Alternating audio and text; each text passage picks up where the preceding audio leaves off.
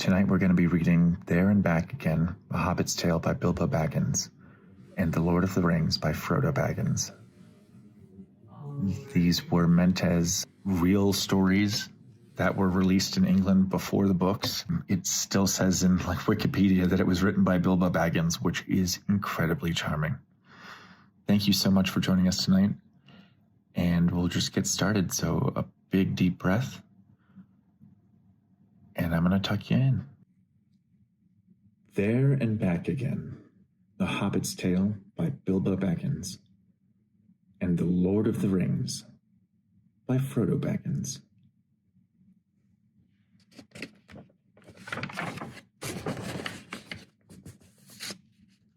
Concerning hobbits. Hobbits have been living and farming in the four farthings of the Shire for many hundreds of years, quite content to ignore and be ignored by the world of the big folk. Middle-earth being, after all, full of strange creatures beyond count, hobbits must seem of little importance, being neither renowned as great warriors, nor counted among the very wise. Hobbits' only real passion is for food. A rather unfair observation, as we also have developed a keen interest in brewing of ales and the smoking of pipeweed. But where our hearts truly lie is in peace and quiet, and good tilled earth. For all hobbits share love of things that grow, and yes, no doubt to others, our ways seem quaint. But today of all days, it is brought home to me, it is no bad thing to celebrate a simple life.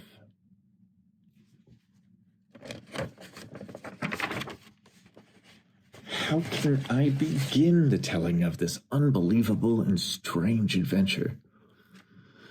It was a lovely spring morning, April 25th, when who should turn up but Gandalf? It had been a lovely day. The sun was shining and the grass was very green. I recollect seeing an old man with a staff, a tall-pointed blue hat, long gray cloak, and immense black boots.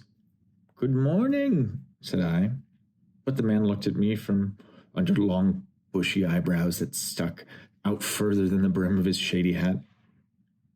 "What do you mean?" he said. "Do you wish me a good morning, or mean that it is a good morning whether I want it or not? Or that you feel good this morning, or that it is morning to be good on?" "All of them at once," said I, "and a very fine morning for a pipe of tobacco out of doors." "If you have a pipe about you, sit down and have a fill of mine. There's no hurry.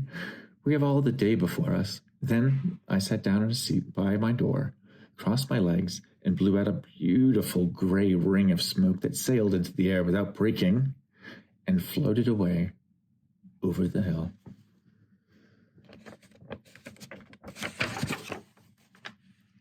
"Very pretty," said Gandalf. "But I have no time to blow smoke rings this morning. I am looking for someone to share in an adventure that I am arranging, and it's very difficult to find anyone. We are plain quiet folk in the Shire and have no use of adventures, nasty, disturbing, uncomfortable things. Make you late for dinner." The next day, April 26th, who do you suppose should churn up on my doorstep but a dwarf with a blue beard tucked under a gold belt and very bright eyes under his dark green hood? "Dwalin, at your service," he said with a low bow. But Dwalin was only the first. I had hardly 3 pieces of cake when the bell rang again. "Dwalin, at your service," the next dwarf said with his hand on his breast. Not long after the next ringing of the bell brought into my home Keely and Feely, both with blue hoods, silver belts, and yellow beards, and each of them carried a bag of tools and a spade. In the course of a few snacks, I had made a guest of an unknown dwarf, and a second, soon 3, then 4, and more, until there were 12. Then at last Gandalf arrived. With Thorin, the chief of the dwarves. They all wanted copious amounts of food. The pantry began to look very bare. And drink. Any finest ale seemed to be the favorite. It turned into quite an unexpected party.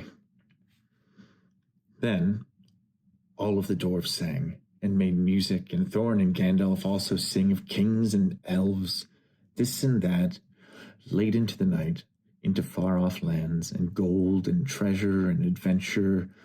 The dwarves were preparing to sit and tell of their journey to Mirkwood, their crossing over, the mountain from Smaug, the red dragon who guards the golden harps, goblets, and jewels.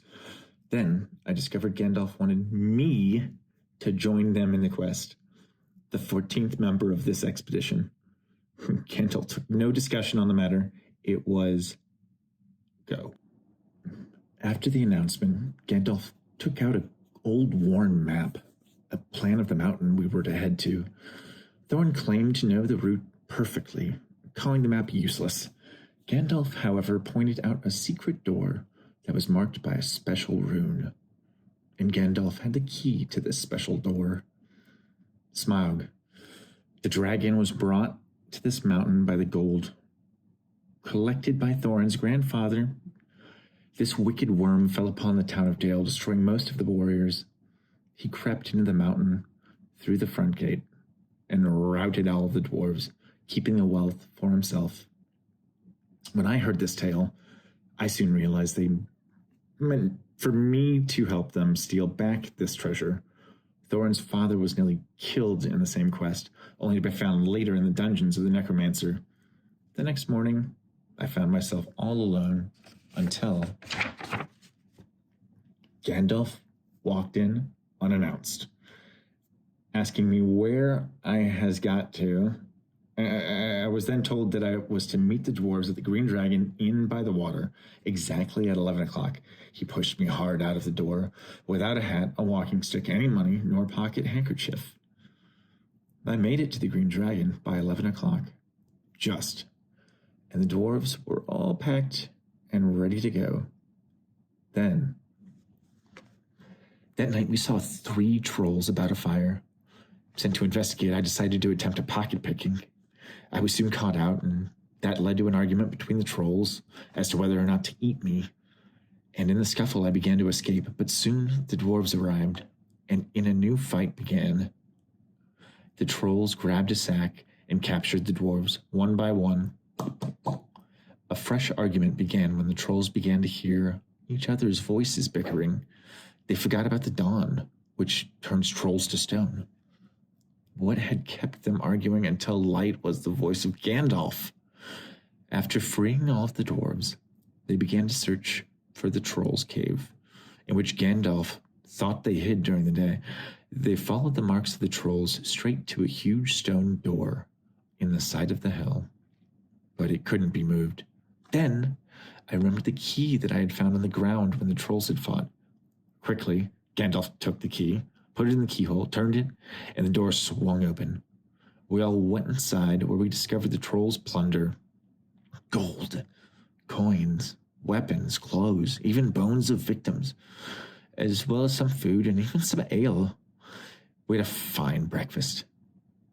Just what a hobbit needs, and I cheered up immensely. Gandalf and Thorin each took one of the beautiful swords, and I took a knife in a leather. It would have made only a tiny pocket knife for a troll, but it was as good as a short sword for me. We buried the pots of gold nearby, and the dwarves cast many spells upon them. Then, once we were on our way, "Where did you go to, if I may ask?" Thorin asked Gandalf. "Oh, to look ahead," said he. "And what brought you back in the nick of time?" "Looking behind," replied Gandalf. So, on we rode, slowly climbing into the steeper country, and now we could see mountains ahead, with snow-tipped peaks. I had never seen anything so huge and awesome in my whole life. "Is that the mountain?" I asked Balin. But he explained that this is only the beginning of the Misty Mountains, a huge range on the edge of the Winterland, and after crossing them, there would be many miles more to travel before reaching Erebor, the lonely mountain. I began once again to wish for my cozy chair and my comfortable hobbit hole. Gandalf explained that he was searching for the path to the last homely house hidden in a secret valley called Rivendell. At last, Gandalf found the path, leading down a steep, slippery slope into a beautiful, hidden ravine. The journey down was quite frightening, but the valley was wonderful, with beech and dark trees and a singing river, which all added to a comfortable feeling in the twilight. We soon heard the elves, a burst of song like laughter in the trees. We were then shown the way to a very tricky bridge, narrow and without a parapet, that at last brought us to the last homely house. The master of the house was an elf friend, one of those people whose fathers came into the strange stories before the beginning of history. The wars of the evil goblins and the elves and the first men in the north. In those days of our tale, there were still some people who had both elves and heroes of the north for ancestors, and Elrond, the master of the house, was their chief. He was noble and fair in face as an elf lord, as strong as a warrior, as wise as a wizard, as venerable as kings of dwarves, and kind as summer. That day, he looked at the swords they discovered in the troll's lair, and he said, "This, Thorin, the rune's name Orcrist, Goblin Cleaver, in the ancient tongue of Gondolin. It was a famous blade. This, Gandalf, is Glamdring, Foehammer, that the king of Gondolin once wore. Keep them well." Then Elrond looked at Thorin's map for a long while. A crescent moon of Midsummer's Eve was shining, and Elrond held up the map in the moonlight, and then these runes appeared on it. "These are moon letters," said Elrond. "They can only be seen when the moon shines behind them, and what is more, with the more cunning sort, it must be a moon of the same shape and season as the day when it was written. The dwarves invented them and wrote them in silver pens. And as friends could tell you, these must have been written on a midsummer's eve in a crescent moon long ago." Then Gandalf and Thorin both asked the question that we had all been thinking. What do they say? Both of it vexed at that Elrond had discovered these first. "Stand by the greystone when the thrush knocks," read Elrond, "and the setting sun with the last light of Durin's day will shine upon the keyhole." Thorin explained that Lupin was the father of the fathers of the eldest race of dwarves, and that Durin's day is the first day of the last moon of the autumn of the threshold of winter. The next morning was a midsummer's eve morning, and as fresh as could be dreamed. Blue sky, and never a cloud, and the sun dancing on the water. Long days after we had climbed out of the valley and left the last homely house miles behind, we were still going up and up and up. It was a hard path and a dangerous path, a crooked way and a lonely long road with an immense thunderstorms to boot. Fili and Kili found a dry cave, and I soon fell asleep. But when I awoke, I was just in time to see the last of the pony's tails disappearing into a crack in the cave wall. Out jumped goblins, big goblins, great ugly-looking goblins, lots of goblins. Before you could say rocks and blocks, they grabbed us and carried us off. But they could not capture Gandalf. The crack quickly closed, and Gandalf was on the wrong side of it. We stumbled into a big cavern, lit by a great fire in the middle and full of goblins.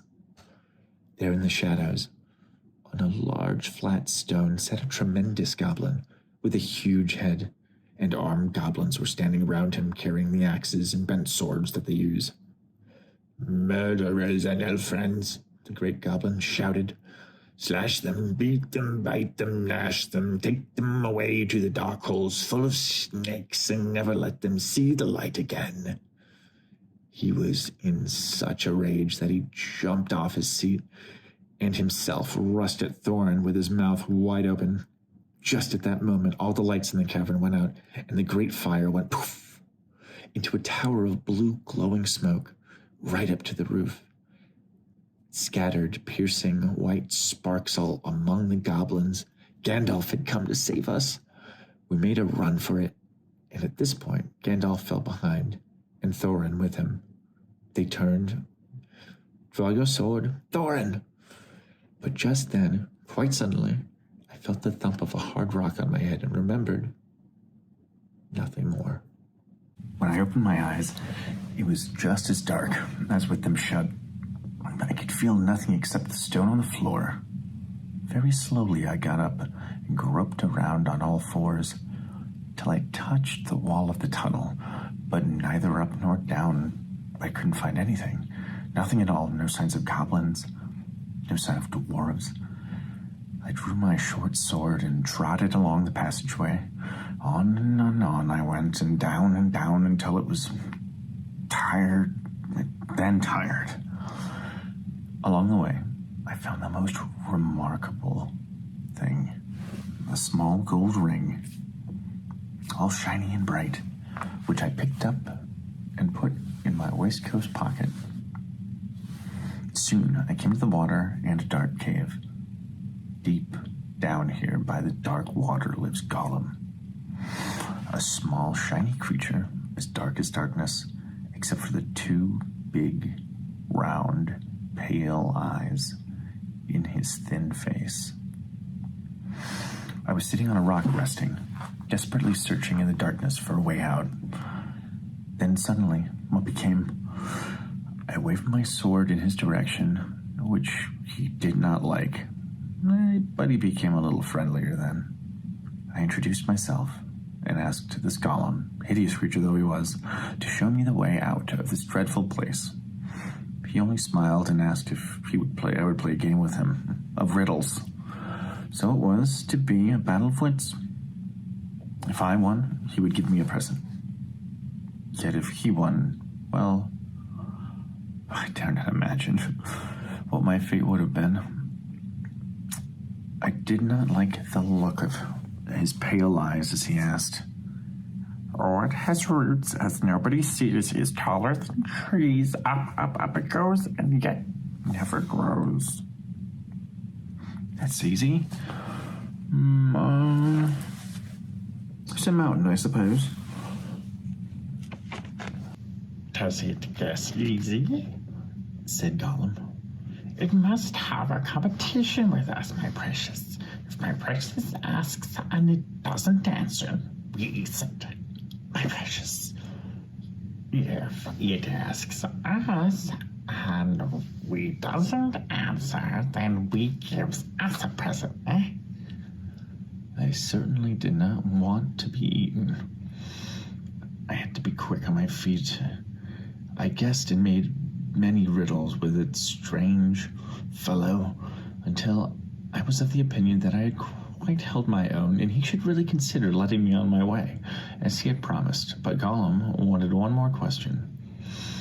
I could not think what to ask when I realized I had been fiddling with a small cold object in my pocket during the entire game. Then I said to myself, aloud, without thinking, What have I got in my pocket? Not fair, not fair, he hissed. It isn't fair, my precious, is it? To ask us what he's got in his nasty pockets. Well, I said, mentally thinking that this little ring. What about your present? Must we give it the thing, precious? Yes, we must fetch it. And off Gollum went to get my reward. Soon after, I could hear screaming that he had lost his birthday present, and I began to think that he would eat me after all. Except that I still had Sting. Amongst his sputterings and chokings, I gathered that he had lost a most precious ring, which had the power to make one invisible. After he'd calmed down a bit, Gollum began apologizing, even offering to catch me. Some nice juicy fish. I declined, as politely as I could, and asked to be shown the way out as a reward for my victory. As he led the way out, I came to the conclusion that the very ring I found was that which Gollum was searching. But findings keepings, as they say, and it wouldn't have been mine anyway, so I said nothing of my discovery. I slipped the ring on my finger, and at once Gollum said, "Where is it? Where is it gone to?" "Here I am, following behind," I said as if I slipped it off again, very pleased to find out that it really did what Gollum said. We soon reached a narrow passage into which Gollum left me to proceed gladly on my own. I met up with my friends again, and just as they were wondering what had become of me. "And here is the burglar," I said, stepping down into the middle of them, slipping off the ring. Bless me, how they jumped. Then they shouted with surprise and delight. Gandalf was as astonished as any of them, but probably more pleased than all the others. Then they wanted to know all about my adventure. After they had lost me and I sat down, I told them everything except the finding of the ring. That was my secret. "We must be getting on at once, now that we are a little rested," said Gandalf. And so we went on and on. The rough path disappeared, the bushes and the long grasses between the boulders, the patches of rabbit-cropped turf, the thyme and sage and marjoram, and yellow rock roses all vanished until we came suddenly to an opening where no trees grew. The moon was up and was shining into the clearing, and all of a sudden there was a howl way down the hill, the howling of wolves.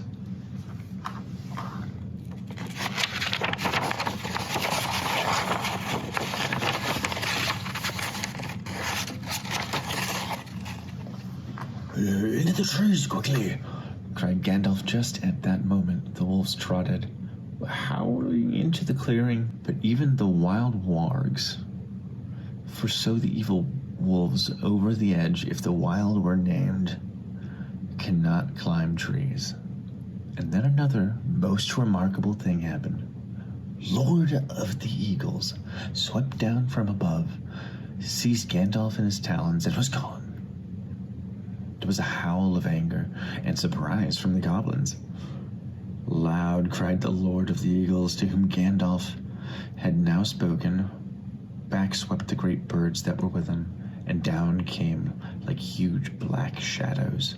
The wolves yammered and gnashed their teeth. The goblins yelled and stomped with rage, and flung their heavy spears in the air in vain. The eagles came and took us all away from those wolves and goblins and up to the eagle's great shelf. The Lord of the Eagles was also there and was speaking to Gandalf. As I listened, I realized that at least we were going to escape from these dreadful mountains. He was discussing plans to have us carried far away and set down on our journey across the plain below. The next morning, the eagles set us down away upon our course. "Farewell," they cried, "wherever you fare, till your Eyries receive you at the journey's end. This is the polite thing to say among eagles. May the wind under your wings bear you where the sun sails and the moon walks," answered Gandalf, who knew the correct reply. Gandalf told us there was somebody he knew of who lived not far away. His name was Bjorn, a skin changer. We soon came to a wooden gate, high and broad, beyond which they could see gardens. Out as clear of low wood buildings, some thatched and made of unshaped logs, barns, stables, sheds, and a long, low wooden house. Inside, on the southward side of the great hedge, were rows and rows of hives with bell-shaped tops made of straw. The noise of the giant bees flying into and fro and crawling in and out filled the air.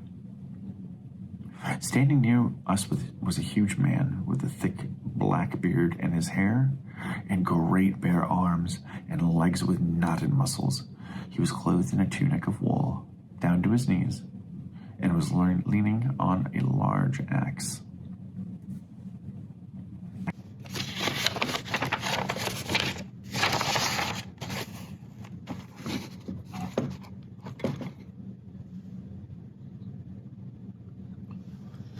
"Who are you, and what do you want?" he asked gruffly, standing in front of us and towering above Gandalf. Gandalf told Bjorn of our adventures and our trouble with the goblins, and we were invited inside. We found ourselves in a wide hall with a fireplace in the middle.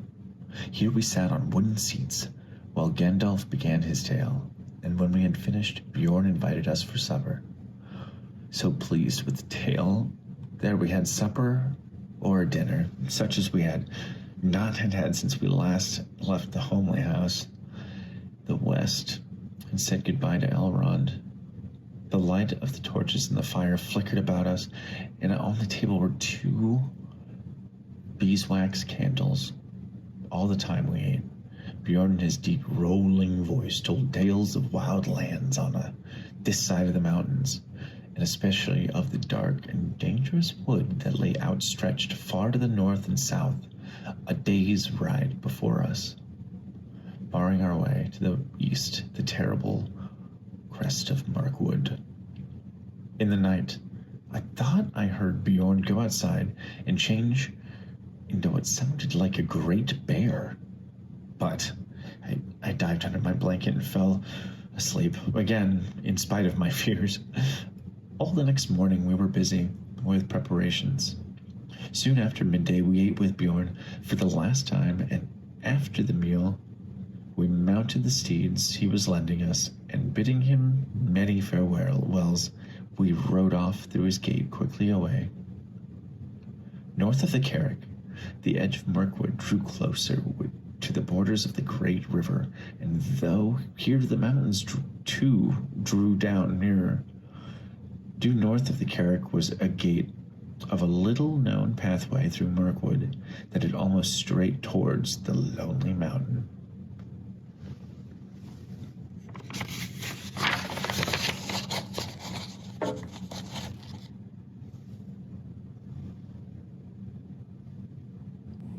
By the afternoon, we had reached the edge of Mirkwood, and resting along, almost beneath the great overhang, boughs of its outer trees.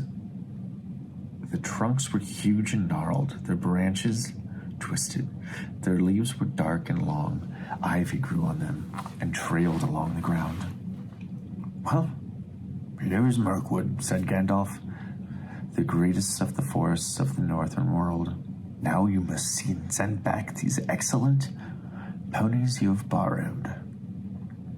"What about the horse, then?" asked Thorin. "I'm not sending the horse back. I'm riding it." Then he knew that Gandalf was going to leave us at that very edge of Mirkwood, and we were in despair. But nothing we could say could change his mind. We walked single file.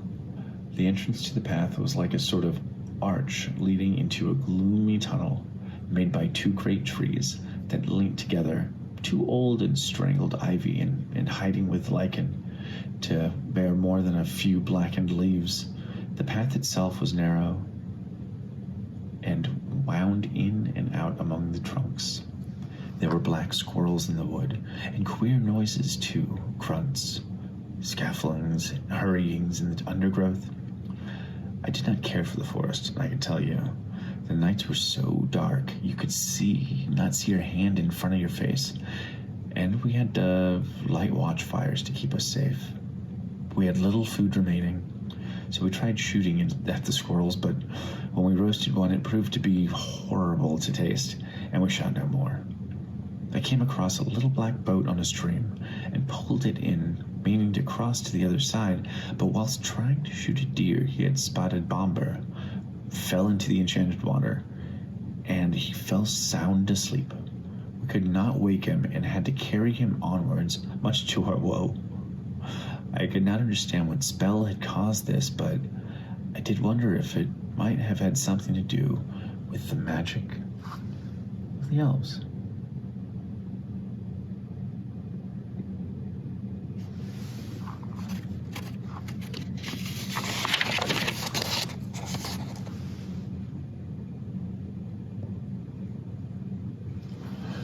In 4 days from the enchanted stream, we came to a park where most of the trees were beeches. There was a greenish light among them, yet the light only showed us endless lines of straight gray trunks like pillars of some huge twilight hall. Still Bomber slept, and we grew very weary. At times we heard disquieting laughter. Sometimes there was singing in the distance, too. The laughter was that of fair voices, not of goblins. And the singing was beautiful, but it sounded eerie and strange to us. 2 days I climbed a great tree to try and find our bearings, but I feared we were lost. As I poked my head above the top branches of this tall tree, my eyes were nearly blinded by the light. But gaze as I might, I could not see an end to the trees and leaves in any direction. We were no further forwards at all. There was nothing to be done but to tighten our belts and hoist our empty sacks and packs too, and trudge along the track without any great hope of ever getting to the end, before we lay down and died of starvation. Just then, at our lowest point, we stumbled upon a great elven feast. There were many people there, elvish-looking folk, all dressed in green and brown, sitting on rings of felled trees in a great circle. There was a fire in their midst, and there was torches fastened to some of the trees round about, and the most splendid sight of all, they were eating and drinking and laughing merrily. We scrambled forward into the ring with the idea of begging for food. No sooner had we stepped into the clearing than all the lights went out. As if by magic, somebody kicked the fire and we lost each other into the morning light. Twice this happened, and the second was of one of the most miserable moments. I curled up, having decided there was nothing else for it but sleep. But just then I felt something touch me. A great spider, as big as my arm, ran past, trying to take me up as I dozed. I remember my sword and drew it out, and then the enormous spider jumped back, and I had time to cut my legs loose. It was his turn to attack, but I managed to defeat him with my next stroke. I will give you a name, I said to my marvelous short sword, and I shall call you Sting. After that, I set out to explore and find my friends. I did find them, and they were all tied up and ready to be eaten by the most enormous fat spiders I had ever seen. I made up a song on the spot, threw stones at the evil creatures, and stamped my feet. The spiders ran after me angrily, but I cleverly managed to give them the slip, dart back around again, and cut my friends free. Then the battle began. Some of the dwarves had knives and some had sticks, and all of them could get at stones, and I had Sting, and I wore my magic ring, and they could not see me. But they could feel my sword all right. Again and again the spiders were beaten off, and many of them were killed. They grew so afraid of Sting that after a while, the spiders gave up and scurried away to their dark hidey holes in the forest. When we noticed then that Thorin was missing, the wood elves had caught him, bound him, and carried him away. What's more, no more than a day later, the others were captured by elves, and also taken prisoner. I used my magic ring to make me invisible, so I was not taken captive, but I had to find a way to rescue my friends. In a great cave some miles within the edge of Mirkwood, on its eastern side, there lived a great elf king. The king's cave was his palace, and the strong place of his treasure, and the force of his people against his enemies.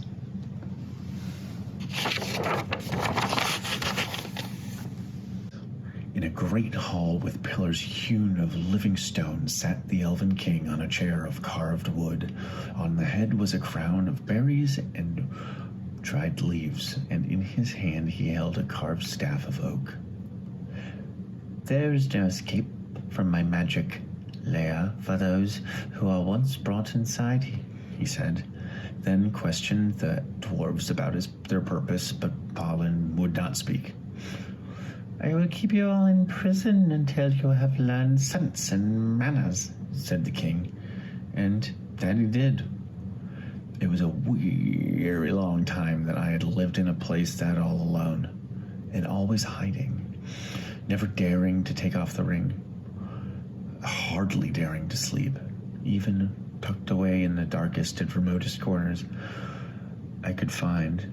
Eventually, after a week or two of this sneaking sort of life by watching and following the guards and taking what chores I could, I managed to find out where each dwarf was kept, and I found each of their 12 cells in different parts of the palace. And after a time, I got to know my way about very well. I discovered that wood elves used floating barrels to carry wine and other goods up the river, along the land to the lake. From Lake Town, the barrels were brought up the forest river. They were just tied together, like big rafts, and poled or rowed up the stream. Sometimes they were weighted on flat boats. When the barrels were empty, the elves cast them through trap doors, opened the water gate, and out the barrels floated on the stream, bobbing along until they were carried on the current to a place far down the river, where the bank jutted out, near the very eastern edge of Mirkwood. There, they collected and tied together and floated back to the lake town, which stood close to the point where the forest river flowed into the long lake. This was our escape plan. We could use the barrels to store ourselves and float away from that place and down the stream. Wearing my magic ring, I would release my friends, and we found 13 barrels with room enough for a dwarf each.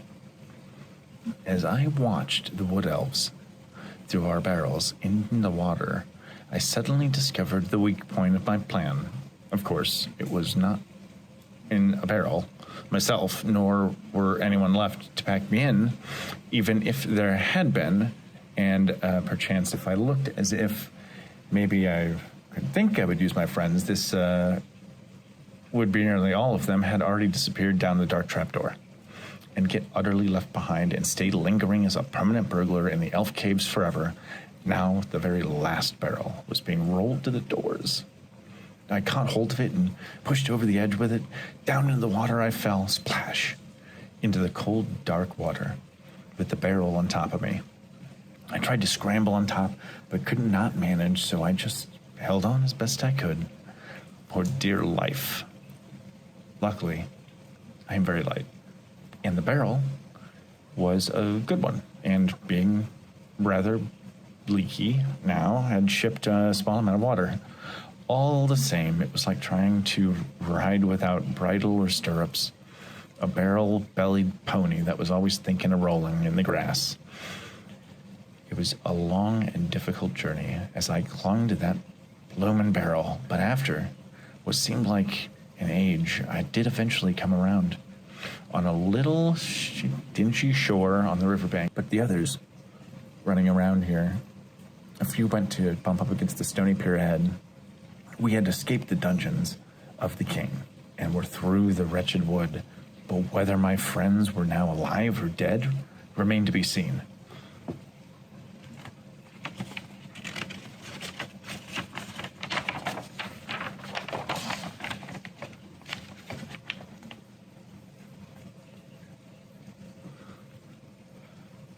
Wilderland. The day grew lighter and warmer as if we floated along, and then I saw a sight far away, its dark head in a torn cloud. There loomed the lonely mountain. Those lands had changed much since the days when dwarves dwelt in the mountain, days which most people now remembered only as a very shadowy tradition. Only the river offered a safe way from the skirts of Mirkwood, in the north of the mountain, shadowed plains beyond, and the river was guarded by the Wood Elves' king. The sun had set when turning another sweep toward the east of the river rushed into the long lake. There it had a wide mouth with stony cliff-like gates at either side, whose feet were piled with shingles. The long lake. But I never imagined any writer that had not sea could look so big. Not far from the mouth of the forest river was a strange town of men under the shadow of the distant Dragon Mountain. Soon I heard voices of raft steerers. Thin ropes were cast and oars were pulled, and we were pulled down the river. But the forest river toward the little bay of the lake town, there it was moored, not far from the shorewood, head of the great bridge. Soon men would come up from the south and the lake, some of the casks away. Somebody would store the casks away, and others they would fill with goods, and they had brought to be taken back up the streams to the Wood Elves' home. In the meantime, the barrels were left afloat, while the elves on the raft and the boatmen went to feast in Lake Town. On the shade of the night had fallen, and I cut loose the barrels, and out crept the band of unhappy dwarves. We made for Lake Town, and soon came upon some guards. To their astonishment, it was enormous when Thorin Oakenshield stepped in through the door. "Who are you, and what do you want?" they shouted, leaping to their feet and gripping for weapons. "Thorin, son of Thrain, son of Thror, king under the mountain," said the dwarf in a loud voice, and he looked it in spite of his clothes and being dragged around. The gold gleamed on his neck and waist, and his eyes were dark and deep. "I have come back. I wish to see the master of your town." Thorin spoke to the master, and soon it became public knowledge that the Mountain King had returned. The king beneath the mountains, the king of carven stone, the lord of silver finding, shall come into his own. His crown shall be upholden, his harp shall be restrung, his halls shall echo golden to songs of yore resung. The wood shall wave on mountains and grass beneath the sun. His wealth shall flow in fountains, and the river golden run. The streams run in gladness, the lakes shall shine and burn, and borrow fail in sadness at the Mountain King's return. We were well doctored, fed, housed, and pampered in the most satisfactory means. Large house was given to us. Boats and rows were put in our service, and courts sat outside, singing all day long, cheering if anyone showed our nose. At the end of the fortnight, Thorin began to think of departure. We knew our best chance of getting help was while enthusiasm still lasts in the town. It would not do to let everyone cool down, so we spoke to the master, and they said that very soon we must go towards the mountain.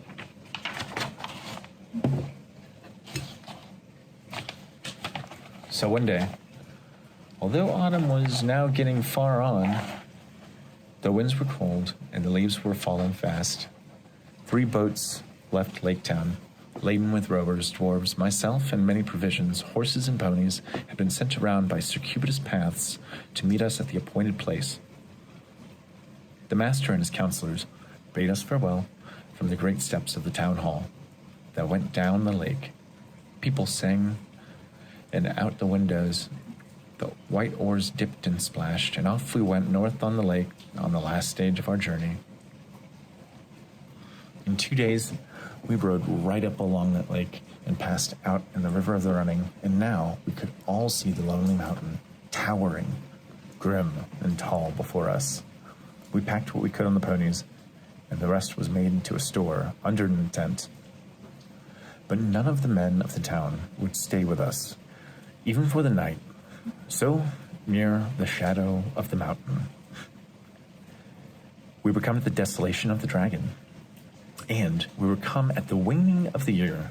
We began on a long search for the hidden door, but day by day we came back to our camp without success. But at last, unexpectedly, we found what we were seeking. yet could not open the door. We were too eager to trouble about the ringing or the moonlighters, and tried picks and tools and many sorts of from Lake Town. But when we struck the stone, the handle splintered and jarred our arms, and the steel heads broke or bent like lead. On evening, soon after my discovery, the moon was dipping to the horizon when a thought came upon me.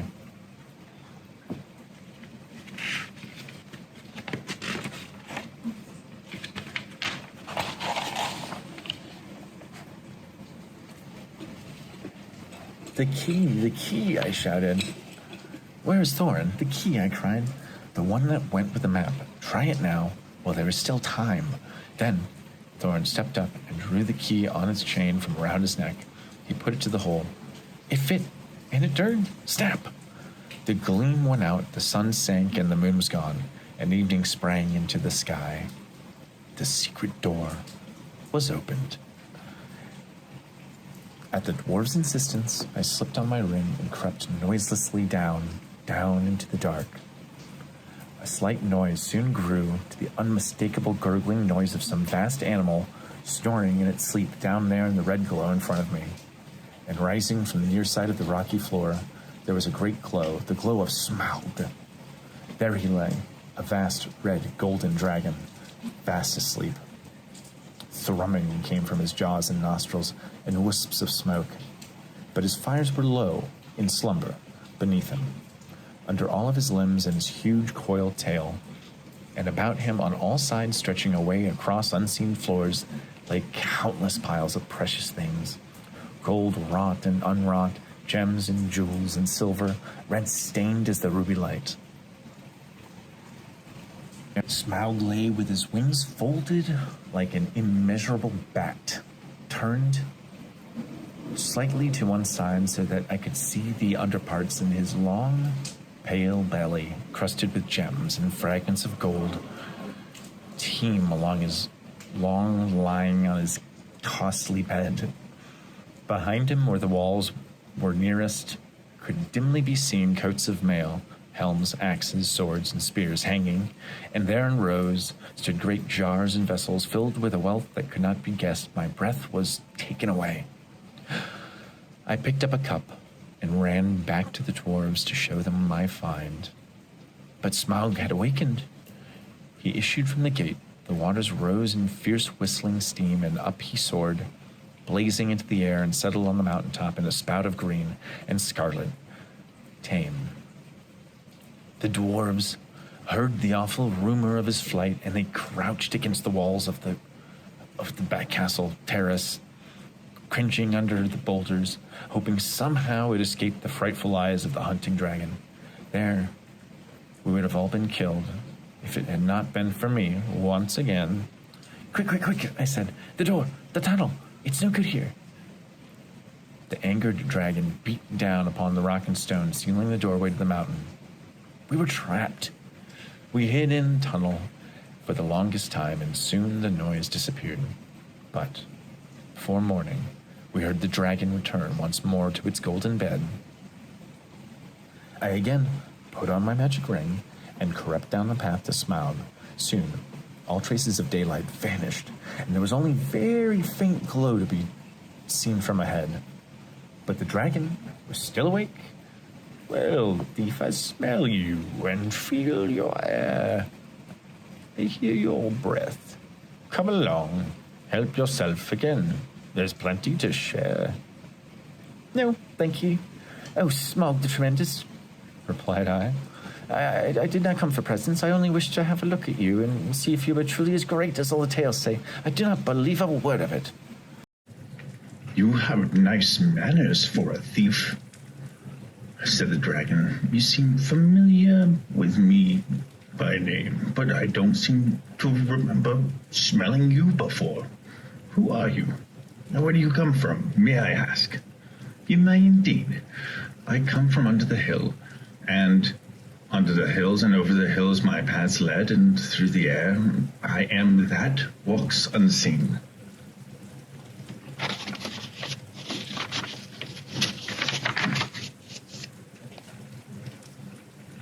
So I can well believe, said Smaug. But it's hardly a usual name. I am the clue finder, the web cutter, the stinging fly. I'm chosen for the lucky number. I talked to the old dragon for a time in this way, but was lucky in the end not to be burned to a crisp. One should never laugh at live dragons.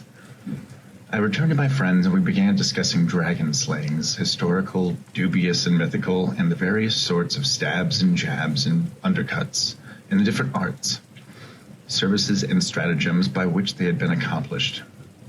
The general opinion was that catching a dragon, napping, was not as easy as it sounded, and the attempt to stick one or prod one asleep was mere likely to end in a disaster. Then a bold frontal attack. All the while we talked, a little thrush listened. Still at last, when the stars began to peep forth, it silently spread its wings and flew away.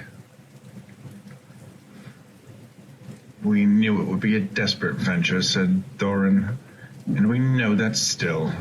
And I still think that when we have won it will be time enough to think about it.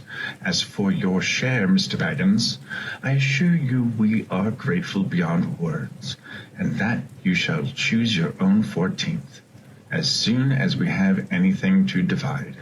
I am sorry if you are worried about that transport, and I admit the difficulties are great. The lands have not become less wild with time, rather the reverse. But we will do whatever we can for you and take our share of the costs when the time comes. Believe me or not, as you like. From that, the talk turned to the great hoard itself and the things that Thorin and Balin remembered. The great golden cup of Thror, two-handed, hammered, and carven with birds and flowers whose eyes and petals were of jewels. Coats of mail, gilded and silvered and impenetrable. The necklace of Girion, Lord of the Dale, made of 500 emeralds, green as grass, which he gave for the arming of his eldest son in a coat of dwarf-linked rings, wrought of pure silver to the strength of triple steel. But fairest of all was the great white gem, the heart of the mountain, the Arkenstone of Thrain.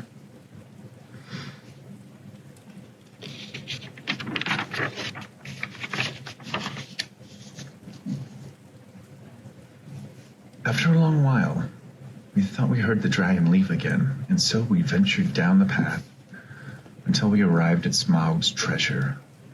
As we looked around and marveled at the find, my arm went towards a glowing treasure drowned by its enchantment. It was a large and heavy gem. I lifted it, shut my eyes, and put it into my deepest pocket.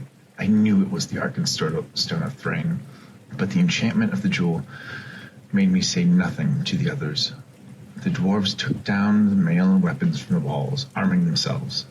Royal indeed did Thorin look, clad in a coat of gold-plated rings, with a silver-hafted axe in a belt crusted with scarlet stones.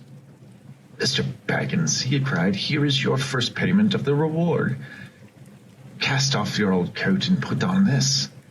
With that, he gave me a small coat of mail, wrought for some young elf prince long ago.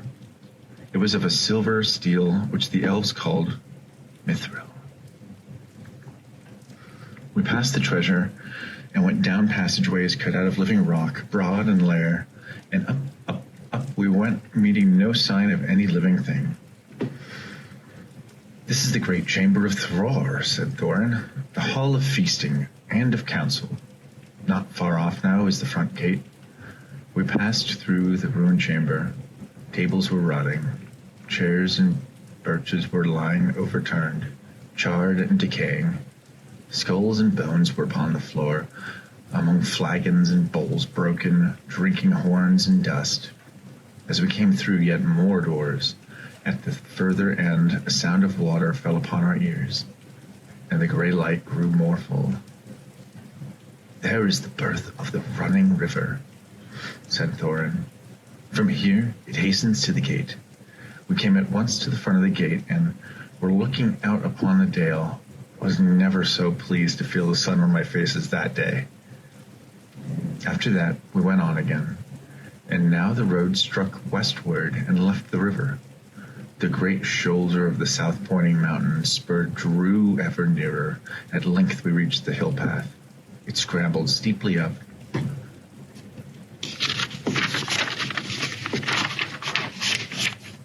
And we plodded slowly one behind the other, till at last in the late afternoon we came to the top of the ridge and saw the wintry sun going downwards to the west. Here we found a flat place without a wall on three sides, but backed to the north by a rocky face, in which there was an opening like a door. From that door there was a whole view east and south and west. "Here," said Balin. "In the old days we always used to keep a watchman at that door. Behind leads into a rock-hewn chamber that was made here as a guard-room.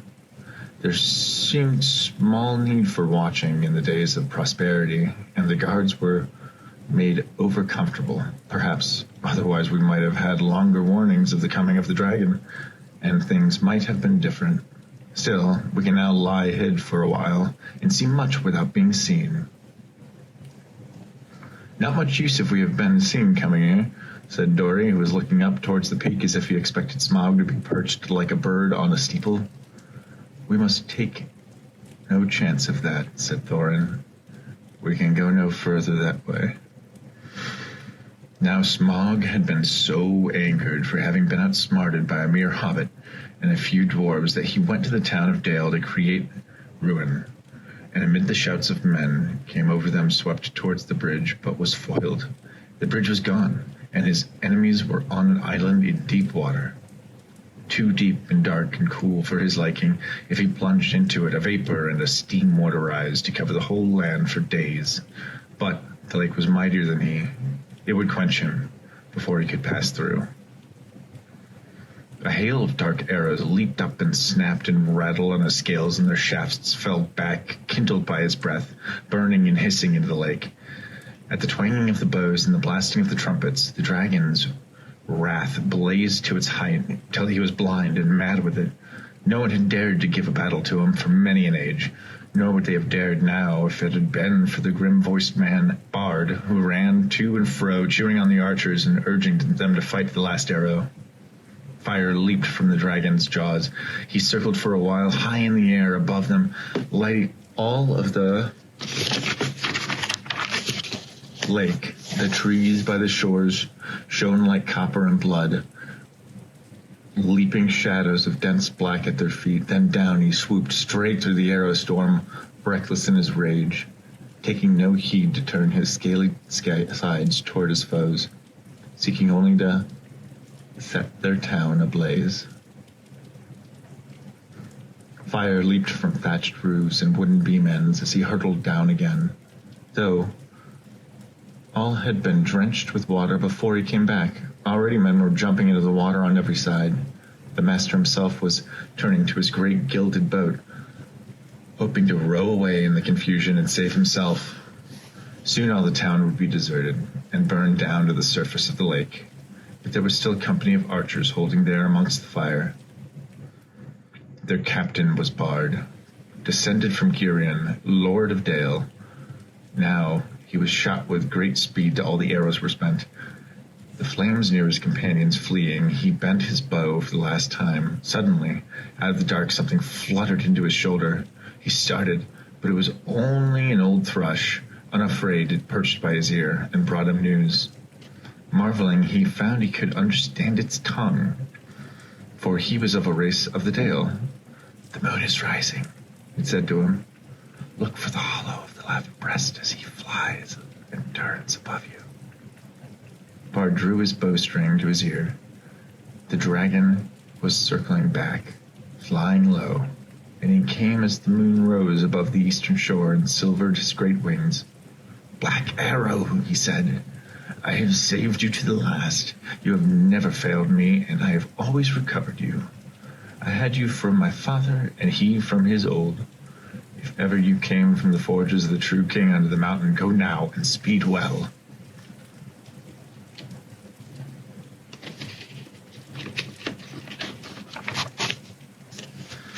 And all the men of arms who were still able, and the most of the Elven King's army, got ready to march north to the mountain.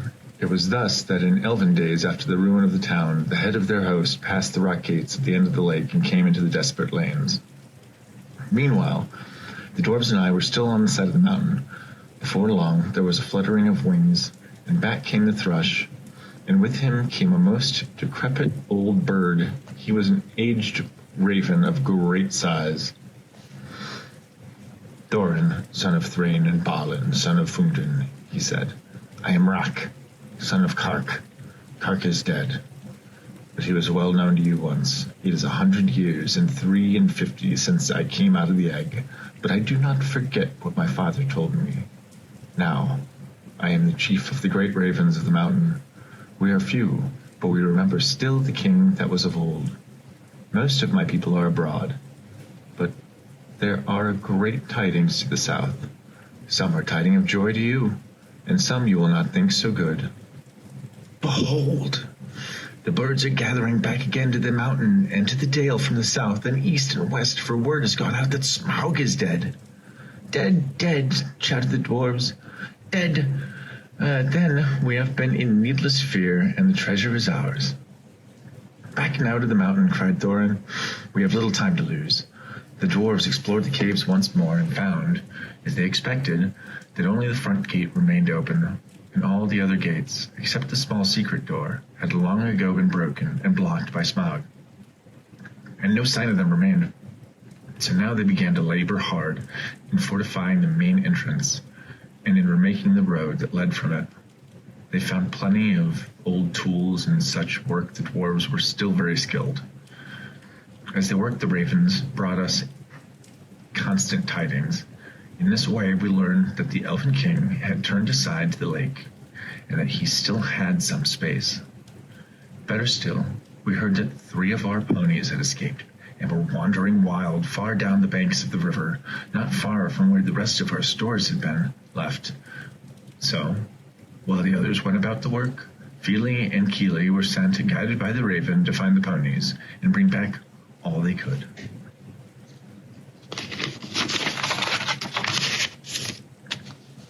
There were 4 days gone by. In that time we knew that to join the armies of the lake men and elves who were hurrying towards the mountain. "They have come," said Balin, "and their camp is very great, and they must have come into the valley under the cover of dusk along the banks of the river." Balin's mind was set, and he steadfastly refused to enter into discussion with the elves and men about their entitlement to be part of the treasure, demanding instead that they depart from the mountain and go back whence they came. That night I slept little. The morning was still pale when I saw the company approaching. From behind their wall I watched them come up the valley's head and climb slowly up. Before long I could see that both the men of the lake, armed as if for war, and elvish bowmen were among them. They all sought to stake a claim in the treasure, but Thorin would hear none of it. The mountain was besieged, and we could get treasure out. Under the mountain dark and tall, the king has come into his hall. His foe is dead, the worm of dread, and ever so his foes shall fall. The sword is sharp, the spear is long, the arrow swift, the gate is strong. The heart is bold that looks on gold, the dwarves no more shall suffer wrong. The dwarves of yore made mighty spells, while hammers fell like ringing bells, in places deep where dark things sleep, in hollow halls beneath the fells. On silver necklaces they strung, the lights of stars in crowds they hung, the dragon fire from twisted wire, the melody of harps they rung. The mountain throne once more is freed. O wandering folk, thus summons heed. Come haste across the waste, the king of friend and kin is need. Now call we over the mountains cold. Come back into the caverns old. Here at the gates the king awaits. His hands are rich with gems and gold. The king is come into his hall, under the mountain dark and tall. The worm of dread is slain and dead, and ever so our foes shall fall.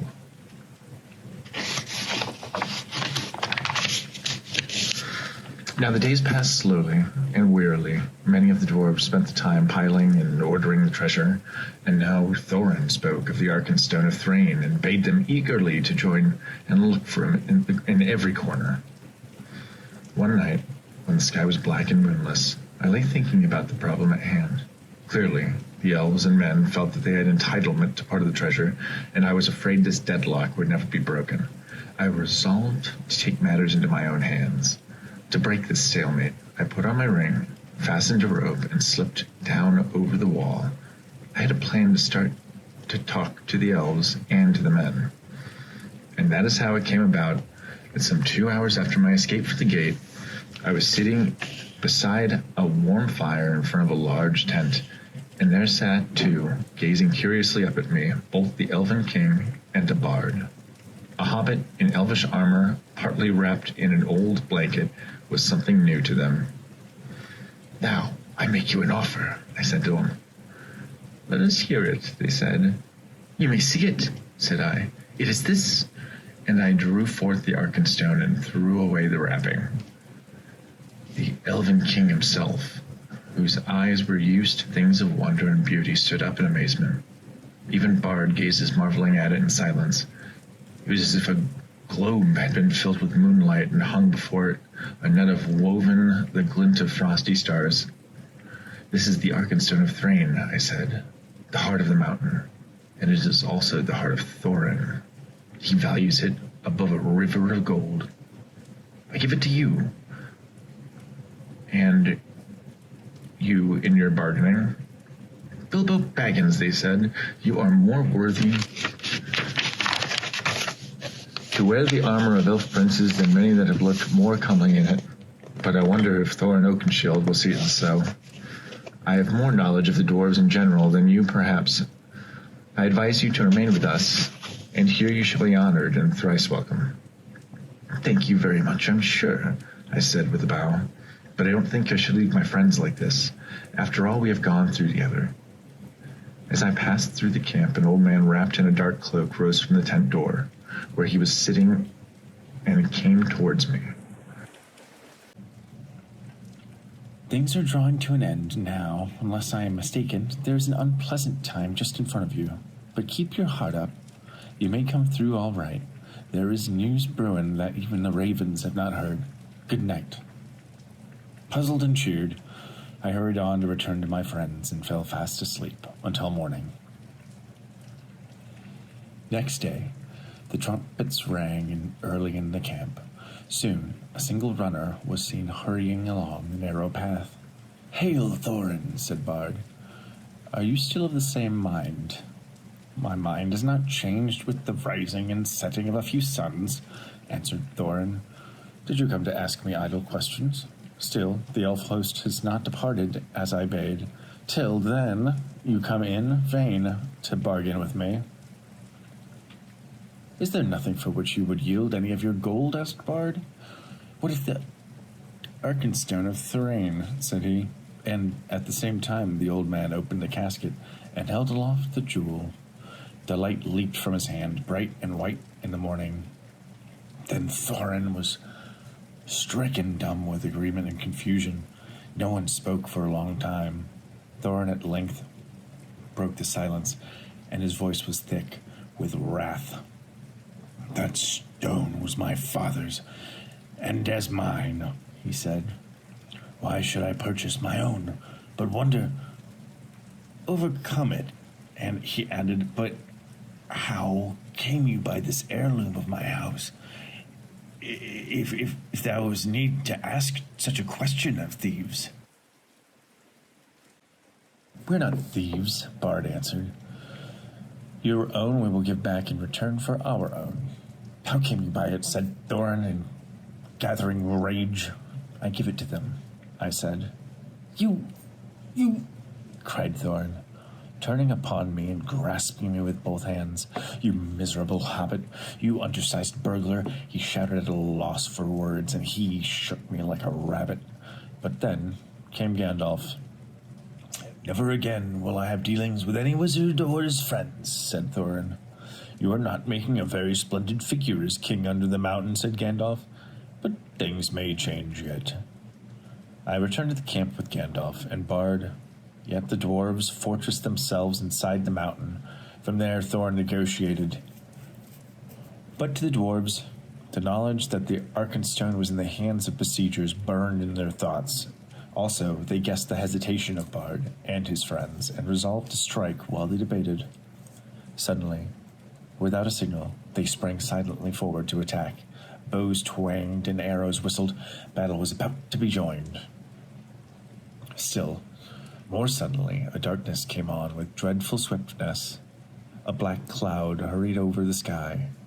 Winter thunder on a wild wind roared up and rumbled in the mountain, and lightning lit its peak. And beneath the thunder, another blackness could be seen whirling forward, but it did not come with the wind, but from the north, like a vast cloud of birds so dense that no light could be seen between their wings. "Halt!" cried Gandalf with arms uplifted, between the advancing dwarves and the ranks awaiting them. His voice was like thunder, and his staff blazed forth with a flash like lightning. "Dread has come upon you, and more swiftly than I guessed. The goblins are upon you. Bolg of the North is coming. Behold, the bats are above his army. Like a sea of locusts, they arrive with wolves, and wargs are in their train." Amazement and confusion fell upon us all. Even as Gandalf spoke, the darkness grew. The dwarves halted and gazed up at the sky. The elves cried out with many voices. Cried Gandalf, "There is yet time for counsel. Let Dane, son of Thrain, come swiftly to us." So began a battle that none had expected. It was called the Battle of the Five Armies. Upon one side were goblins and wild wolves, and upon the other, elves, men, and dwarves. Ever since the fall of the great goblin of the Misty Mountain, the hatred of their race for the dwarves had been kindled to fury. Messengers had passed to and fro among all their cities, colonies, and strongholds, for they resolved now to win the dominion of the North. In all mountains there was a forging of an army. They marched and gathered by hill and valley, by tunnel or under dark, until around and beneath the great mountain Gundabad of the North, their capital, a vast host was assembled, ready to sweep down in time of storm, unawares upon the south. Then they learned of the death of Smaug, and joy was in their hearts, and they hastened night after night through the mountains, and came to this place at last on a sudden from the north, on the heels of Dane. "To the mountain," cried Bard, "to the mountain! Let us take our places while there is still time." On the southern spur, in its lower slopes, and in the rocks at its feet, the elves were set. On the eastern spur were men and dwarves, but Bard and some of the nimblest men and elves climbed the eastern shoulder to gain a view of the north. It was a terrible battle. Suddenly, there was a great shout, and from the gate a trumpet call. They had forgotten Thorin. Part of the wall, moved by levers, fell outward with a crash into the pool. Out leapt the king under the mountain, and his companions followed. Hood and cloak were gone. They were in shining armor, and red light leapt from their eyes. In the gloom, the great dwarf gleamed like gold in a dying fire. Rocks were buried down from on high by the goblins above, but they held on, leapt down to the fall's foot, and rushed forward to battle. Wolf and rider fell off or fled before them. Thorn wielded his axe with mighty strokes. Nothing seemed to harm him. To me, elves and men, to me, O my kinsfolk," he cried, and his voice shook like a horn in the valley.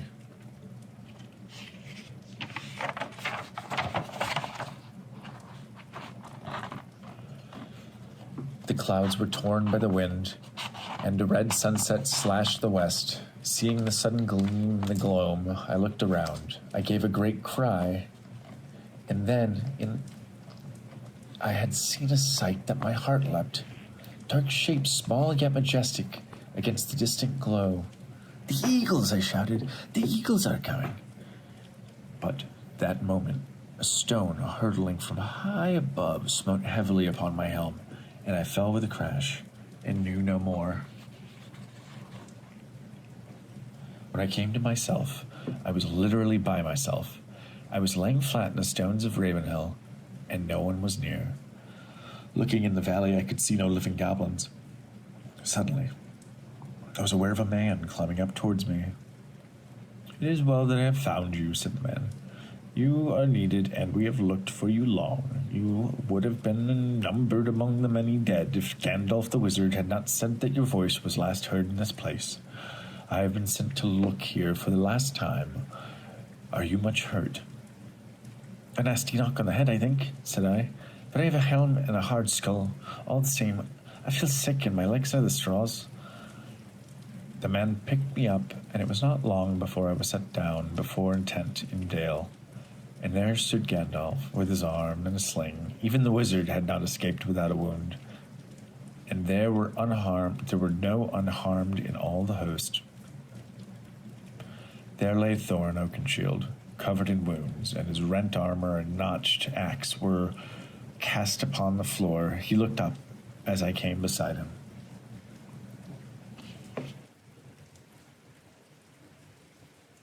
"Farewell, good thief," he said. "I go now to the halls, waiting to sit beside my fathers until the world is renewed. Since I leave now all the gold and silver and go where it is a little of the north, I wish to part in friendship, and I take back my words and deeds at the gate." We buried Thorin deep beneath the mountain, and Bard laid the Arkenstone upon his breast. The mountain was returned to the dwarves, and the treasure eventually divided fairly among all the victims of the dragon, for all felt that was a fair conclusion.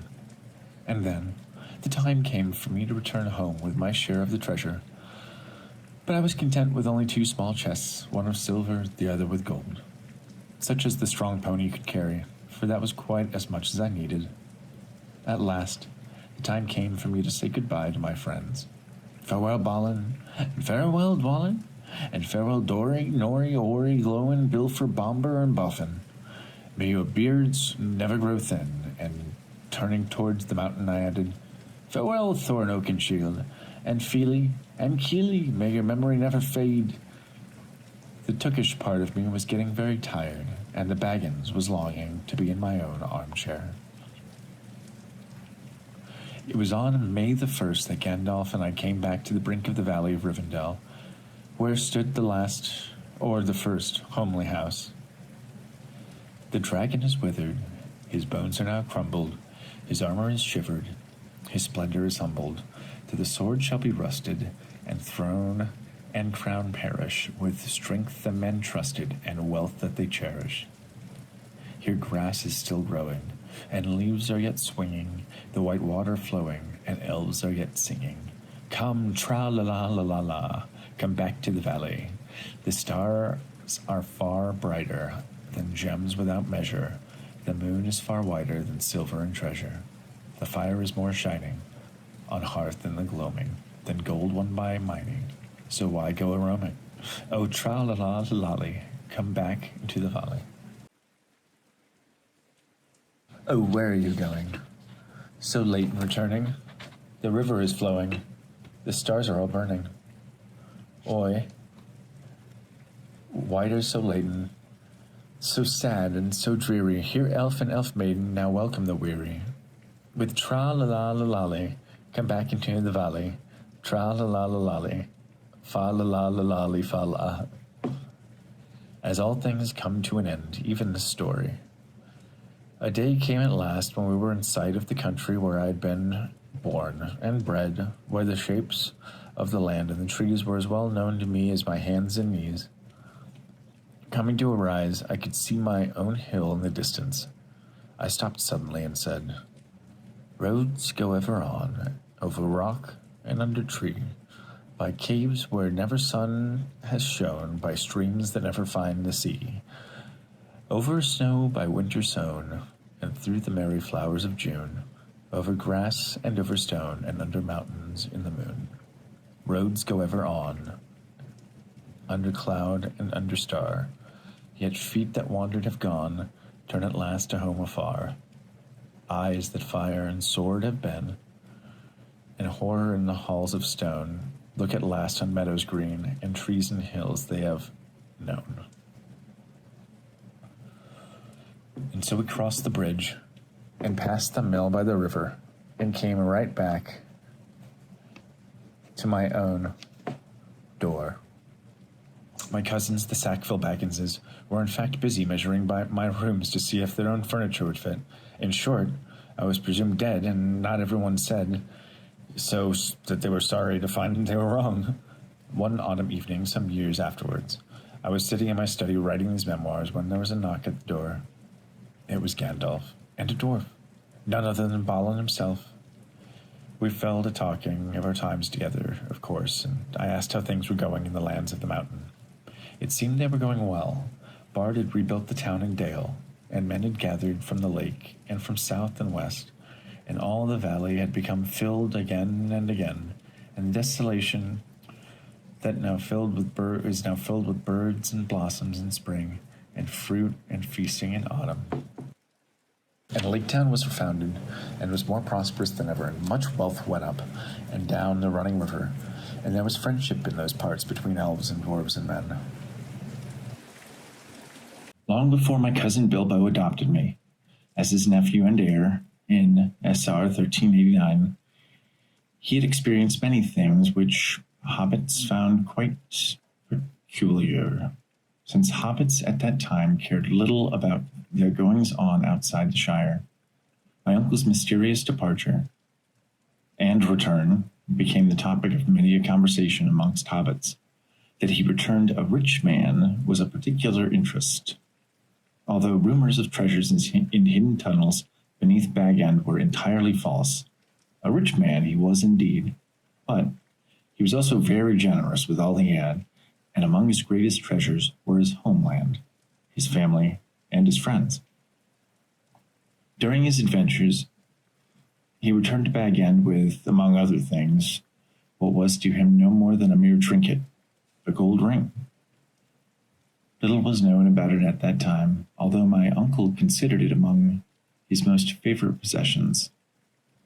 Gandalf was, to many Shire folk, a great disturber of the peace, but to me he was always as dear a friend as anyone could hope for. He seemed to grow increasingly curious about Bilbo, who showed little sign of aging. Gandalf's curiosity in the ring itself also increased, but to most in the Shire, any particular goings-on in Bag End were soon forgotten.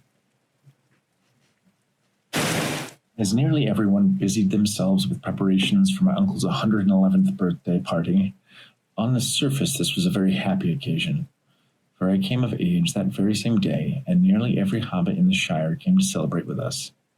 Only later did I discover that the ring itself possessed unusual powers. To start, it prolonged my uncle's life rather unnaturally, for 11 years is a long time, even for a hobbit. The topic of my uncle's vanishing into thin air during the party continued for many years, even to this day. It is important to note that the ring itself made this feat possible. Almost anyone who wore the ring could pass without being seen. It came as a surprise when I returned to Bag End after vanishing at the party, to find he'd already left the Shire forever. Yet Bilbo's renewed interest in maps and old papers had made me quite suspicious that he was planning a bit more than just a party. Suddenly, being at the end of my childhood, I was once again quite alone. Among his few remaining possessions, he left the whole of Bag End to me, much to the chagrin of our cousins, the Sackville Bagginses, and curiously enough, he also left the ring. Gandalf's visits trailed off until they ceased entirely for many years. During this time, I enjoyed the company of my friends, Fredegar, Fatty Bolger, and Fulk Cobalfin, but perhaps the happiest days of all were spent with my two cousins, Mary Brandybuck and Peregrine Pippin Took, and my dearest friend and my gardener, Samwise Gamgee. It was nearly 17 years later that Gandalf returned, even more anxious than when he left. As if no time had passed at all, his interest in the ring was yet of utmost importance. Upon placing the ring into my hearth and removing it with tongs, he laid it upon my palm. To my wonder, it was not at all warm to the touch. Soon, strange runes began to appear on its surface, glowing as if kindled from within by fire. The lettering was that of an ancient form of Elvish in the language of Mordor.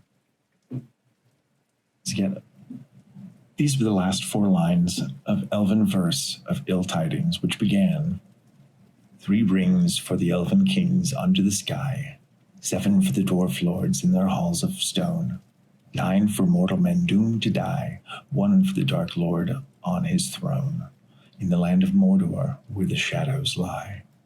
1 ring to rule them all, 1 ring to find them, 1 ring to bring them all, and in the darkness bind them. According to Gandalf, 19 jeweled rings were in the possession of the king of elves, dwarves, and men, under the false pretenses of goodwill. However, the 1 ring, a simple band, was forged by the Lord Sauron himself in the fires of Mount Doom, to which he bound himself, his evil essence, and the dark power. By it and through it, he endeavored to master the will of all kingdoms of Middle-earth and its peoples. The 10 rings could not master the elves and dwarves, but the weakness of the kings of men under the influence of the remaining 9 rings proved to be their undoing. Sauron unleashed a great war upon Middle-earth that began in 3429 and lasted 12 years. During this time, the last alliance of elves and men was formed to defeat him and his army. The last High King of Noldor, Gil-galad Rhiannon, and Lord Elrond Peridil joined forces with the reigning King of Gondor, Elendil the Fair, and his son Prince Isildur. Gil-galad and Elendil were slain in this battle, and the sword of Elendil, which was called Narsil, was broken. Isildur used the hilt of Narsil and severed the ring from Sauron's hand, and he who was once known as the Necromancer would never the human form again.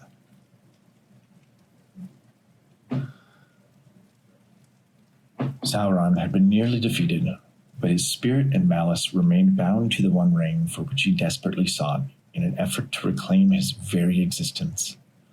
The 9 kings of men who chose to wear their rings were thereby bound to Sauron and enslaved by him, but the rings of elves and dwarves were either lost or hidden lest their bearers succumb to the same fate as the kings.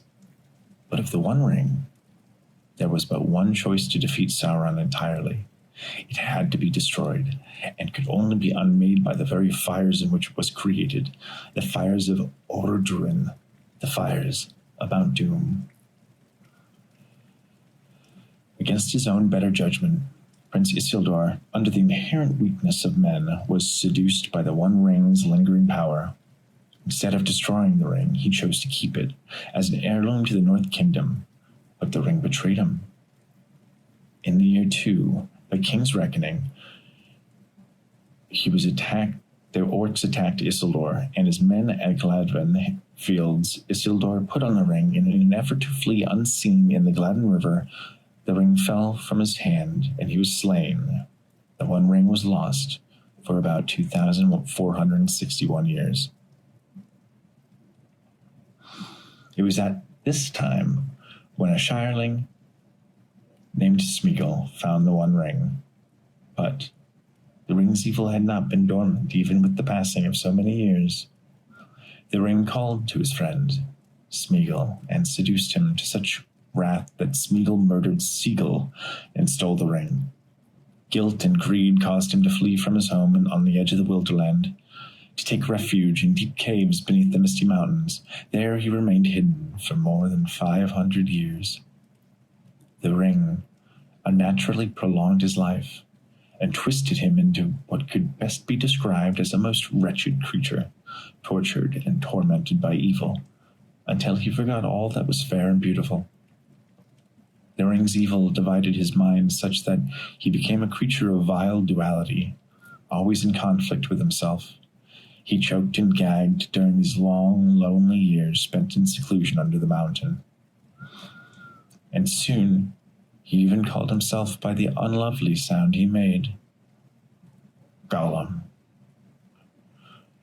It was during my uncle's adventures in 1341 that he lost his way under the misty mountain and stumbled upon Gollum and found the ring. This tale was told here already, but the passing of years eventually placed the ring into my keeping. The kings of men seem not to possess the will or strength to resist the power of their rings. As men from ancient time, they did not die, but faded away by virtues of the jewels they bore. Their spirits lingered in the blackness of a wraith realm, They now traveled abroad from Mordor, unclad and invisible, but soon they were seen everywhere, cloaked in black, tattered raiment on fierce black horses. Their singular goal was to find the One Ring and return it to its creator. Gollum, being angered over the loss of the ring, he believed to be saved his own life, having been captured and tortured in Mordor by revealing the name Baggins, which placed my dear uncle's very life in grave danger. The Nazgul, the Nine, ensnared Wraith Kings, rode west towards the Shire, not knowing that Bilbo had already departed. Yet all was not safe. The Shire was in danger, and I wanted nothing more than to do whatever I could to save it, for I loved the Shire greatly, and desired that no harm come to this place on my account, or to the gentle beings who called it home. The ring had to be relocated until it could be destroyed in the fires of Mount Doom. I tried to give it to Gandalf, but he refused to wield it, out of fear and wisdom that he too would be enslaved by the evil power. By his counsel, I was to take the ring in secret to the elven refuge of Rivendell, to the house of Elrond, for further counsel. For as much as I considered myself unworthy and incapable of the responsibility, there was none other to whom Gandalf would entrust to carry the ring. He told me that whatever fate had delivered the ring to my custody was not accidental, and my resistance to its influences was even greater than his. It was quite difficult for me to comprehend how a mere halfling of the Shire would be better suited for such a monumental task than a great and wise wizard as Gandalf. In spite of the mounting fear in my heart, I trusted him and took him at his word. I would have to leave the Shire behind, and the thought of bidding farewell to my dearest friend and kid would prove to be the most difficult task of all. Keeping my plans secret would not be as easy, for my friends would be as suspicious of me as I was of Bilbo before his party. I tried to hide my sadness from Gandalf, as I longed at that moment to spend every waking hour I had left with my few beloved friends. As my mind wandered, Gandalf heard a noise through the window. He reached out and took hold of a familiar ear. It was Sam, of all people, dear Sam. He'd been eavesdropping, and now feared for his life, thinking that Gandalf would turn him into something unnatural because of it, and in despair I had once felt had vanished for at least a moment. The mere sight of Sam, honest, sincere, and vulnerable, made it difficult to stifle a grin. Yet my secret was not now quite spoiled. Sam had heard much, and most of it he did not understand, but overhearing tales about elves which he loved, claimed the best of his discretion. Although I had no idea at the time, Gandalf's sudden decision to have Sam accompany me on my journey would later prove to be quite fortuitous. For 2 or 3 more weeks, Gandalf insisted that I go quickly and quietly. I knew he was right, but to tell you the truth, I was quite reluctant to start. It was still April, and that particular spring was especially bright and fragrant, as I recall. I had never loved the Shire or Bag End more than I did in those precious days. I had privately made up my mind to pass the entire summer at Bag End and to depart on my 15th birthday, as Bilbo had done 78 years earlier on his first adventure. For my uncle would turn 128 years on that same September day. As Gandalf smiled at me, he seemed to know all my thoughts, warning me not to leave any later. He left me to prepare, although I expected him to return before my journey began. How to prepare for such a long journey was quite beyond the craft of my wits. I purchased a small house in Crick Hollow in Buckland with the help of Mary, and I intended, in conversation with everyone except Sam, that I would settle there permanently. This would hopefully limit any suspicions about my departure. Certainly. It was well known that my cousin, Labello Sackville Baggins, had long coveted Bag End, so it seemed reasonable to simply tell him that the beloved dwelling to her. In doing so, I had hopes for greater protection from further gossip to cover my escape. Mary was a wonderful help with the packing, as was Falco, Fredegar, and Pippin. Bless them. In no time, they had the whole of Bag End turned upside down, topside down. The night before we left, we had our last meal at that lovely old hole, and we drank the last and best wine of Bilbo in his honor. Next morning, Mary went by cart and pony to Crick Hollow with Fatty and the last of the humble possessions. Sam, Pippin, and I agreed to depart by foot after dusk to avoid being seen. The brilliant canopy of stars made a fine night for traveling. If I were ever hesitant to leave before that moment, it seemed that hanging about now was quite unbearable. I could hear Sam's father, old Hamfast Gaffer Gamgee, talking in the distance. To a stranger who seemed to be a bit too eager to learn about my private affairs, such personal gossip had quite fatigued me in those latter days. I thought little of it, and at the time, but it was clear that the gaffer had informed him of my departure to the general Buckland area. The incident only made me more anxious to leave. Pippin and I said goodbye to Bag End in our own fashion, and I called for Sam, who suddenly reappeared, wiping his chin, having said goodbye to the last beer barrel in his cellar. Not a moment later, we shouldered our packs, took up our walking sticks, and slipped through the hedges like a whisper run. We walked silently and happily by night, and took our rest quite late. The morning arrived all too soon, so we took our morning meal, still going strong, when Sam noticed the sounds of hooves on the road. We wondered if it were Gandalf coming to meet us at last, but something within me felt that it was not safe for us to be seen. As we lay flat in the brush, we saw that no hobbit pony, but a full-sized horse on which a large man in a great black cloak sat crouched. His face was entirely covered by his hood, if it could be said that he had a face at all. He drew close and dismounted, sniffing about like a blind hound. I was suddenly taken by an inexplicable fear and wanted nothing more than to put on the ring, which had been entirely forgotten since leaving Bag End. I was torn between reason and desire, knowing that Gandalf had been firm in his warnings that I do not use the ring. Before I gave in to this queer temptation, the rider departed, and my mind cleared. As I gathered my wits, Sam mentioned that the gaffer had seen this same rider on Bagshot Row ere we departed, unless there were more than one. Later that evening, we saw the rider again. We hid ourselves in the hollow of a tree, but he seemed to know we were there nonetheless. Again, the desire to put the ring on came upon me. The mysterious fit of seduction gave way to a deeper temptation than before. I nearly failed in my promise to Gandalf not to use the ring, but the sound of gentle song floated upon the breeze, and the black rider retreated into the darkness. My desire passed away, and my heart lightened, for it was the song of the high elves that sent the rider. The elves. I have never seen Sam more excited, for it could be said of his desire to see the elves, of his childhood lore that his entire family had led to that very moment. The fair caravan, indeed beautiful to behold, came near, and one particular voice called me by name. How he knew me I cannot tell.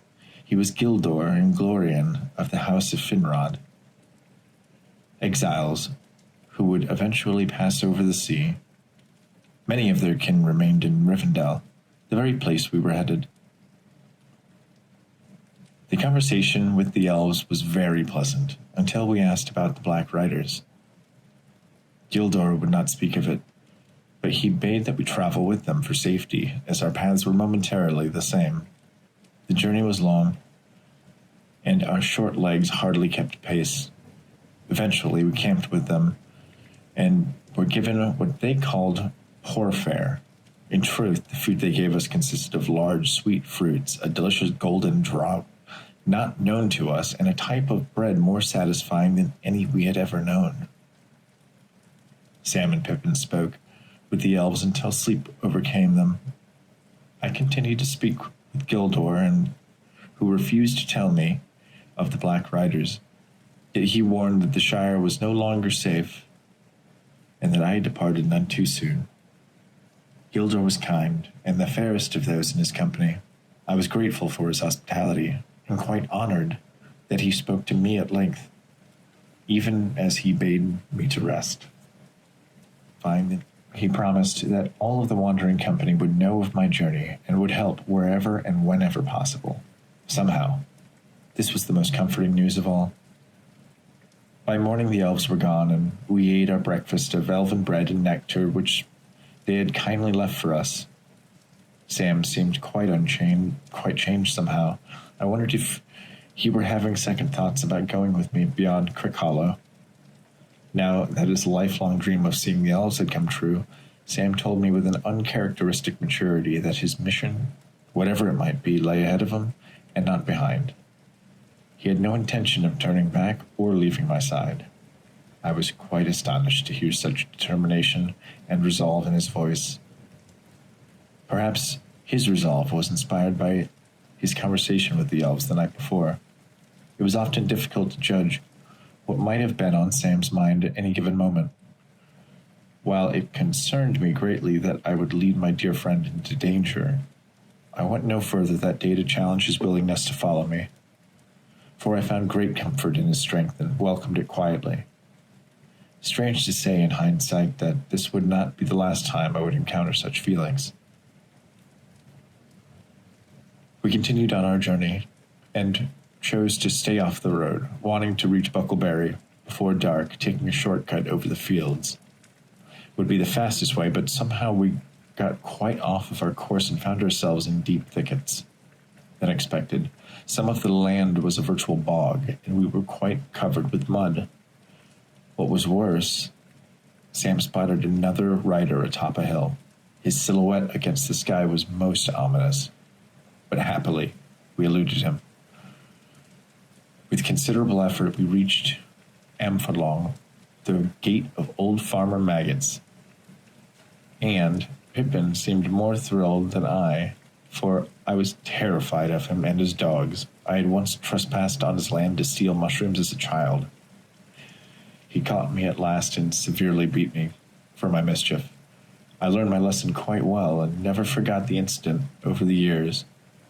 Also, I learned that time was indeed a healer, for Farmer Maggot insisted that we all stay for supper, since the time of day called for it. Coincidentally, a Black Rider had visited him that same day. I found it rather disquieting to know that such danger lay ahead and behind us early in our journey.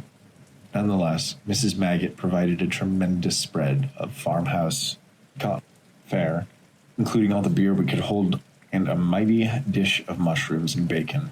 For a time, our fears were quite forgotten. Since we were so pleasantly delayed by supper, old Maggot gave us a trot to the ferry in his buggy, which had us at Buckleberry much sooner than our feet might have carried. We were even watchful for the sounds of hooves, and indeed we heard them.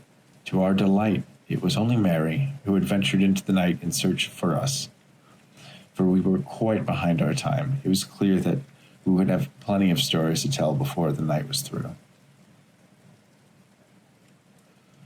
Mary's pony and a very nervous Sam followed Pippin and me onto the ferry at Buckleberry. Although Sam didn't care much for traveling on water, he had another cause for alarm. As we reached our destination, he saw another Black Rider sniffing around across the Brandywine River.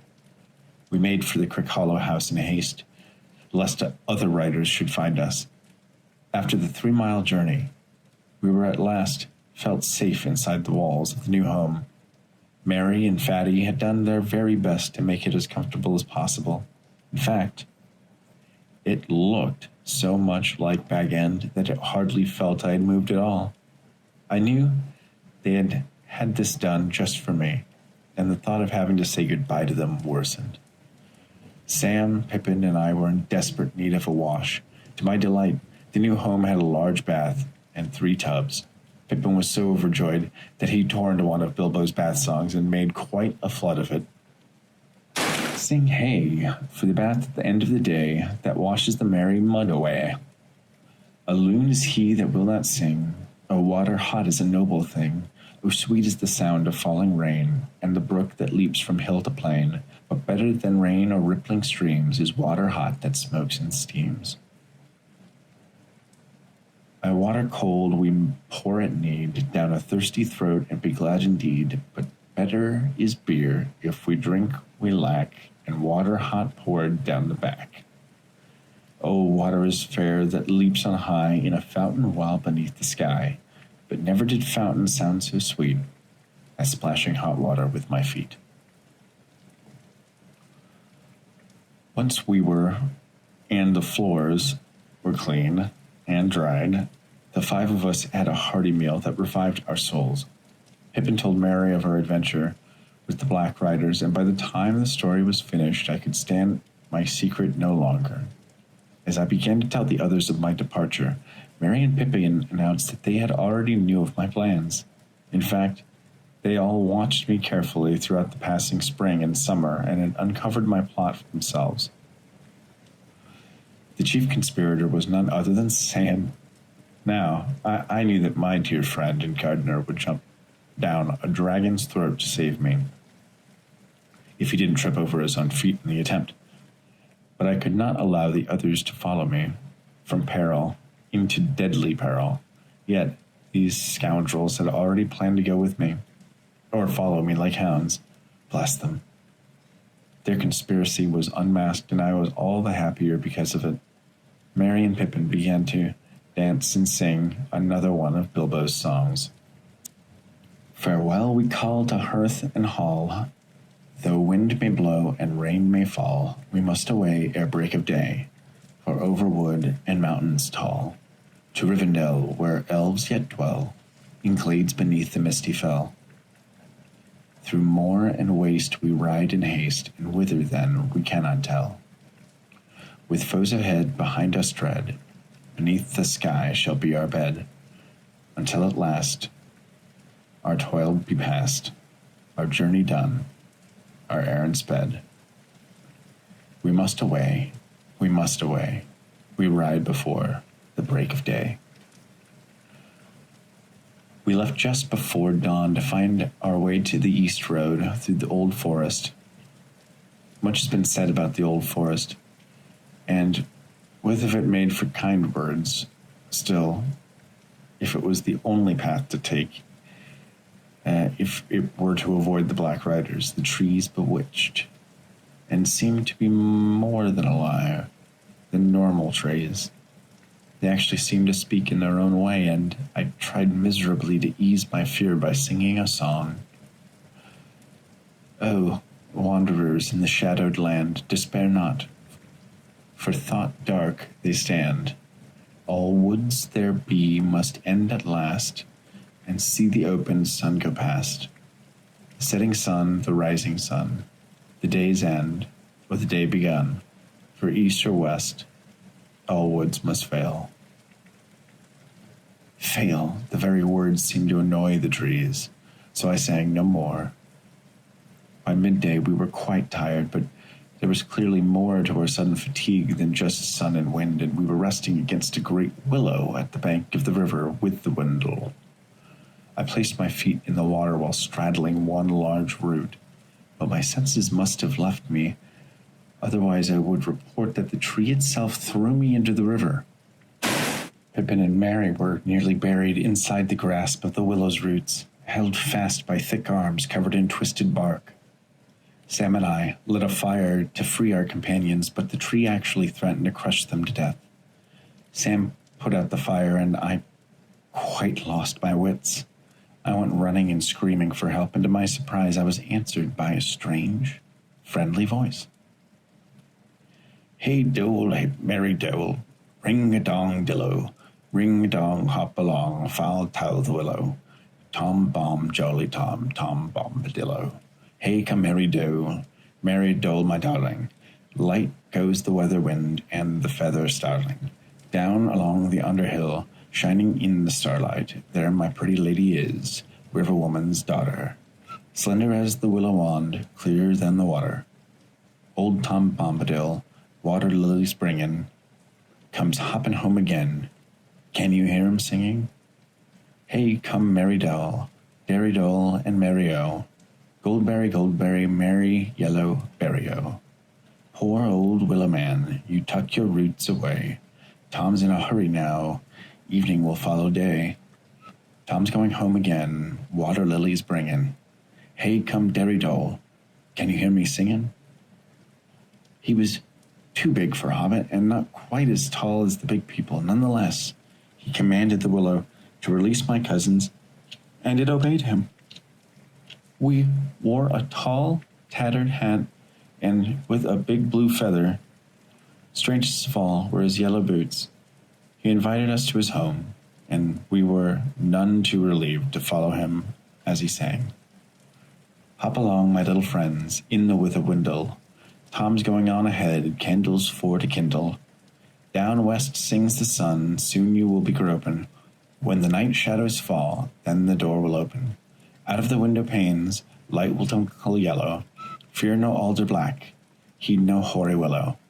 Fear neither root nor bough, Tom goes on before you. Hey now, merry doll, we'll be waiting for you. Hey, come Derry doll, hop along my hearties. Hobbits, ponies all, we are fond of parties. Now let the fun begin, let us sing together. We heard another voice like silver as young and as ancient as spring itself. It was his beloved Goldberry. Now let the song begin, let us sing together, of sun, stars, and moon and mist, rain and cloudy weather. Light on the budding leaf, dew on a feather, wind on the open hill, bells on the heather. Old Tom Bombadil and the River Daughter. Parties.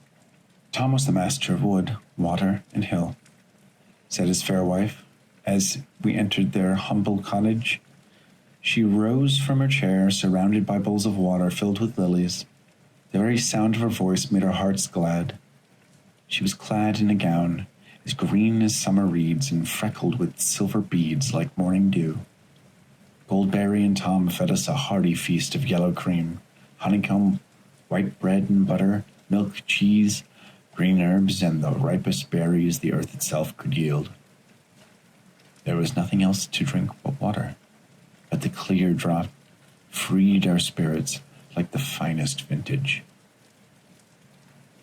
Fatigue got the best of us, and we stayed with Tom and Goldberry for 2 nights. Thanks to sudden heavy rains, my sleep was fitful with troubling nightmares, but they soon passed, not fully understood in truth. I was happy to have been detained by the weather. Our hosts treated us well, for every meal was a feast filled with song. Their home was a welcome refuge from the pursuit of the black riders in the unfriendly forest. There was talk about evil spirits in our path ahead, the barrow wights on the great downs to the east. Strange it was that Tom knew I had the ring without being told. He asked for it, and I reluctantly presented it to him. Even stranger was the fact that when he put it on, he did not disappear. He then flipped it into the air, and it vanished. I cried out in panic, but Tom returned it with a smile. Stranger still was when I put on the ring to check its authenticity. Tom saw me, although the others could not. We decided to depart by morning, expecting fair weather. The journey to the east road was only a day away on foot. Tom advised us to avoid the barrows and keep to the grass, taking care not to disturb the old stones. In case of danger, he taught us a song to sing, after which he led us off to our soft beds with glad hearts. Indeed, the cool autumn morning dawned bright and clean under a washed sky of pale blue. Saying goodbye to Tom and Goldberry was not easy, for I wished with all my heart that Tom could travel with us. We departed and seemed to make good time before we paused to take a late elevensies. We had arrived at a bowl-shaped clearing with a scion in the middle. Having already forgotten Tom's warning, we had reached the Barrow Downs unaware. Suddenly, the air grew chill. and the sun appeared to sink before our eyes into a white sea of clouds. We packed up quickly and led the ponies further northward into an ocean of fog. The going was very slow, and it soon seemed that my companions were lagging behind. I called for them, but my cries trailed off behind my nose from afar.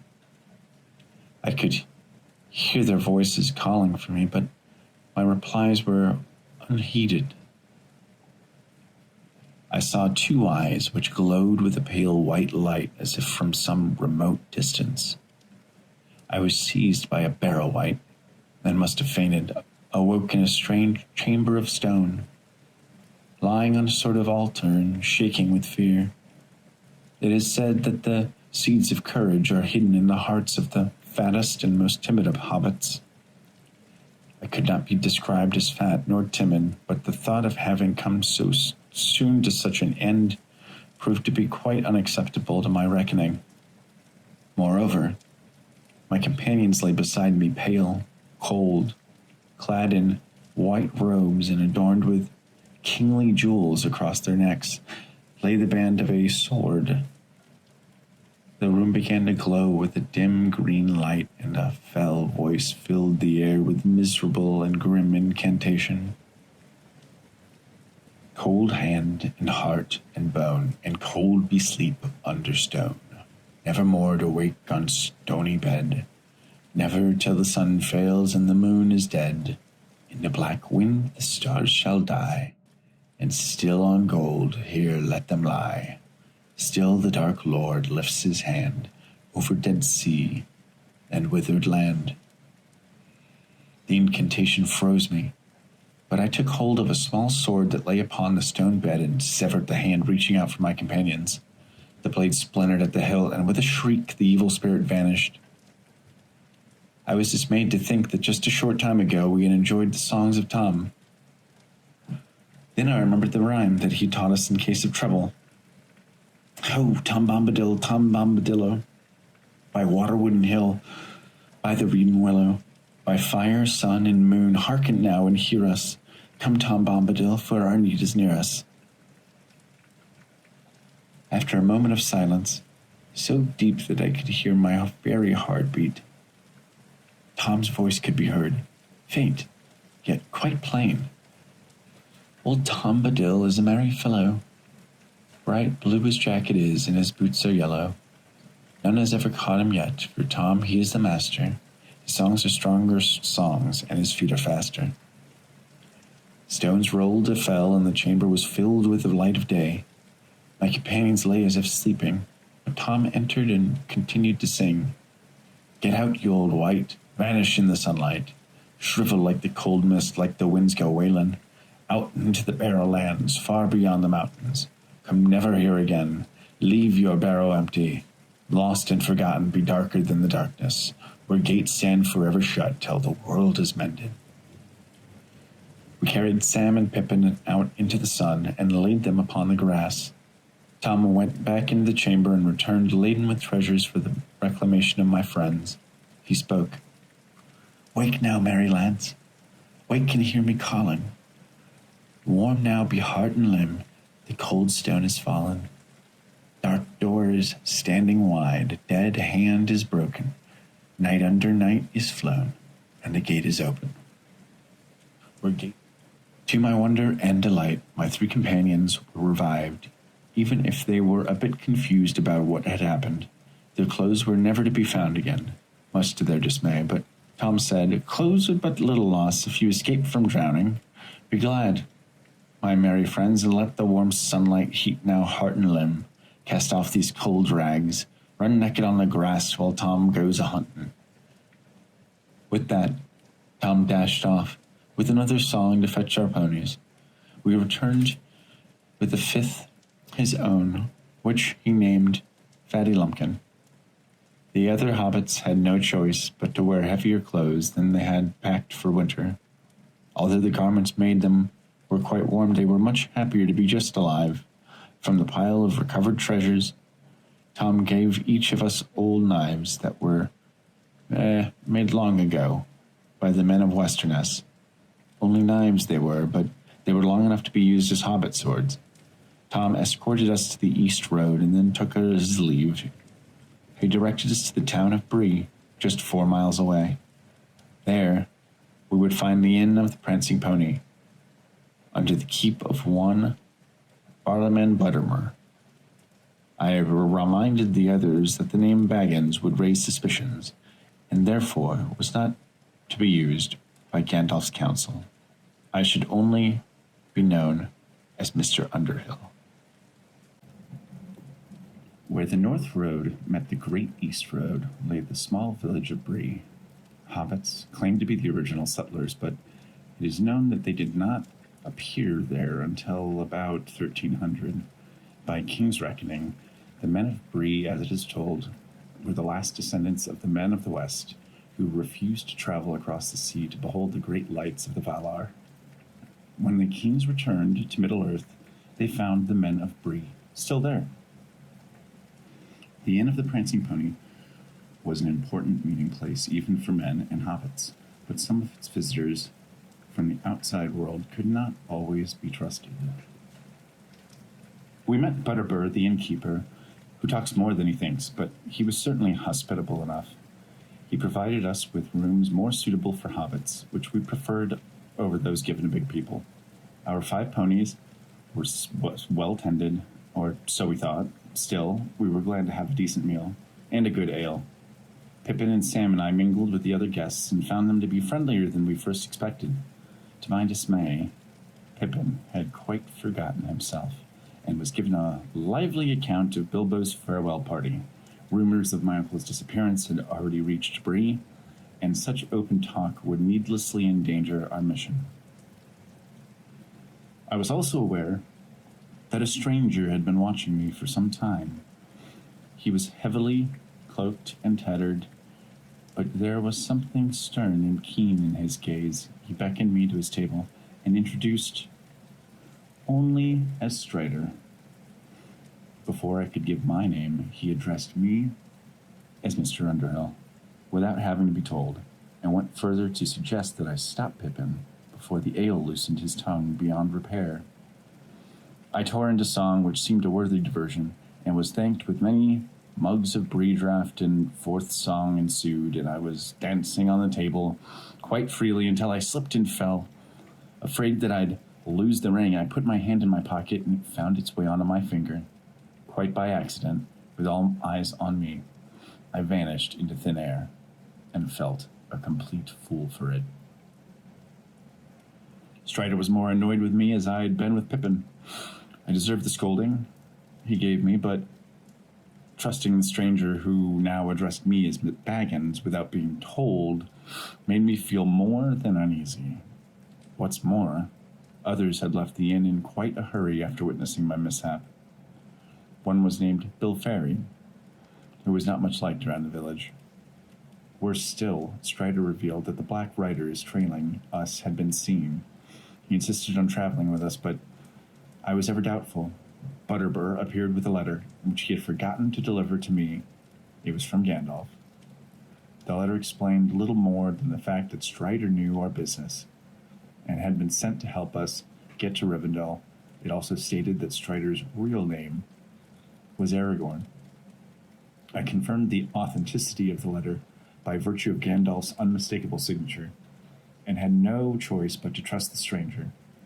He saved our lives that evening by giving us refuge in his quarters instead of our own, for the Black Riders ransacked the inn that very night. Included in the letter was a curious prophecy that I could not fully comprehend, but my heart told me there was more to this Aragorn than he cared to tell. All that is gold does not glitter.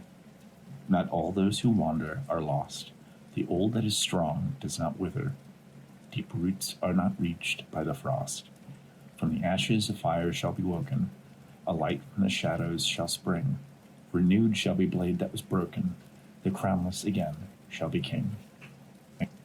Gandalf's letter instructed us not to travel by night, so we prepared to leave at first light. To our horror, all horses in the village had been lost, including our fine ponies, save for one half-starved creature that belonged to Bill Ferry. He changed us 3 times its worth, for the pony was probably near death's door. We had no other choice, since we could not carry everything on our backs. Sam had a special way with the poor beast, and it seemed to be most grateful to him. If an animal possessed the ability to express such things.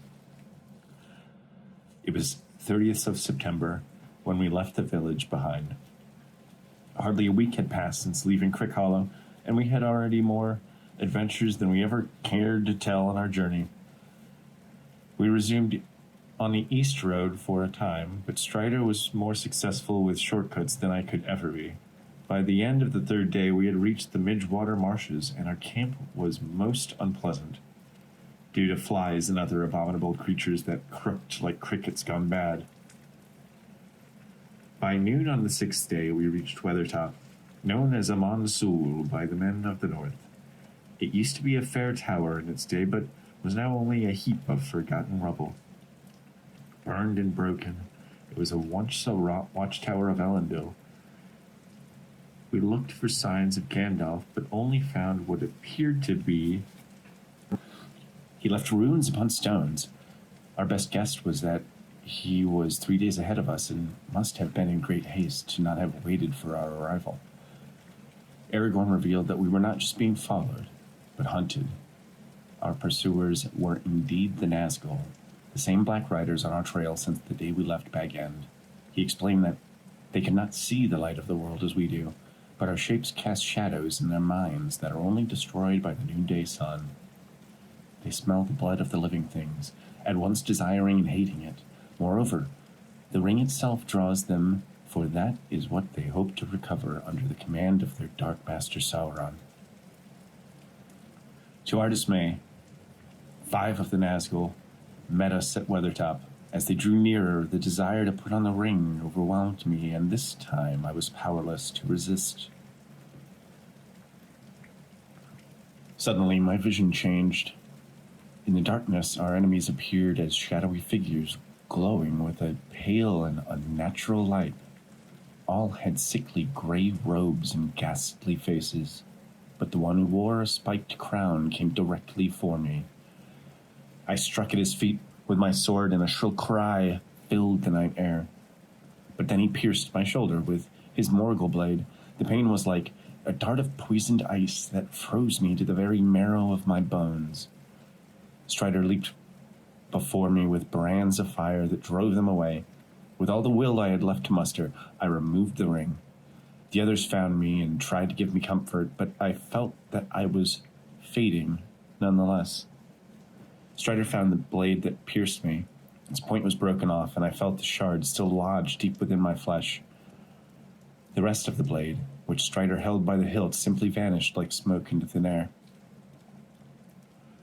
My friends dressed my wound as best they could, while Strider crushed the leaves of a plant called Athelas, which we knew only as king's foil.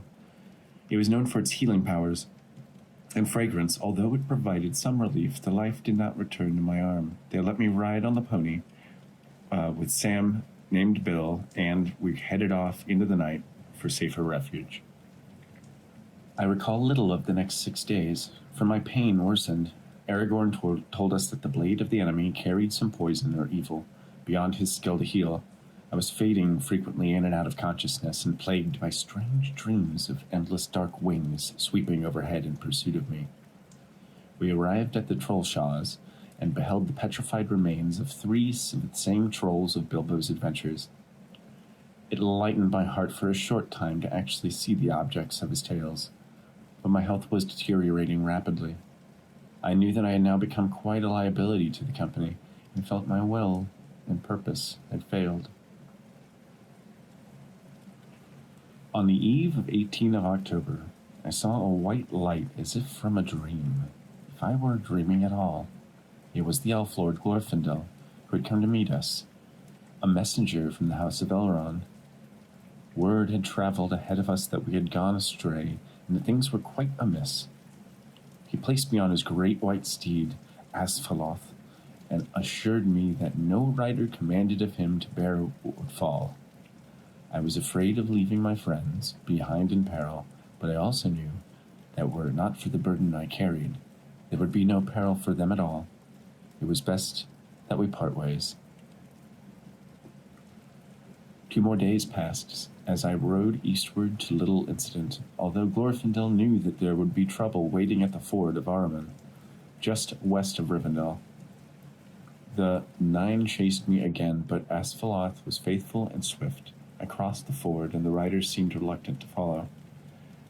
Their chieftain spoke with a voice that came over me like a spell from across the water, but I drew my sword and commanded them all to follow me, and more. My voice sounded hopelessly thin, and the riders scoffed at my feeble command. The leader slowly began to cross the water, and was nearly on the eastern shore. I was stricken dumb by an unknown force of power that imposed itself upon my blade, splintered, and fell from my hand. Although I could feel myself fainting, I remembered hearing the thundering sound of rushing water. Great steeds of foam appeared on the white caps and washed away 3 of the black riders from behind the other 6. I could see a white light approaching with smaller shadowy figures carrying small tongues of fire. It was my companions chasing my pursuers into the waters where they dared not tread. The steeds of the remaining 6 seemed to go mad and bore their riders into the flood against their command. My memory faded along with the piercing cries. I closed my eyes and saw no more. I awoke in bed as if from a bad dream or illness, and was glad to have it over. Yet the ceiling was quite unfamiliar and not that of my own. The room itself was adorned with dark beams, richly carved, and I was aware of the sound of distant waterfalls. At my bedside was none other than Gandalf. I wondered where he had been, but he had said nothing other than that he had been delayed. This raised more questions than it answered, and I feared the worst, yet I was too tired to press him further. It was enough just to see him again, after all which had happened recently. He told of my rescue, and the many horrors of my journey came rushing back like the waters of the ford. It had not been a dream, after all. I longed to see my companions, especially Sam. Gandalf told me that they were all safe and doing well. In fact, Sam had hardly left my side during the 3 days I had lay recovering from the wounds to which Lord Elrond himself had tended. He found the splinter of the Morgul blade that remained lodged in my shoulder, and skillfully removed it. The life had returned to my arm, and it was healing. Fast. I had endured the evil shard for 17 days. Such a wound, Gandalf remarked, would have overcome many a strong warrior of the big people more quickly. He had feared the worst for me, but seemed amazed by my recovery. Had the shard not been removed, I would have become a wraith like the Black Riders. The Dark Lord would have enslaved me and tortured me for having kept his ring, if any torment could have been worse than seeing it on his own finger once again. The desire for sleep came to me after considerable conversation with my beloved wizard friend, but by evening I was quite ready for food and drink. I arose and discovered that fresh, clean garments of green cloth had been prepared for me. I was now much thinner than when I had left the Shire, but the garments fit me perfectly nonetheless. Sam came in just then and was beside himself to see me. Afterwards, and shy he was, he took my hand as if it would break, yet I was nonetheless delighted to see him. He escorted me through the large estate to what had to be a great feast with many guests in my honor. On the way we found Merry and Pippin, and enjoyed another happy reunion. Having navigated many a corridor and stair, we arrived at the large dining table. I felt quite small and quite out of place in such distinguished company, but my chair had been provided with such consideration, for upon it sat many pillows. Among the many there was an elf lady of great beauty. In her grey eyes twinkled the light of many stars. Such loveliness in a living thing I never beheld, for this was Arwen and Nobiel, fair daughter of Lord Elrond. After our feast we retired to a great room called the Hall of Fire. To my great joy there sat an old man sleeping in a chair. It was Bilbo, who had arrived at Rivendell with little effort after one last side trip with the dwarves to Dale. My dear uncle, I had missed him, and only then did I realize how much a healthy blaze danced on the hearth, and many stories had begun to follow by many merry songs. I began to listen. At first the beauty of the melodies and of the interwoven words in elvish tongues even though I understood them little, held me in a spell.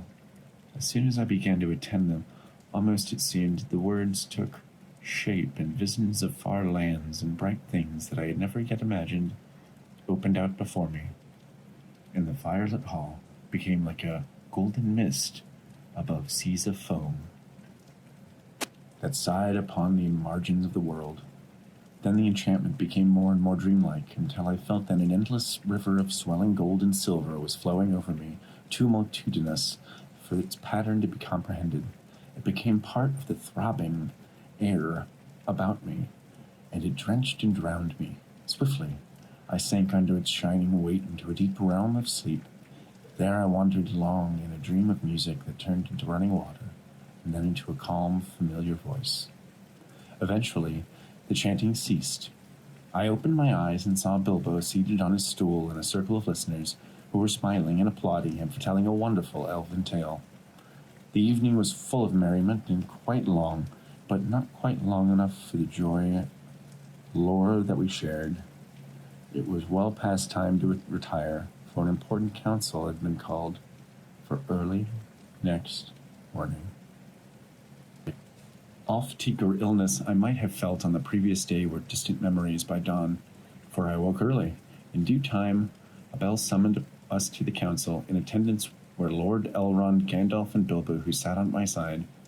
Glorfindel and Glóin were there also, and beside Glóin sat a younger dwarf, Gimli, his son. Strider took a seat in the corner alone. There were others there as well, Galdor, the elf messenger from the Grey Havens, and another rather unusual elf, Legolas Greenleaf, son of King Thranduil, from northern Mirkwood. There was yet another, a man, fair and noble. Although his garments were rich and lined with fur, they were stained with long travel. Upon his knees rested a horn of bone, laced with silver. He gazed at me with a certain wonder. Elrond introduced him as Boromir, son of the steward of Denethor of Gondor. The council was long, and much news was told and debated. Elrond began a discourse that lasted nearly the entire morning, but it was an essential that we had to have a purpose of the gathering, that all hear the full history of the Rings of Power. He spoke of Sauron in his fairer days, and how the 9, 7, 3, and 1 came to be. He told of the last alliance of elves and men, the defeat of the great deceiver, still in the form of a man. Elrond was there 3,000 years before. When Gil-galad and Elendil fell, he saw the sword Narsil broken in battle, and used by Isildur to cut the One Ring from Sauron's hand, keeping it for himself. Elrond spoke of the recovery of the shards of Narsil, and of Isildur's disaster at Gladden Fields, and the recovery of the One Ring many years later. He told of the raising of the Minas Ithil, and how it was renamed Minas Morgul, once the evil ones overthrew it. He spoke of the fortress city of Anarion, then called Minas Arnor, but later called Minas Tirith, for it stood as the guard city in the shadow of Mordor. At this time, the 3 rings of the elves were once being freed of evil dominion, were hidden in secret as the evil returned. Of much more he spoke, of the withered white tree, and how the bloodline of Manundil, son of Anarion, failed. But his tale ended with the loss of the bane of Isildur, the loss of the ring. The son of the steward stood to defend the dignity of Gondor despite the failure of Isildur and the mingling of the Númenorian blood. Living in the shadow of Mordor has kept the men of Gondor quite busy defending the surrounding lands against its invading enemies, such as Easterlings and the dreaded Haradrim, who allied themselves with the Morgul army. Boromir made clear that it was not war that brought him to Rivendell, but rather a dream that he and his brother Faramir had shared. In it, the eastern sky darkened, and from the light in the west a voice called to him, "Seek for the sword that was broken. In Imladris it dwells. There shall be counsels taken stronger than mortal spells. There shall be shown a token that doom is near at hand, for Isildur's bane shall waken, and the halfling, forth, shall stand." My heart went chill at the mention of the word halfling, for few men had before heated goblets or had considered our existence. purposeful or even necessary. Strider stood to answer part of the riddle. He presented the broken sword with a glimmering pride I had not before seen from him. Boromir was offended somehow that a ranger should have business with matters of Minas Tirith. Elrond announced him as Aragorn, son of Arathorn. Our Strider was indeed Isildur's heir, and the broken sword was Narsil. It seems logical that the ring, once Isildur's heirloom, properly belonged to him and not to me. But Strider said that it belonged to no one. He said that it was ordained that I keep it for a while longer before my heart fully sank. Elrond asked me to bring forth the ring. The air was still and no one dared breathe as I stood. My hand trembled, but I found the strength to reveal it. There was a gasp and some questioned how it was that ring had come to me. It was then that Bilbo told his tale of Gollum, and how upon a time I had become his heir. Boromir's riddle was not solved quickly enough for his taste. He had found his halfling, but he was dismayed at the notion of what use a broken sword could be, other than to stand as the shattered bulwark of the Gondorian throne. Aragorn assured him that the sword would be reforged, as foretold, once Isildur's bane was found. Strider forgave Boromir's doubt of him, for he admitted that he did not resemble the graven figures of his four kinsmen, which had adorned the halls of Gondor. He was a true ranger, traveling far and wide, from Rhûn to Harad, even to places where the stars were strange. He dwelt in the north, where the line of Valinor remained unbroken. He was one of the Dúnedain, one of the few remaining men blessed with long life. Lonely men they were. He explained if Gondor was dedicated to protecting the lands to the south, then it must be made clear that they were there, servants of the enemy abroad that had long been hunted beyond the bounds of any city walls. For it was true that the men of Gondor had long fought for the protection of many. I dare say that the Shire itself remained untouched because of it, but it seemed that Strider's endeavors were even more thankless because of the anonymity of his missions required. If the folk, free of care, actually knew that they were being protected from danger, they would not be so free to come after all. Knowing that he and his rangers guarded the Greenway, so near to our quiet farthings, filled me with gratitude. For all that had been told so far, there were still doubts that the ring I had revealed was indeed the One Ring. Glóin had already told of a messenger from Mordor who beseeched Dain, the dwarf king under the mountain, for information about a certain hobbit who possessed the ring, which the messenger called a mere trifle of Sauron's fancy. He promised the dwarves that the rings taken from there would be returned and Moria would be safe haven if the thief of the One Ring were given up. It was clear that he referred to Bilbo. Glóin also spoke of Balin, Ori, and Owen. He returned to Moria believing that the dread which drove out the children of Durin had passed. No word of Balin, Ori, or Owen was heard since. Although the morning was nearly spent, Gandalf began to share his experiences, and his tales were of great interest, for he had been most secretive of his ventures over the years. He confirmed that his encounter with the necromancer in Dol Guldur was indeed Sauron taking shape once again. He had also noticed strange wisdom from Saruman, the head of his order. It was important to uncover just how the ring had come to Gollum. While Aragorn sought for and captured Gollum, Gandalf went to Minas Tirith to search the parchments of Isildur for more information. This is what the ancient scroll said. It was hot when I first took it, and my hand was scorched, so that I doubt if I ever again I shall be free of the pain of it. Yet even as I write this, it has cooled, and it seemed to shrink, though it loseth neither its beauty nor its shape. Already the writing upon it, which at first was as clear as red flame, fadeth, and is now only barely able to read. It is fashioned in an elven script of Aragon. What evil it saith, I do not know, but I trace here a copy of it, lest it fade beyond recall.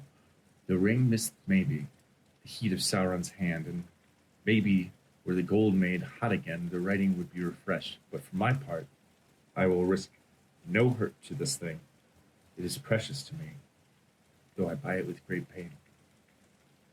Indeed, Isildur's words made us all shudder when Gandalf recited them. He went further to tell us of how he came to me at Bag End and cast the ring into the hearth, confirming the same runes of red flame.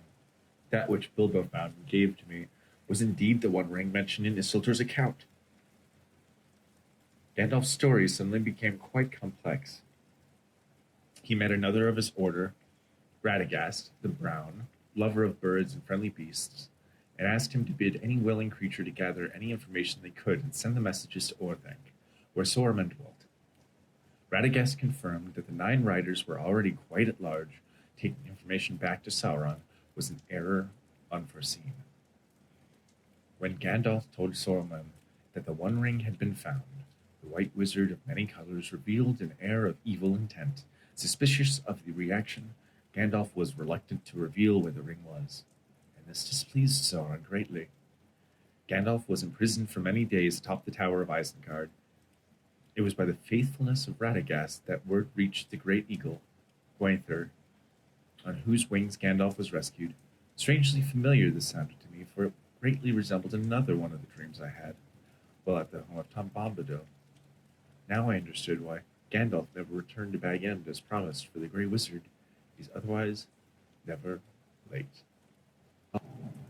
Gwaithir took him to Rohan, where King Theoden had already, deceived by lies and deceit of Greenwile Wormtongue, a servant of Saruman's, pretending to be a trusting counselor of the reigning king of Edoras. Theoden would not heed Gandalf's warning and bade him to take a horse and depart. The horse was no less than the lord of all horses. His name was Shadowfax. Knowing that the riders were at large and had divided their forces, Gandalf sought for me at Bag End. But I was a full week departed. He went at once to Crick Hollow, but found it empty. He sought for me at Bree and left his letter, but he could not wait long. He encountered the Nazgul at Weathertop and battled them before we arrived there ourselves with Strider. Knowing or hoping that Strider was with us, he went on to Rivendell to gather news of our plight. It seemed that all had been told and that all the stories fit, yet there was one last matter of importance yet to be discussed. What to do with the ring? I was quite happy for the moment to know that I had done my part and by some measure of good fortune and endurance had survived to hear the many long tales told on that bright morning. I trusted that this council of the wise would agree on the fate of the ring, so I listened in silence. The talk seemed less focused as suggestions floated about quite freely of hiding the ring, but the ring itself would call for Sauron and find its way back to him. Boromir wanted to keep the ring as an heirloom of Gondor, to use it against its creator. It was easy to see Isildur's misguided reasoning in Boromir's words, and the same error about to be made anew. Options were weighed, debated, and dismissed at length, until hunger and fatigue had taken most of us. It was at last determined that the ring had to be unmade, that it must be cast into the fires of Mount Doom. Knowing the powers of seduction the ring had, Sauron would not readily expect that anyone would or could destroy the ring. Yet, there was reason to believe that the mightiest warriors would draw Sauron's attention, while the weakest may pass unseen. But not survive. Bilbo volunteered on the grounds that he should be the one to end the turmoil he started by having found the ring at all. Although the members of the council looked upon my uncle with great respect, Gandalf put an end to this idea by saying that Bilbo had started nothing. The ring had come to him for good reason and purpose, but his days of bearing it were quite over. After a moment of levity over my uncle's sincere but useless offer, there was a long silence, the first of such moments all day. I was filled with the desire to remain in Rivendell with Bilbo for a time and remain in peace. But, as if by some other will than my own, I was astonished to hear the words from my own mouth declare that I would take the ring to Mordor, though I did not know the way. Part of me was quite prepared for rejection, which would have come as no offense, but Elrond's keen gaze shot right through me to my surprise. He reasoned that if I could not find a way, no one would. So there it was, thinking that my small part in the tale was over, treacherous as it might have already been. I again found myself burdened but with the dark task of being the bearer of the ring. Even as I write this, many months later, it continues to confound my better judgment as to how this came to be, although I indeed offered my services willingly. It would seem that others greater than I might have been better suited for such a daunting task, but the council itself revealed that men and elves failed trying to deliver the ring into the fires which it was made. Sauron would have expected the ring to be hidden, but he would also have found it after a time. He would not have expected the ring to be destroyed, for he knew that its lure had been so great for even the mightiest in Middle-earth. The ring must find its way into Mordor, but it could not be done easily without being seen. Yet it was strange but true that the last place the Dark Lord would imagine finding the ring would be right at his own doorstep. After our midday meal, the hobbits had a meeting of their own. It seemed that Sam had once again been eavesdropping in the morning council, and had determined for himself that he would go with me. Gandalf had once told him never to leave my side, and my dear Sam resolutely bound himself to that charge. And so it was that Elrond sent many scouts into the land for tidings of both ill and fair. We passed nearly 2 months at Rivendell. Aragorn, the sons of Elrond, who were called Elladan and Elrohir, and a host of elves went far afield in all directions for our sake. Nowhere had the messengers discovered any tidings of the Black Riders. Not even the eagles of the Misty Mountains heard fresh news. Neither had anything been seen of Gollum, whom Legolas claims had escaped from his prison in Mirkwood. Only 8 of the black steeds had been found drowned or otherwise perished, but no trace of the riders themselves had been noticed in many weeks. Autumn had passed, and winter gently robbed the bows of their hued adornments. Once all the scouts returned with the reports, Elrond summoned the hobbits to him. He told us that the company of the ring shall be 9, set against 9 riders. Sam and I were to be accompanied by Gandalf. Aragorn would also go, for the ring of Isildur was a great concern to him. I would have begged him to go regardless, but knowing that he and Boromir had planned to go to Minas Tirith eventually, our paths would be the same, at least for a time. The rest of the company would represent the free peoples of Middle-earth. Legolas for the elves and Gimli for the dwarves were appointed next. For the remaining 2, Elrond had not decided, but considered 2 of his own household. But Merry and Pippin would have had to be bound in sacks to hold them back, or placed in irons lest they follow our trail.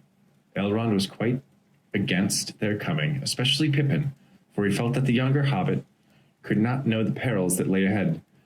But to our surprise, it was Gandalf who reasoned that none in the company knew any more of what lay ahead before us than Pippin did. Elrond conceded that the Fellowship of the Ring was complete. We were to depart in 7 days' time. The shards of Narsil were reforged by the elves, to which Aragorn gave a new name, Enduril, the Flame of the West. Gandalf would wield his faithful Glamdring, the foe hammer. It was of elven make and the mate of Thorin's Orcrist, the goblin cleaver. My small Númenórean sword had been splintered at the front ford of Bruinen, but Bilbo gave me sting, and I accepted it gratefully. Gimli wore his heavy mail shirt and his belt a broad-bladed axe. Legolas carried a bow and quiver. Besides a long white knife, Boromir carried his sword shield and the Horn of Gondor. Yet for the bit of weaponry we possessed, our hope lay firmly in secrecy and not in war. Sam insisted that Bill the pony be our beast of burden. Rather, according to Sam, it was Bill that refused to be left behind. Being the son of a gaffer, Sam was nearly overstocked with his prized cooking gear, a small supply of pipeweed, his small box of salt, and numerous other items belonging to me, which I had forgotten to pack that would later be brought out in triumph when they were called for. The one thing we wished for and did not have was a bit of rope. For this was the pride of the Gamgee family of the Shire village of Tightfield, being the names of Gamwick, Gamwich, and Roper. For my part, Bilbo presented me with a parcel that seemed heavy for its size. It was his mithril vest, a shirt of close-woven rings studded in white gems. It was as supple as linen, yet harder than steel. Its belt was of pearl and crystal. As I removed my vest, I saw Bilbo staring at the ring, which was once his. He had a gentle desire to expression that suddenly turned hideous as he attempted to repossess the ring. This was not my dear uncle at the moment. That knew the ring had been possessed in his possession far too long, for he was still in some ways quite helpless against its evil influence. A moment later, the monstrous figure before me was Bilbo once again. Such remorse had he for what he had just done that he nearly broke down and apologized for having gotten me involved at all.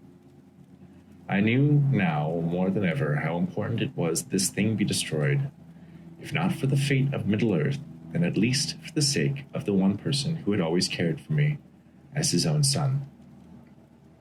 On 25 December at dusk, we said our farewells and began our quest. Elrond had provided us all with warm clothing and cloaks lined with fur. Such items came in quite useful during the earlier part of our travels. I do not recall much about the first days out from Rivendell, except that they were cold and quite miserable. We were cautious not to use fire except when absolutely necessary, for we dare not risk being spotted by the spies of the enemy by foot or wing. We headed south along the western knees of the Misty Mountains. The lands were rough and cheerless, through which we trod and stumbled. Progress was slow and the wind was unkind, but after a fortnight the weather to the south turned gentler. We made camp, and it seemed to Aragorn that the stillness was not altogether a good sign, for even the birds did not sing, nor could any other creature be found. We felt that we were being watched. Black crows flew overhead, Crabane, they were called, which were native to Dunland and Fangorn near Isengard, the dwelling of Saruman. They were quite out of their own land, and we felt that they had been sent and not strayed. For 2 days we marched on across to the east side of the Misty Mountains, over the pass of Caradhras. The climb up the mountain was difficult enough, but the sky appeared strange. We were besieged with a great snowfall, even at heights too low for such things. The winds blew and creaked fell cries on the air. Great rocks fell near us, and there was a little shelter to be found. Gandalf gave us all a ration of Elrond's liquor called Miraver. Our limbs were warmed for a while, but the storm's cold promised to be the death of us. We camped, and by the light of morning we saw great heaps of white snow before us. Even the path we had made during the climb was entirely lost in the drifts of the 2 men and the elf. It was Legolas who was not. It was so light of foot that it was scant shoes hardly made a dent in the snow beneath him. As he walked with us 3, we found our way again for Caradhras. The great Red Horn Mountain had entirely defeated us. We could not stay on the mountain another night. As we descended into the great slopes, the cold wind blew behind us until at last we made camp near the bottom. Whether by cold or beast, it no longer mattered how death might take us. So we dared a fire. Points of light in pairs peered at us like eyes through the dark from all directions. No ordinary wolves were these, for they were the fierce wargs of Radrad, sent to destroy us. Saruman had truly been in fair league with Sauron. Might have, by Palantir, told the Dark Lord of our journey, but the White Wizard and himself was the architect of our horrors, for Sauron might have already found us had he known his ring and its bearer were in the company. Legolas' keen eye landed a singular arrow through the neck of one beast who ventured an attack, but It was Gandalf who conjured a flame so robust that it set all the trees on the hill afire. By morning, no more beasts were to be found, only charred trees. Legolas's lonely arrows scattered upon the ground.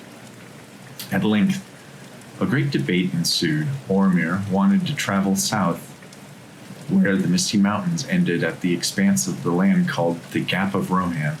But this put us on the ring right at the foot of Isengard, where Saruman dwelt, a risk too dangerous and beyond necessity. If we could not go over the mountain or around it, then there was but one choice: to travel under it. Glóin had once spoken of a menace awakened in the minds of Moria, and the very name filled us all with dread. It was Gandalf, who found but one dim hope in all this, that the enemy would at least expect this road to be taken. There was at least a chance, and our only one, that we would enter there and come out again. For Gimli, the thought of finding his cousin Balin was worth daring the dark detour. To reach Moria by nightfall was our quest, and we did so in reluctant agreement. Our feet ached by the time we reached the walls of Khazad-dûm. The gloomy lake that lay beside the road gave us little space to run in case of attack. For as faithful as Bill had been to us, it would have been more cruel to take him under the mountain rather than set him free. Sam was quite dismayed to let things, not only their bond has grown strong, but we all feared that the wargs would devour him before he could find a soft road. But Bill had as much chance of making it home as any of us.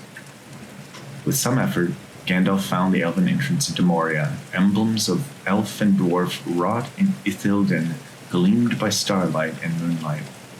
There stood, sparkling in the darkness, the immortal wakens of Durin, the tree of the High Elves, and the star of the House of Fëanor. The entrance was a smooth door of stone and quite impossible. In the ancient elven tongue were inscribed the words over an arch that joined two pillars. The doors of Durin, land of Moria, speak friend, and enter. How to open the door was our next challenge. Pippin's incessant questions distracted Gandalf, who was casting every spell he knew. As the wizard bristled at my young cousin and continued his attempts at opening the door, the howling of wolves once again filled the air. Boromir was impatient and took it out on the black pool of water at our feet. He threw a stone for sport, but I feared the water now more than the wolves, and begged that it not be disturbed. After a long guess, Gandalf said aloud the elvish word for friend, Mel. The door split in the middle and parted on hinges, afore invisible, and with little time to spare, Bill started in fear and dashed away into the night. The dark pool began to stir, and out of it sprang a tentacle, followed by 20 more. Like a host of snakes, it seized once and dragged beneath the surface. By a vile creature of the deep, it was Sam, and came to my rescue when he might have chosen to run instead of after the pony. He slashed at the beast with his knife until it released me. We rushed through the gateway, which on its own power shut the beast and all of the night out, and the company inside a tunnel into a cold blackness. It was the night of 13 January when we began our journey through the mountain.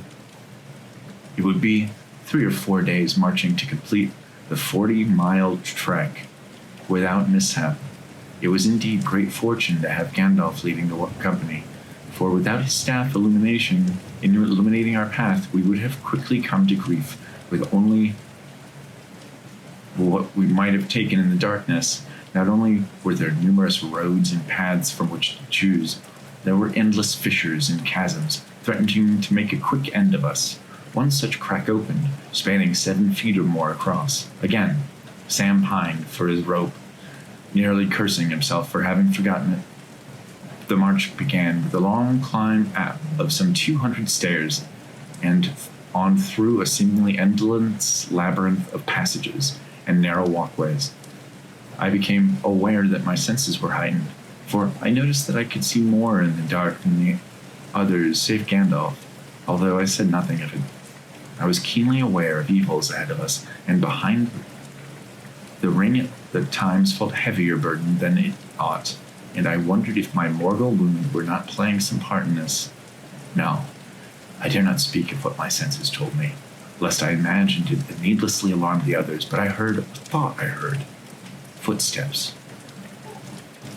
Bare footsteps of feet as we walked. No echo it was, for when we halted, the sound pattered in for a while before it again grew still.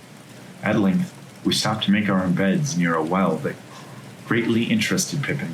My dear young cousin could not resist tossing a stoke into it, but the sound it made gave us a start. Gandalf had not the patience for his foolish tookishness, for the tooks of the Shire were known for their occasional recklessness, and nearly bade Pippin to cast himself in as a favor to the company. Something had been disturbed that might have been better left quiet, for soon there was a sound of tapping drums, like a code of a sort, echoing and answering. The sound trailed away and nothing more was heard, although Pippin was given first watch as he slept. Gandalf soon retired him of his punishment to assess the next leg of our journey. He roused us often a nearly ample rest, and we resumed our march. 8 hours passed, and 15 miles up were covered that day. In the gloom, I remained uncertain that we had been trailed.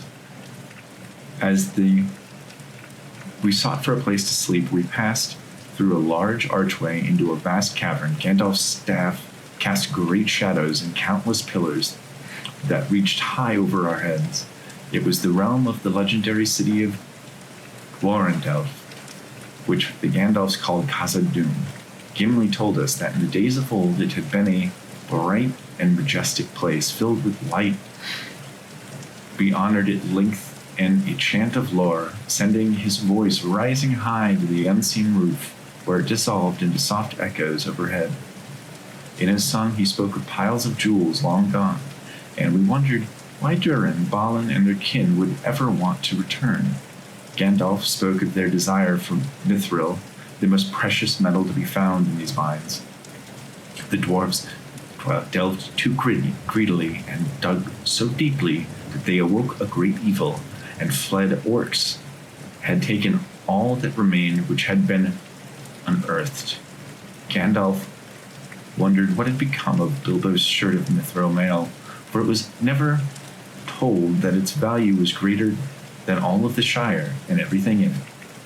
I shuddered at the thought of wearing anything of such value under my shirt, but I said nothing of it. The very mention of Bilbo's name only made me long to be with him in Rivendell once again. We slept, and upon waking resumed our march. It was 15 January when we came upon a large square chamber that appeared to me as a tomb upon a slab of deeply graven runes. In the tongues of men and dwarves was written, Balin, son of Fundin, Lord of Moria. Gimli was quite bereft and simply covered his face with his hood. We found a large volume upon which I plundered a box of wood. The book had been slashed and burned, as its pages so stained with blood that they could barely be discerned. Gandalf attempted to gather what information he could from the various dwarf and elf runes. The place had been overrun by orcs. The last lines were in the hand of Orin. Day, being the 10th of November, Balin, Lord of Moria, fell in Dimril Dale. He went alone to look in Mirrormere. An orc shot him from behind a stone. We cannot get out. We cannot get out. They have taken the bridge and the second hall. The pool is up at the west gate. The watcher in the water took Owen. We cannot get out. The end comes. Drums. Drums in the deep. They are coming. There, the handwriting ended. Suddenly, great drums shook the stone walls, horns and cries rang out, and many feet in great haste could be heard. Gandalf stole a glance and announced that orcs were approaching, and perhaps a large cave troll. Boromir threw himself against the wooden door and wedged it as best he could with stray, broken axe blades. Sting served me well, for even as Boromir's blade fell, notched from his hand while striking it, an intriguing orc arm, my blade severed the limb, whose blood dripped and smoked on the ground. The door was broken, and orcs streamed in towards us. How many there were could not be told, but they were dismayed by our unyielding defenses. After only 13 were felled, they fled and left us unharmed. But there was more. A large orc captain appeared with his followers. Clustering about him, he bore a vicious spear. The spear was hurled directly at me, pinning my right side against the wall. Sam hacked at the spear until it broke, during which time I saw it like a flash of fire, and Durrell coming down the orc helm. It bursted asunder and felled its owner with a cloven head. Gandalf commanded us to flee, as though it were foolish of us to be concerned about him. He detained our pursuers with spell unseen. As we fled the chamber, Aragorn swept me up, thinking that I was nearly dead, but I assured him that I was quite whole and not beyond the ability to use my own feet. We headed down a long series of stairs, and Sam, more concerned for my welfare than his own, helped me. Gandalf followed me, looking quite spent, and we continued our descent for nigh an hour more. At the bottom, there was no sign of pursuit, but the walls flickered with fire, and the air became hot and stifling. We raced for the bridge that spanned a great chasm, the bottom of which could not be seen, if it existed at all. The drums pounded with renewed vigor, and hundreds of orcs with swords and spears and scimitars swarmed behind the fire. There, 2 cave trolls with them, and Legolas took aim with his bow. Before he shot, the arrow fell to the ground, unused, as he cried out in despair that a Balrog had come. Gimli, who knew that this was Durin's bane, and his vast riddle of Elrond's counsel was solved at last. The narrow bridge could only accommodate us in single file.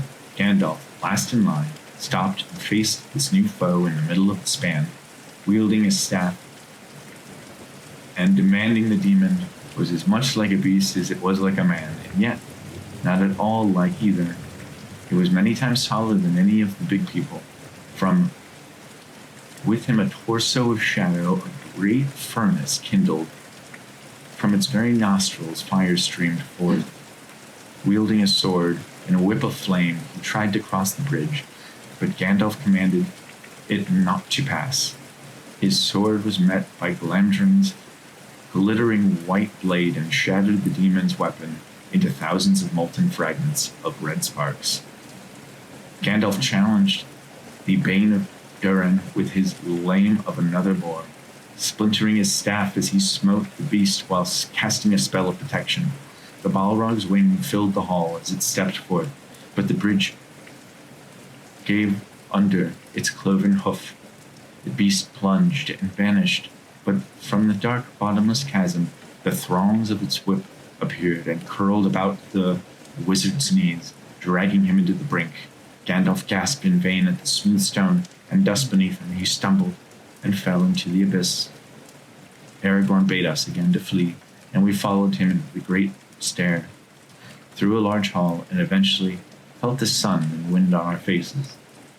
We did not stop until we were far out of bowshot of last. We rested and found ourselves wholly overcome with grief. We wept for a moment. On it might have been an hour, however long. We had hardly begun to mourn the loss of our dear friend and protector whom we loved, and whose wisdom we had come to trust for so many years, but we could not linger.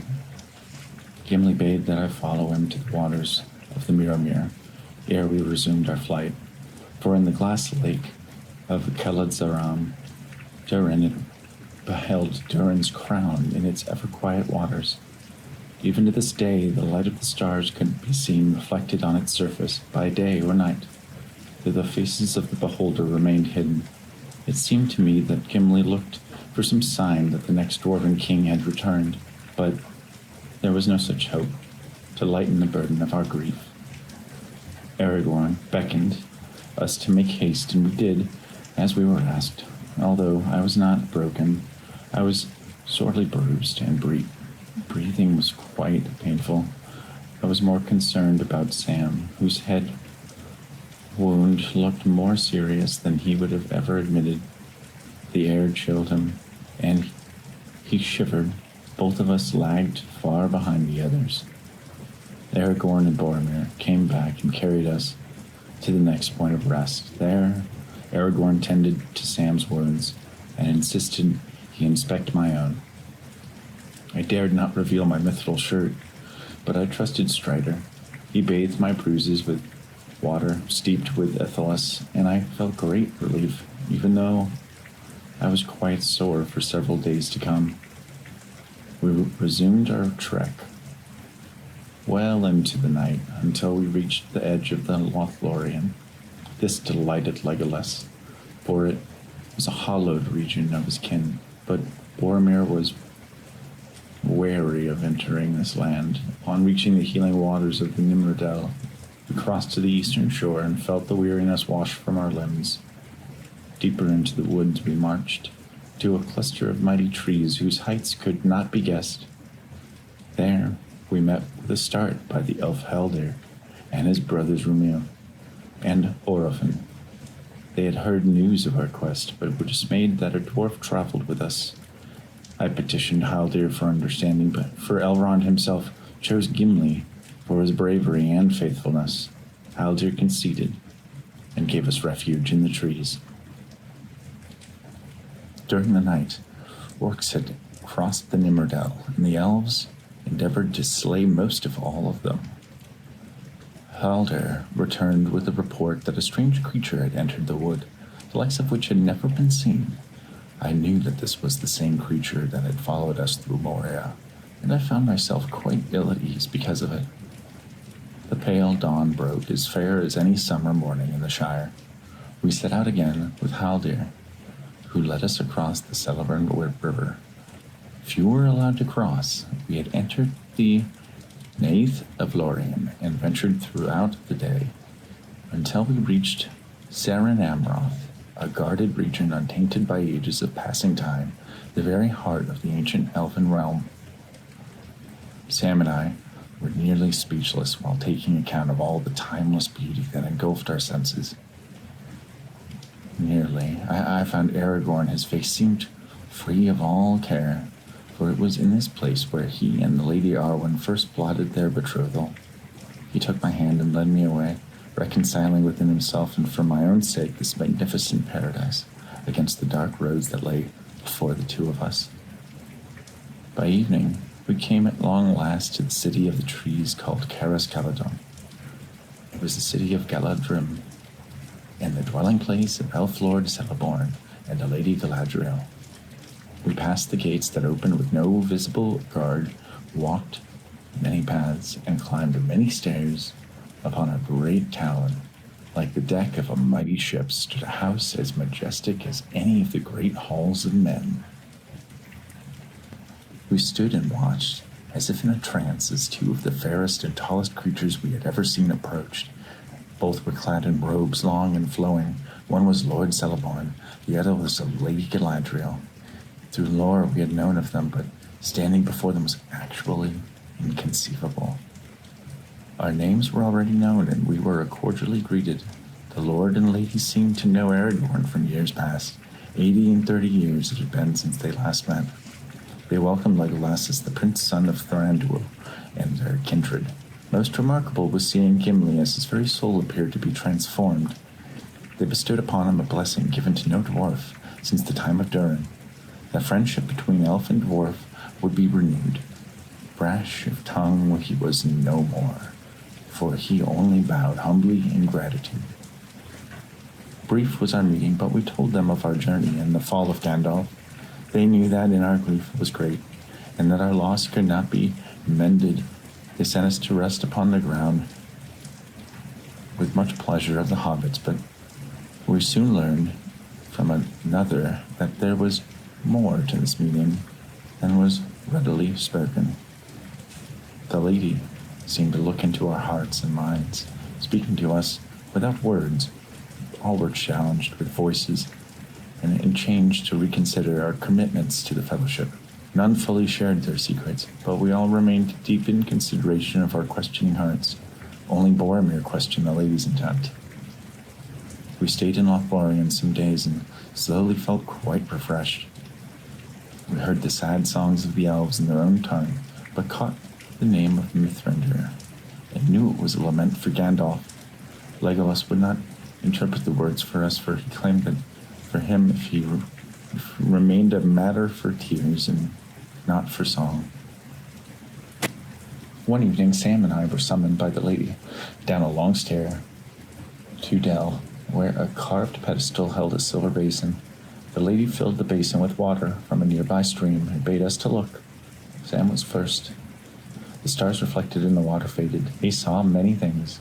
He told me he saw us sleeping on a dark cliff and then himself climbing a long winding stair. Then he saw the Shire in great trouble and wanted to go home right away. Then he questioned himself and decided to stay with me, but vowed to return to the Shire to set things right. As I peered into the basin, I saw a long road with the figure of one who resembled Gandalf dressed in white. I wondered if it was Saruman. Then I saw Bilbo resting in his room, surrounded by his papers on the reins. As the rains fell, swift scenes came and went of my recent experiences, and then there appeared many things I did not understand. The sea, numerous black ships, and a white fortress under siege. Then I saw a single eye that grew until it filled the entire chasm. It was lidless and wreathed in flame, a window into nothing. It was so terrible to behold that I could not cry nor withdraw my gaze. It searched, but it could not find me. The ring on the chain around my neck grew heavier than a great stone, and my head was dragged downwards. The water was seething. The basin had grown hot. The lady bade me not to touch it, and suddenly the basin was again a mere reflection of stars. I was frightened, for she knew what I had seen. She, too, was a ring-bearer, wearing one of the hidden three. I decided that the matter was too great for me, and offered her the one ring. Her desire for it overcame her and was suddenly transformed into a tall and terrible elf queen, filled with light, imagining for herself great power and domination. In the end, she was again gentle and beautiful, leaving the one ring and its destruction to me. The city of the trees felt so much like home that we knew it would be difficult to say farewell, but the time had come. We were given many gifts for our journey. There was plenty of lembas and elven whey bread. It was pleasant to taste. A few bites satisfied the traveler for an entire day. There were cloaks woven by the lady and her maids. There were other gifts. Merry and Pippin received belts of silver. Boromir received one of gold. To Legolas was given a Galadrim bow and quiver with many arrows. To Sam, there was plenty of rope, but also a box with a single seed of a great golden malorn tree nested in soil from the lady's own garden. Galadriel gave Gimli a single strand of her hair, which he vowed to encase in crystals as an heirloom to his house and a symbol of goodwill between dwarven mountain and elven wood. To Aragorn was given an eternal blade that would never notch nor tarnish. To him was also given a green stone set in silver brooch wrought in the likeness of an eagle, by which she bestowed upon him his name foretold of Elisar, the elf stone of the house of Elendil. To me, she gave a small phial of crystal that reflected the very essence of Erengil's star. For a moment the phial glowed. She told me that it would be a light to me in dark places when all of the lights go out. We were given 3 boats for the rivers would be our safest path. Sam and I sat with Aragorn, Merry and Pippin with Boromir. Legolas and Gimli, who had suddenly become fast friends, mastered the third vessel. Our gifts were complete, and our farewells had been said, and elfin song on the wind we floated along the silver road to where it opened wide onto the great river Anduin. It was difficult to determine just how many days we had floated upon the gentle currents of the Anduin. As the sickle moon rose that first night, it appeared just as it had before we entered the land of the immortal elves, where time seemed to hardly move, if it moved at all. We were grateful not to have seen signs of enemies, though by the fourth night Sam thought he saw a log with eyes. I thought he might have imagined it, but during my watch that night, I saw it too. They were the same eyes I had seen since Moria. Aragorn relieved me from my watch and believed that our tracker was none other than Gollum. This troubled my heart, knowing that every time I had seen him, we were attacked by orcs soon after. We sailed along without haste, husbanding our strength against weariness we knew would soon come. By the 8th eve of our journey by water, the land changed. Instead of barren trees on hilly banks, great walls of stone sprang up to form a canyon. The water flowed more rapidly, and we struggled to check our boats. The sound of orc arrows speeding past our ears meant we were easy targets. One arrow smote me in the back, but the shirt of Mithril again proved to be worthy protection. Other arrows missed or nearly missed us. We paddled on to calmer currents and laid the boats ashore. At that moment, Legolas cried out as a great dark shape flew towards us from the south. I felt a deadly chill as the distant memory of my mortal wound overtook my senses anew. I saw nothing, but heard Legolas's bow twang.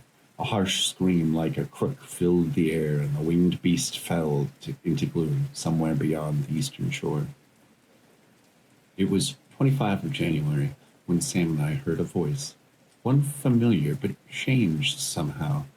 It was not the Strider we had met at Bree who bade us to behold the pillars of the Argonath, but it was Aragorn, Elisar, who spoke in that moment. Proud and strong was his voice as he hailed the likenesses of his sires of old, hewn into the massive stone walls on either side of the river. Isildur and Anarion flanked the pass and towered high, looking northward over the Anduin, with arms outstretched in warning.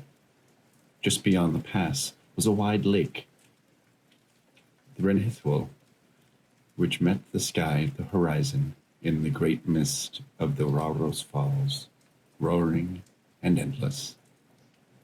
The 10th day of our journey was over, and we rested under the shadow of the hills. The morning broke with red clouds like burning flames. Sting's pale glow warned of orcs in the distant eastern shore, where the company would go next had not been wholly settled. But my path clearly led to Mordor. Boromir was determined to return to Minas Tirith. Aragorn was torn between traveling with Boromir or with me. The decision was given to me, and haste was required. I departed to be alone with my thoughts for just an hour. Wandering aimlessly uphill, I came to a grassy place and paused. Unfriendly eyes were upon me. I turned to see Boromir. To my surprise, his face was smiling and kind, as if nothing said at Elrond's counsel had been heeded. He spoke once more of the ring being used as a weapon against the enemy, not wanting it destroyed. His gentle words sounded like wisdom to my ears, but my heart warmed to me that evil intent brewed behind his gaze. Soon, he strode up and down in a fit of senseless reason, of imagined victories as if it were not there. Although a great fear of him filled me, I was grateful to hear his words, for my mind was clearer because of it. As Boromir spoke, I thought of many occasions when I had tried to give the ring away. I had offered it to Gandalf, but he bade me not to tempt him.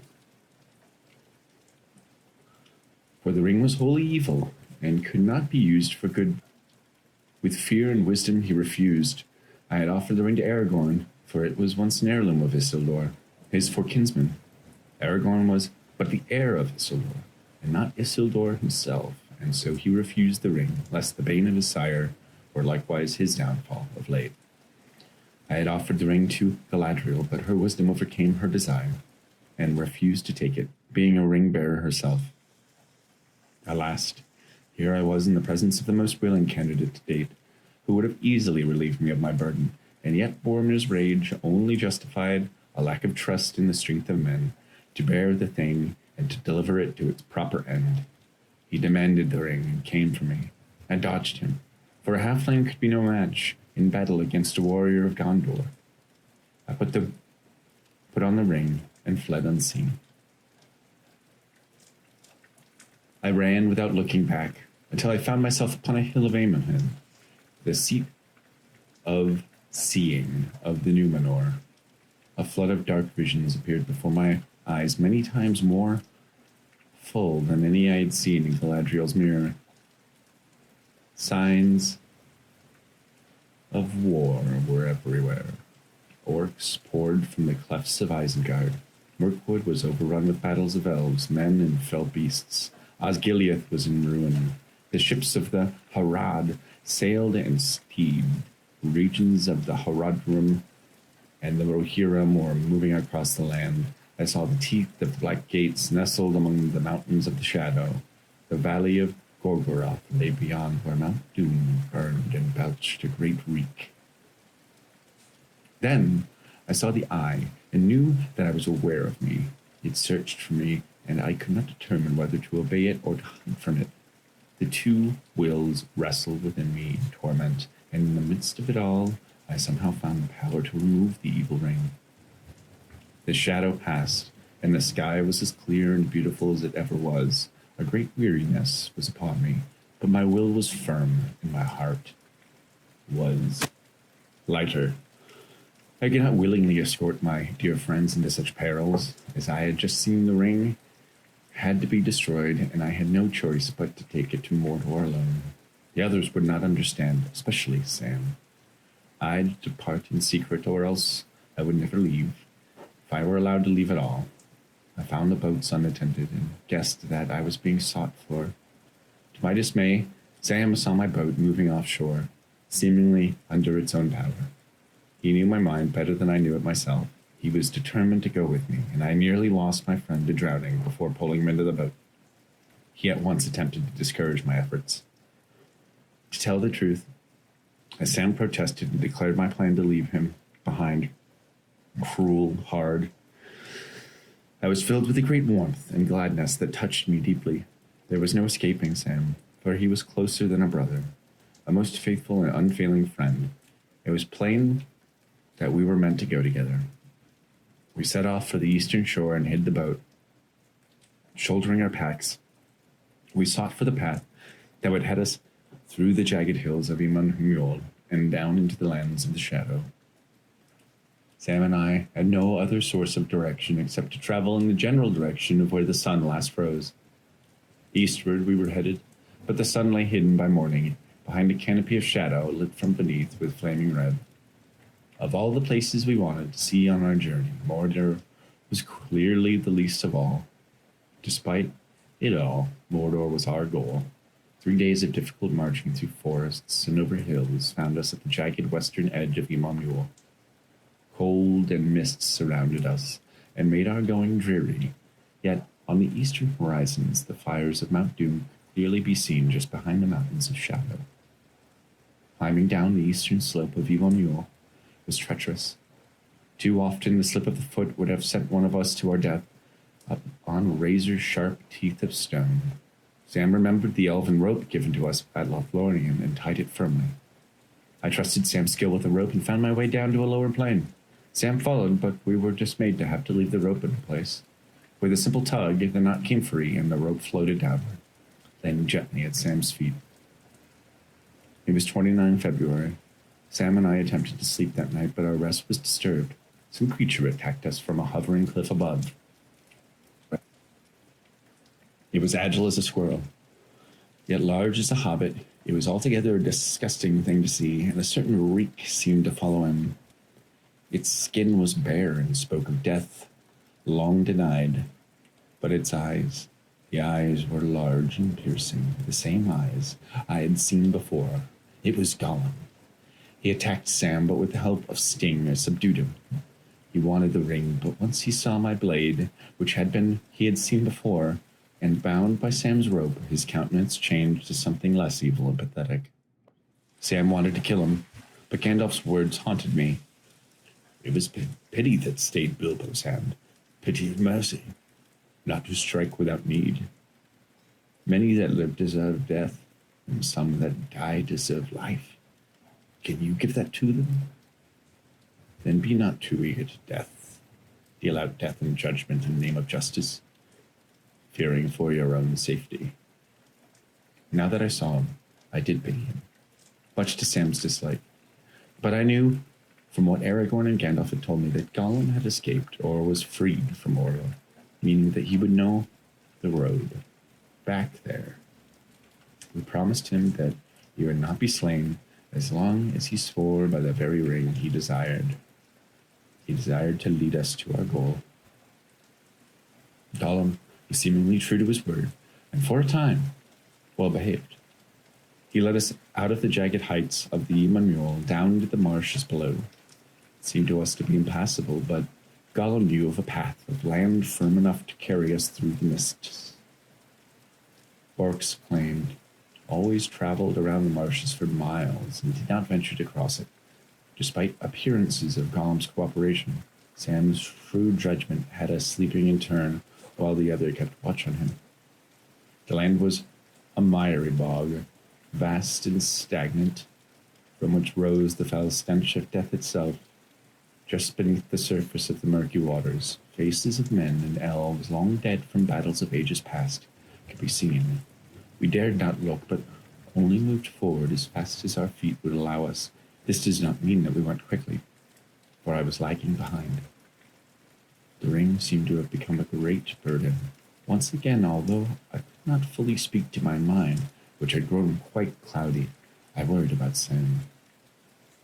He knew what effect the ring would have on me, and yet I knew very well that my countenance and acceptance of Gollum was slowly coming between us.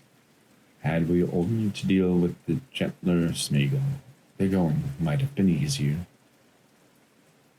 After another long trek, we took cover to hide from the Nazgul who had abandoned their steeds and had now taken to wing. Although the ring had been out of his keep for 77 years, its influence and desire for it remained strong. Beyond mere desire, Gollum shunned the light of both the sun and moon and would only guide us under cover of total darkness. Because of the lingering threat that Gollum's evil side might emerge at any time, as we drew closer to the end of our journey, Sam was ever vigilant. I knew that he felt forfeited his hard-earned sleep for my sake. Early one evening, as I roused from a sound rest, I found Sam and Smeagol engaged in conversation. Rather, it was Sam suspiciously listening to Smeagol, who sounded as one who had nearly been caught in a questionable act. It was the evening of El March when we reached the Black Gates. It was here that I released Smeagol from his oath and set him free. He seemed not to want to leave and also forbade me not to enter the realm of Mordor at this location. It was here that he spoke of a new way into the Dark Land, one he had not mentioned before. Sam was even more suspicious of him. I was overcome with choosing which manner of death would most likely include the destruction of the ring, for death was a bitter certainty in our minds, and no matter how the odds were reckoned, yet it seemed true enough that entering Mordor through the Black Gates would not only mean death, but also a failure in my mission. As I debated the matter in my own mind, we watched legions of strange men from lands to the south and east marching into Morannin's front door. 2 watchtowers like teeth on either side of the gate were heavily guarded. No doubt Gollum's secret way must also be carefully watched. But I now saw that my original plan would be quite impossible. I had no other choice but to chance Gollum's counsel. At dark, we set off southward along the feet of the Mountain of Shadow. For a time, it seemed that the eye watched over every move until a strategic curve in the mountains stood between us and the tower of Minas Morgul, where the eyes of Sauron dwelt.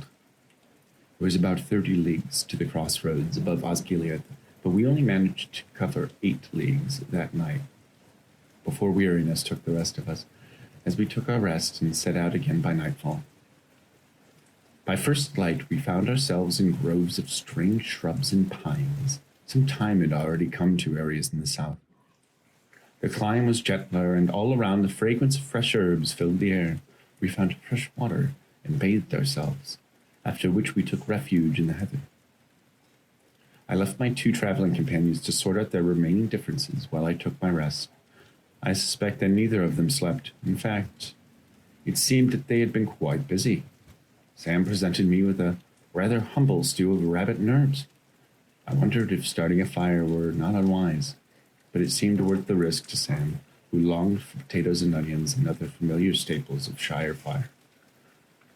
Nonetheless, the stew was hot and welcome, changed to days of lembas and rations of water.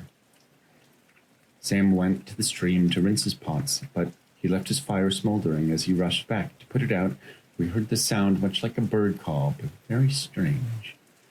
We're really a bird making that sound. Suddenly, we encountered 4 of the big people and felt that our journey had met its end. Clad in green and brown hoods, with long arrows and keen swords, I thought at once of Boromir, whom one of the men in particularly resembled. He introduced himself as Faramir, captain of Gondor, and he questioned me sorely. He and his men were wary of all travelers in the land of Ithilien, and were dedicated to the cause of protecting it against the southern and foreigners in service of the enemy.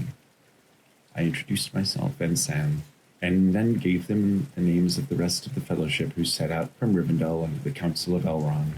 The very name of Boromir roused great interest among the men, an interest that was not entirely rooted in trust. They hardly understood what a halfling was, and clearly doubted whether I actually knew Boromir. To garner Faramir's trust, I recounted a dream that Boromir claimed to have shared with his brother. Seek for the sword that is broken. In Imladris it dwells. It was the vision that led Boromir to Rivendell, a vision that only Boromir and his brother could have known. I told him that the sword was in Duril, reforged, and that Aragorn was its bearer, the heir of Isildur. I also told Faramir that I was the halfling of the dream's riddle, of course, revealing that this fact raised more than questions than it settled, for it was by the halfling that Isildur's bane itself would be delivered. I feared that the ring would be taken by these men with good intent to a fell, and Faramir departed to battle as more Southrons encroached nearby. Sam and I were left under the watch of 2 of his guard and eventually found ourselves engaged in fairly friendly conversation with them. As the sun reached its highest point in the sky, a great noise ensued and seemed to draw nearer to our camp. The 2 men escorted us to a bushy cliff so that they could survey the matter while retaining careful watch on us. Southrons were fleeing from the arrows of Faramir's rangers. Sam found the battle disquieting, but he was delighted to see a real Oliphant run through the meadow below. This Mamak, as our captors called it, was a sight to behold, and not easily forgotten. It had legs like tree trunks and ears like the sails of a large ship. Its long, snake-like nose was flanked on either side by great horns of ivory. It carried hordes of men on its back in a structure that would have made for a sizable house. The ground quaked as it walked. It was good to see Sam, lighter of heart.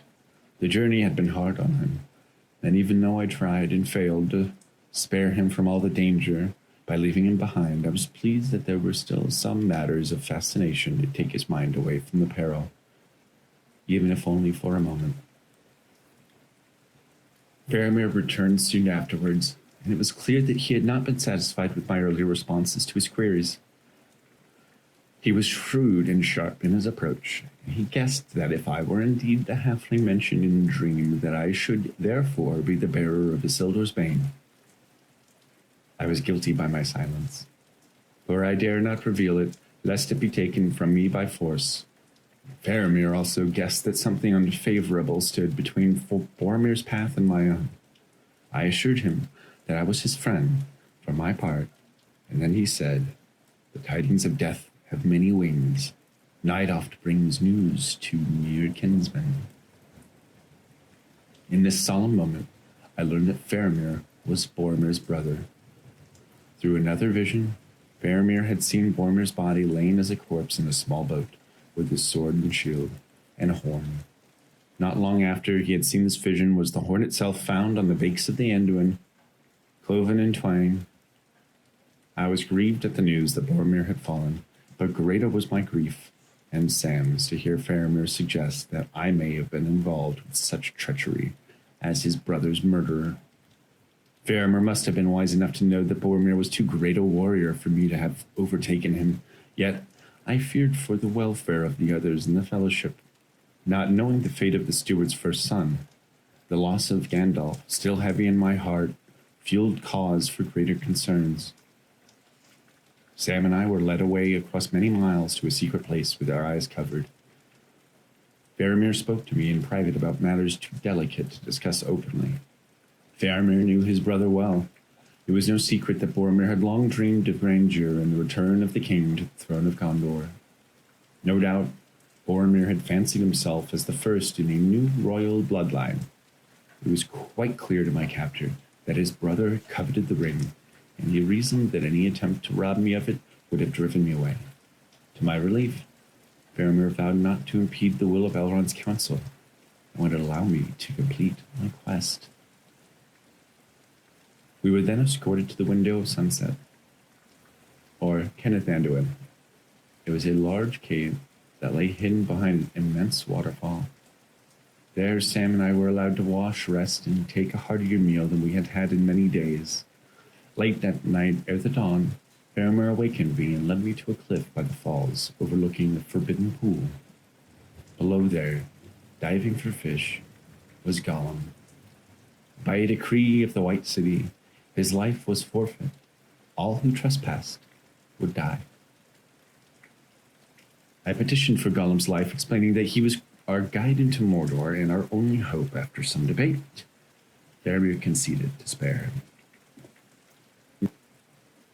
For my sake, as long as I would answer for him, yet I was warned and discouraged against taking Gollum's secret passage, for it was known that a nameless sphere dwelt in Cirith Ungol. So it was called. Faramir set us free, with his blessing, although he reckoned hope against hope that our paths should ever meet again. Traveling by day was now possible, because the sky was heavily shrouded with gloom. The yellow face of the sun, which Gollum loathed, was no longer a threat. The land became forest, under which we welcomed secret cover. The nearer we came to the crossroads, just north of Osgiliath, the more eagerly Gollum wanted to travel by night. We reached the crossroads on 9th March, and saw the Morgul hosts setting forth towards Minas Tirith, wondering if Faramir and his men would be safe. Night fell like a thick blanket, and we feared this to be our last sunset. At length, we reached a deep gulf of shadow that ran back far into the mountains. At some distance, the tower of Minas Morgul could be seen. All about it was dark, except for the dim light of death that issued from somewhere within and illuminating nothing. We went forth, crossing a white bridge over stagnant water, from which a cold steam rose. My senses reeled and my mind darkened. I stumbled forward under a will not of my own, as one who had just lost the gift of sight. I was drawn toward the loathsome Morgul gate, saved only by Gollum and Sam, who led me to a gap in the stone wall. There we hid ourselves, and none too soon the ground quaked, and the Orodrun came alive. Its thundering wrath echoed through the mountains with anger. Overhead were splashed with crimson, and Minas Morgul answered. Vivid flashes of lightning flared, and forks of bright blue flame sprang up into the sky. A shriek, dreadful and deafening, pierced pitch beyond hearing, heralded the presence of the Lord of the Nine. He lingered, as if he sensed a strange power was near. My old wound throbbed with pain, and a great chill spread across my very soul. I was helpless to do anything but watch watch my hand climb towards the ring on the chain around my neck, in obedience to some alien will. Somehow, I felt a lump in my pocket and recalled that it was Galadriel's nearly forgotten file. Even as I touched it, thoughts of the ring left me, and the Wraith King departed in haste. Great hosts, rank upon fell rank, issued forth from the Morgul gate. Legions of swordsmen and great cavalries of horsemen passed beneath us. When the last speak had passed, we followed Gollum towards the winding stair. Upwards we climbed, but not in haste, as Gollum demanded. The path was narrow and as steep as a ladder. Quickly, we were aware of the long, sheer drop into blackness, only a careless slip away. The roughly hewn stairs were worn and spaced unevenly, giving away even under a hobbit's foot. We struggled on until we reached a narrow cliff, only to learn from Gollum that a second longer climb lay ahead. We climbed on up hundreds of feet above the Morgul Vale. This stair sloped backwards as it wound upwards, and was somewhat easier to manage because of long last. In a cleft between two pillars of rock we rested, and shared portions of what lembas and water remained. Sam and I huddled together and took our rest, but Gollum had disappeared. This was not unusual for him to wander off while we slept, for we reasoned that he was in search of for food, more to his liking, or for shelter from the sun. His departure now worried us, for there was neither fish nor sun to send him away.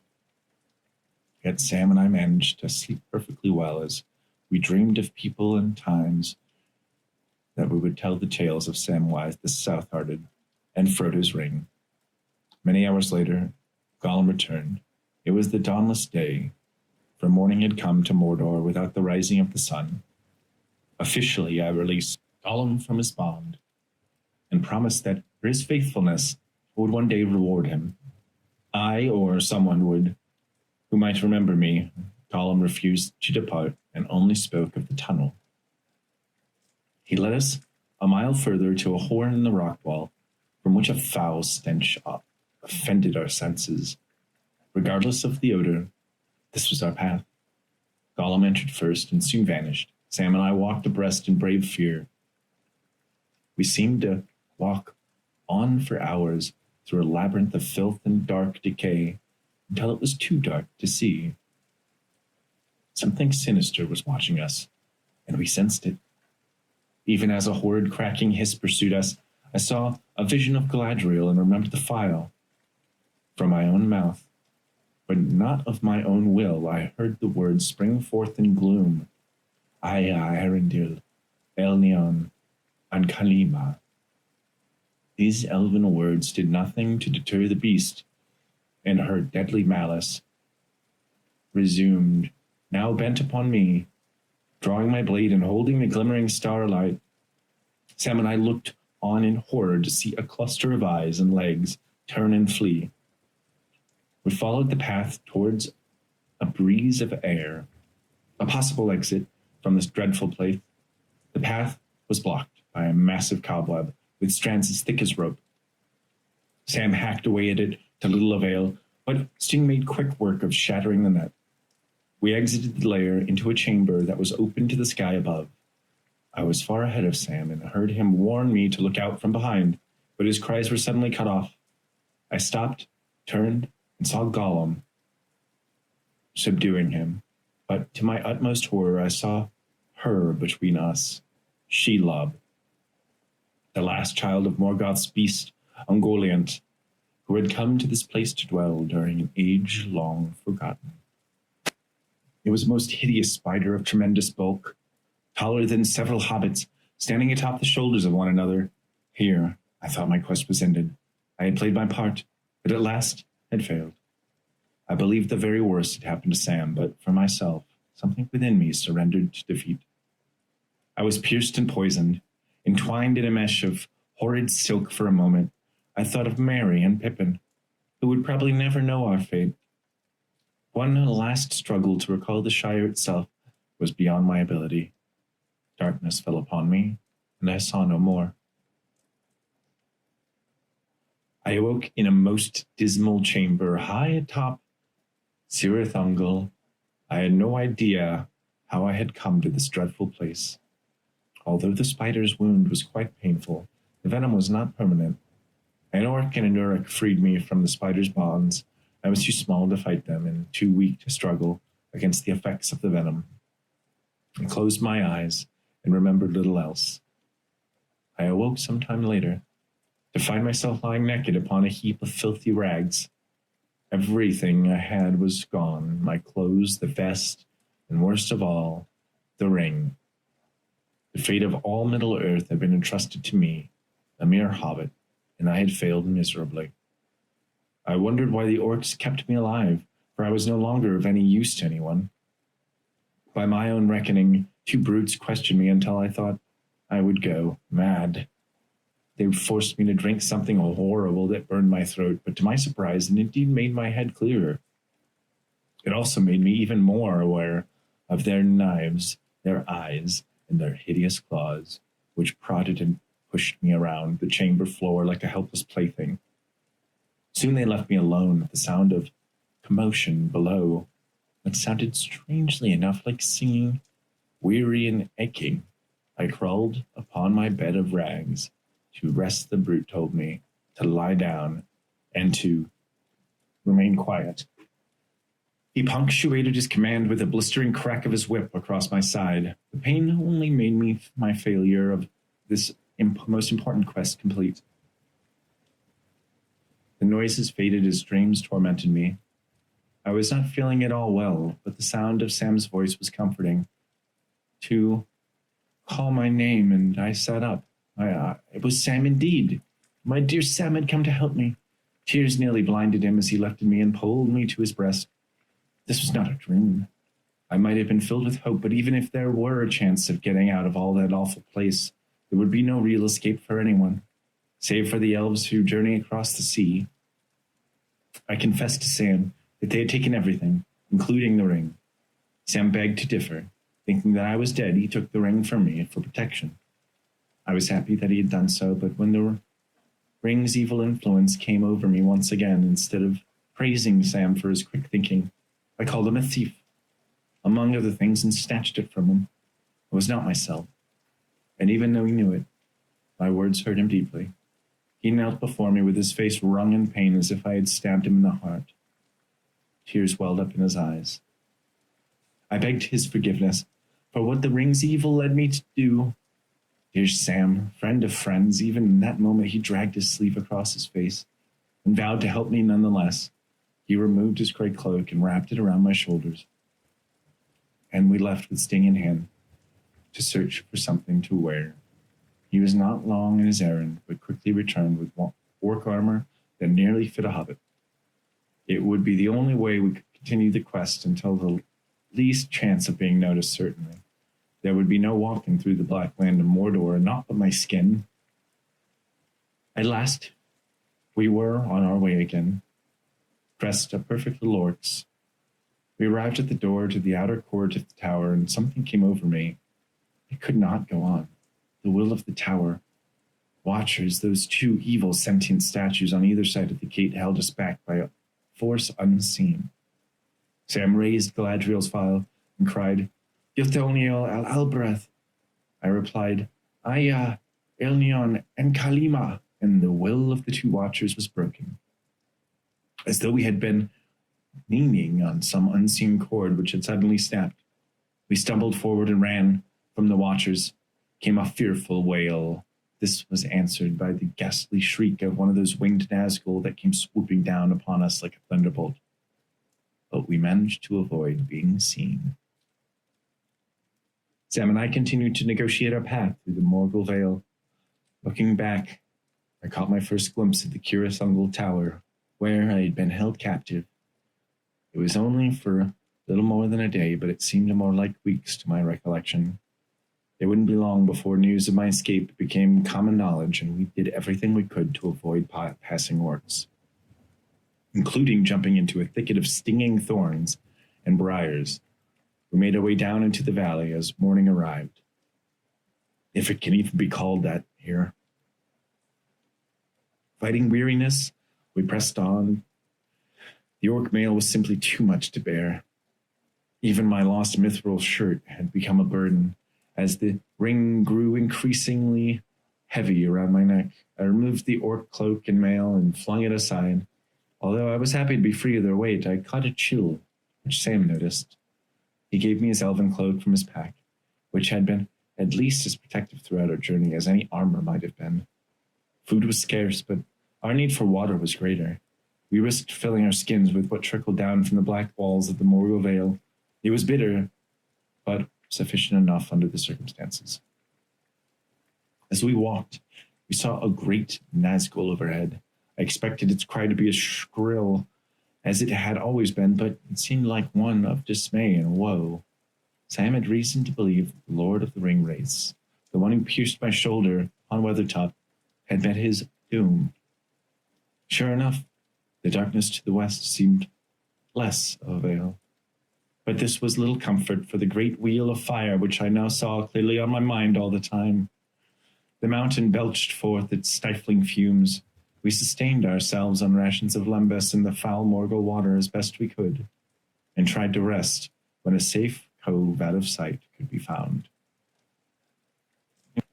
It was now 18 March. 3 days it had been since leaving the tower. Many times we managed to avoid being seen. Only now did our luck fail us. Before dawn, we heard the sound of orc feet behind us. The wall to one side was sheer and slick. To the other side, a dark pit of gloom. We were trapped at last and could do nothing but sit against the rock wall in hopes that the orc army would pass us by. Fierce Uruks commanded the troops. One of them found us and forced us with cracks of his whip upon the legs to run at a brisk trot that went on for about 18 miles. I stumbled and fell, but Sam caught me with what strength he had remaining. I thought I saw him reaching for his sword, as if by some final sense of will he had planned to have his revenge on the brute who drove us mercilessly on.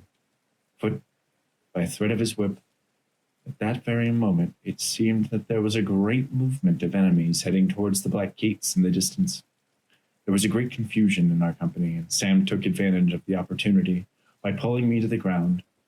We crawled to the trampling feet of the orcs, over the further edge of the road. Once we found our way out of range of the orcs' torchlight, weariness overtook us both until morning.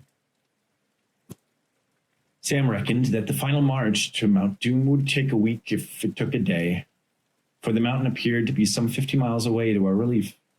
No orcs or Uruk could be found anywhere, so we pressed on. It seemed that we had no more use for our supplies to the rest of our orc bear. We cast what was not essential aside. Poor Sam, he tossed away his cooking gear, which might have been some use if we expected to make the journey home, but no such thoughts occurred to us. It was take all we had left behind between us to complete this errand. Life beyond that was uncertain and unrevealed. At one point, I thought I had heard Sam speak again of Gollum. Although we had not seen him for many days, I could not find a reason for this, but I suppose that Sam might have been taking every precaution on my behalf. Such reasoning was quite beyond my ability, for even if I had retained the desire to speak, I had certainly lost the will to do so. The weight of the ring had grown worse, a burden on the body and a torment to the mind. I could no longer remember the taste of food, the feeling of water, the sound of wind. I had no memory of tree grass or flower. No image of moon or star remained. I was naked in the dark, with no veil between me and the wheel of fire. I now saw it with my waking eyes.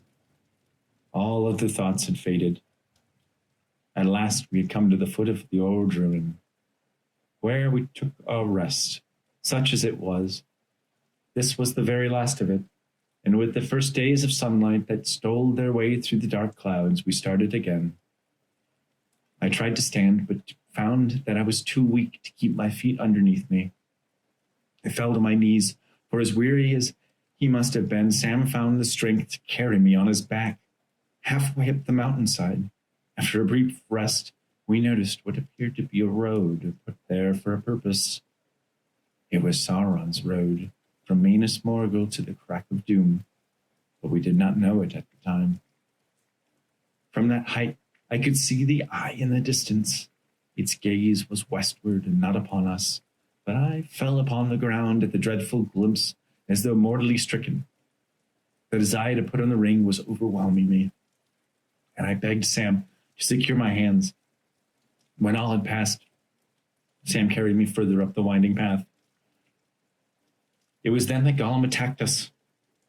He was desperate, haggard and starving, little more than a truss of sallow skin and bones, burning with fear and insatiable desire. He wanted the ring, but Sam dealt with him, bidding me to venture on alone. There was a roar, and a great confusion of noise. Fires leapt up and licked the roof. The throbbing grew to a great tumult, and the mountain shook. Sam held me outside, and there at the mouth of Samath Nor, we gazed out upon the plains of Mordor with horror and wonder. Orodruin heaved and cracked, belching fire from its summit. The skies above burst into thunder, seeked with a lightning, sending down a torrent of black rain. In the midst of this, the Nazgul came. Caught in the tempest of fiery bolts, they crackled, withered, and were extinguished once and for all. Even in the midst of the ruin, there was great joy, for the deed was done at last.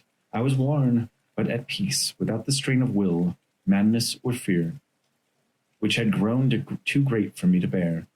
Gandalf once told me that Gollum would play an important role in all of this before it was through. At the very last, the tormented creature did what I myself could not do. Although I had only lost a finger, it cost him his very life. Therefore, I must forgive him for his deceit and his wretchedness. Without him, I would never have found the road to Mordor at all, and the ring would not have been destroyed. Here, still by my side at the end of all things, there was my dear friend Sam. He loved me even when I was not myself. He forgave me when my words all but destroyed him. He fed me, clothed me, and even carried me when I could go no further on my own. From danger to danger, he found such boundless, unfailing strength in his stout heart without a care for his own fate. For as much as I had hoped to protect him from the perils of this journey by leaving him behind, I would not have gone very far without him. Sam would neither ask for nor expect any reward for his deeds. But even if I were to offer my life for him, I am sure that he would try to find a way to spare me. Perhaps the only way I could ever show my gratitude would be to honor him by being the kind friend to him that he has always been to me. There, on the side of the Angerd Mountain on 25 of March, we found ourselves surrounded by fire. Our road was entirely impassable. Our only refuge was a mere island of jagged stone floating in a sea of lava. Even in this bittersweet moment, Sam, whose spirits never seemed to dampen, spoke of the tale of Nine-Fingered Frodo as though it were worthy of telling as the tale of Baron One Hand and the Great Jewel. Alas, we knew not of our fate. So we gazed northward to where the cold wind blew away the dark clouds. We closed our eyes and saw no more of Mount Doom. Such a dream it was, or so I thought. Upon opening my eyes, above me hovered boughs of fragrant beech trees, through which gentle rays of the morning sun glimmered green and gold upon the young leaves. I was upon a soft bed. My old clothes had been removed and replaced with a fresh gown of linen. My wounds had been tended. My right hand covered in clean bandages. The ring finger was missing. It had not been a dream after all. Lying next to me on a very sound sleep was Sam, although I knew not at the time. The dawn was still fresh, and I dare not wake him. Again I dozed until the sound of a familiar voice, laughing and crying, woke me. It struck my ears as sweet music, for I had not heard the sound of laughter for many days upon my eyes. I saw Sam sitting up, and standing before us was Gandalf. Gandalf! He had fallen while fighting the Balrog in Moria. Never did I expect to see him again. Yet here he stood, robed in white, no longer the gray pilgrim. His hair and beard were like pure snow glistening in the sunlight. No more would I grieve for him. My joy might have been complete were my tale to end at that moment. We were in a field in Ithilien, Gandalf told us, that the great eagle Gwahir found us on the mountainside. With him were Landroval and Mandledor, the swift, who bore us far away, out of the darkness and the fire. Gandalf also assured us that a great shadow had departed our world.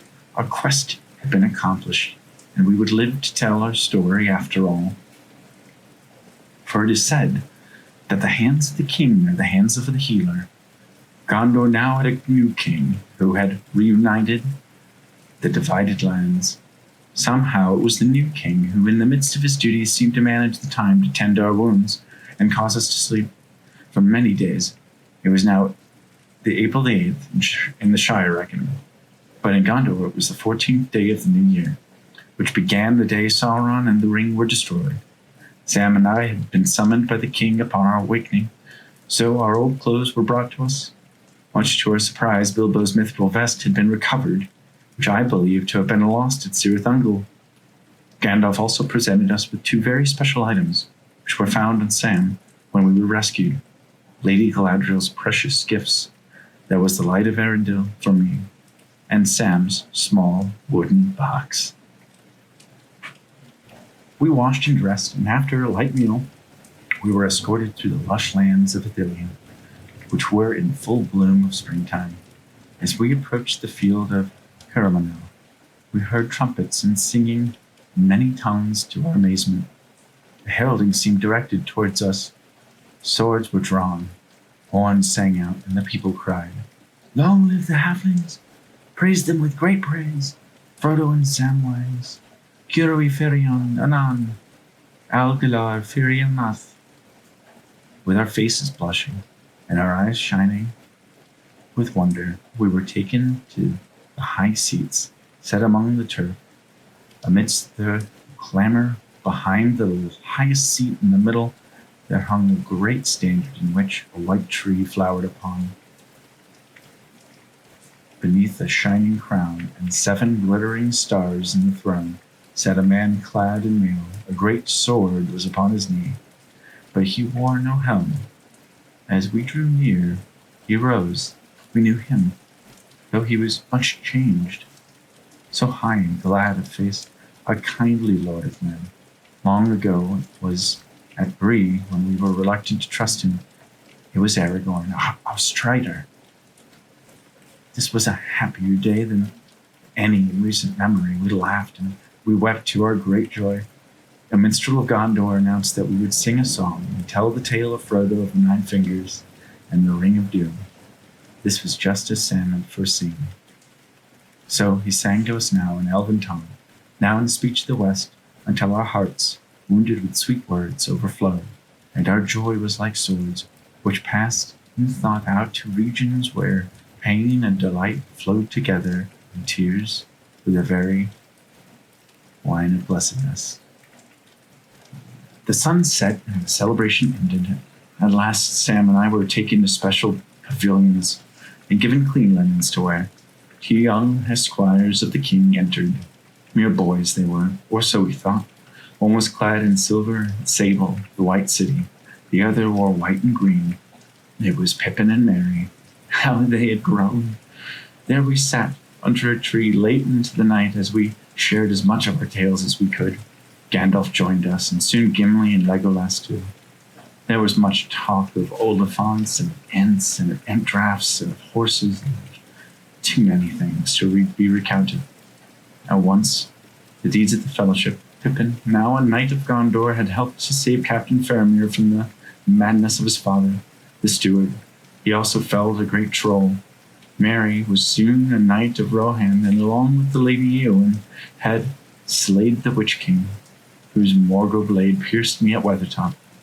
Moreover, it was Gandalf, Legolas, and Gimli, along with the captains of the West and their forces of men, under the leadership of King Aragorn, who wagered their very lives by drawing the Morgul army out of Mordor for my sake. and the sake of all of Middle-earth. There in Ithilien we stayed for many days in fellowship until the eve of May. For with the dawn Aragorn would enter the gates of the city as king. When morning arrived, the captains of the west headed great hosts to the entrance of the city. There stood Captain Faramir, now steward of Minas Tirith. With other captains of Gondor besides him stood the beautiful Lady Rohan.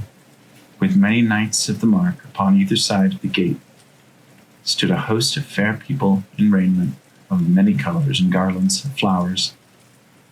Then Aragorn came before us, clad in black mail.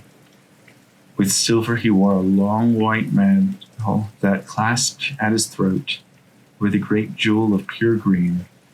With him were Eomer of Rohan, Prince Imrahil, and Gandalf.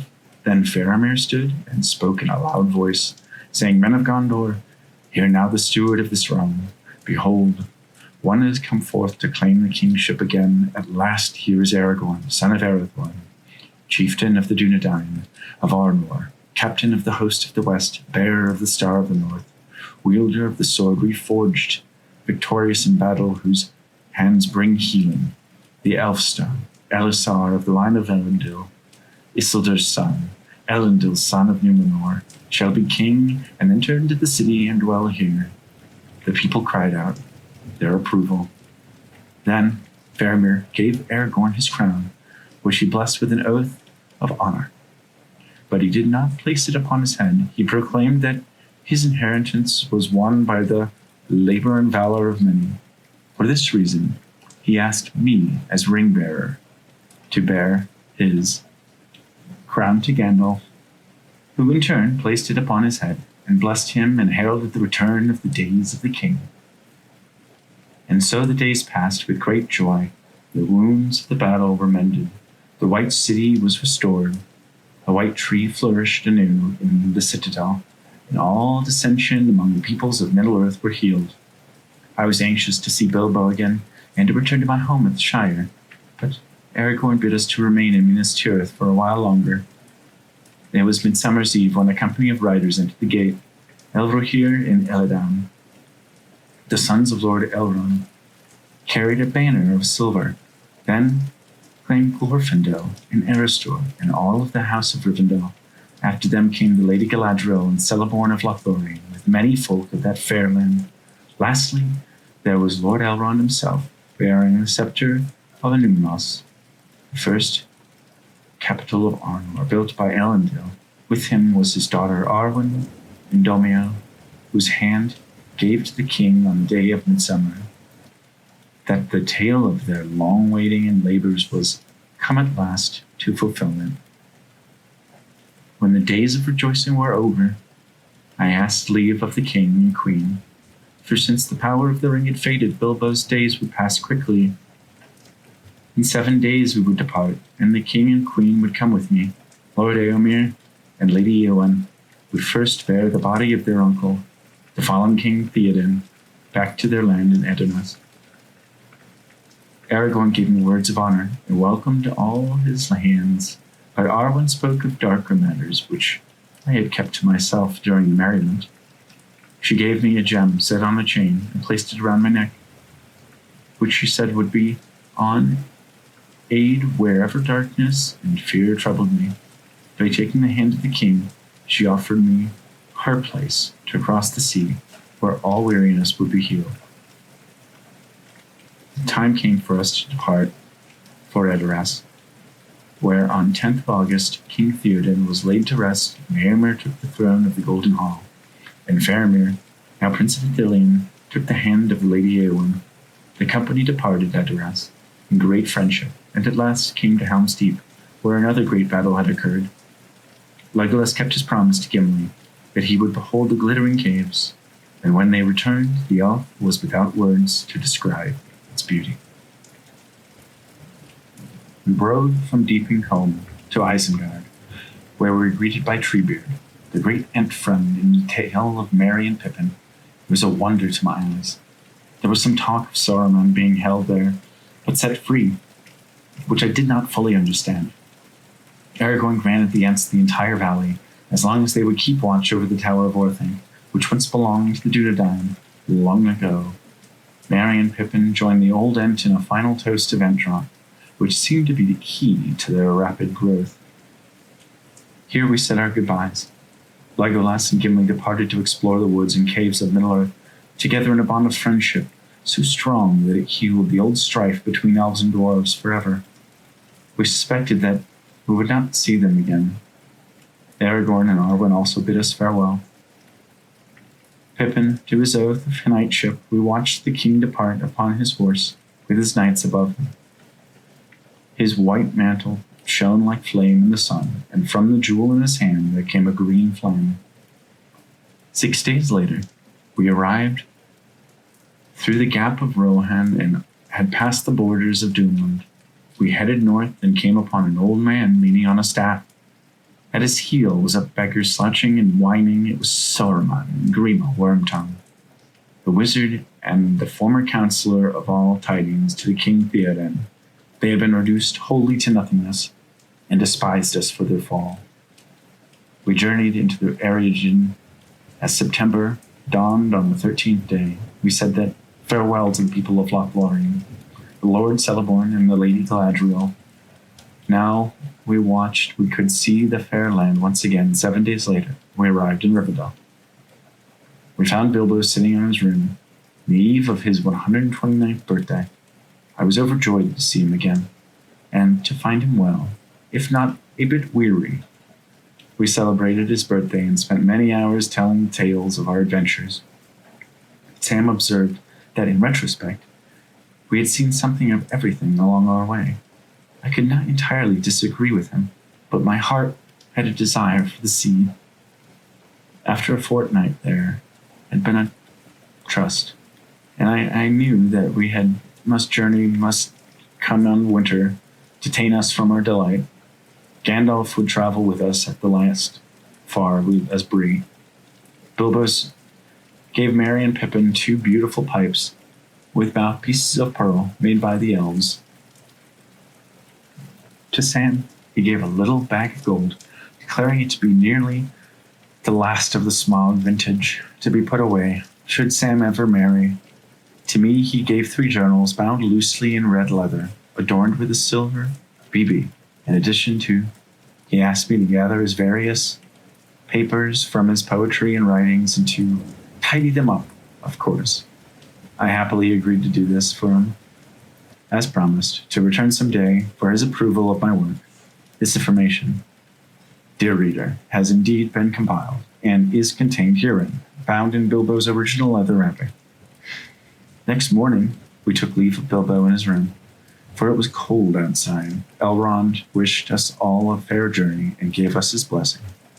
But he took me aside in confidence that it would not be necessary for me to return. He said that he himself would be taking Bilbo through the woods of the Shire, and no one else heard these words, and I kept them quietly to myself. We were eager to see our home again, but we rode slowly. I was feeling ill-ease upon reaching the ford of Brumer. The growing pain in my shoulder caused me to pause. Memories of darkness were again heavy upon me. Although I would see the Shire again, I would not be the same, having been wounded with the knife stain and tooth. Gandalf noticed my discomfort, but he said nothing. By the end of the next day, I felt much better, almost as if there had been no uneasiness at all. The days passed quickly. Out at length, we reached Weathertop again.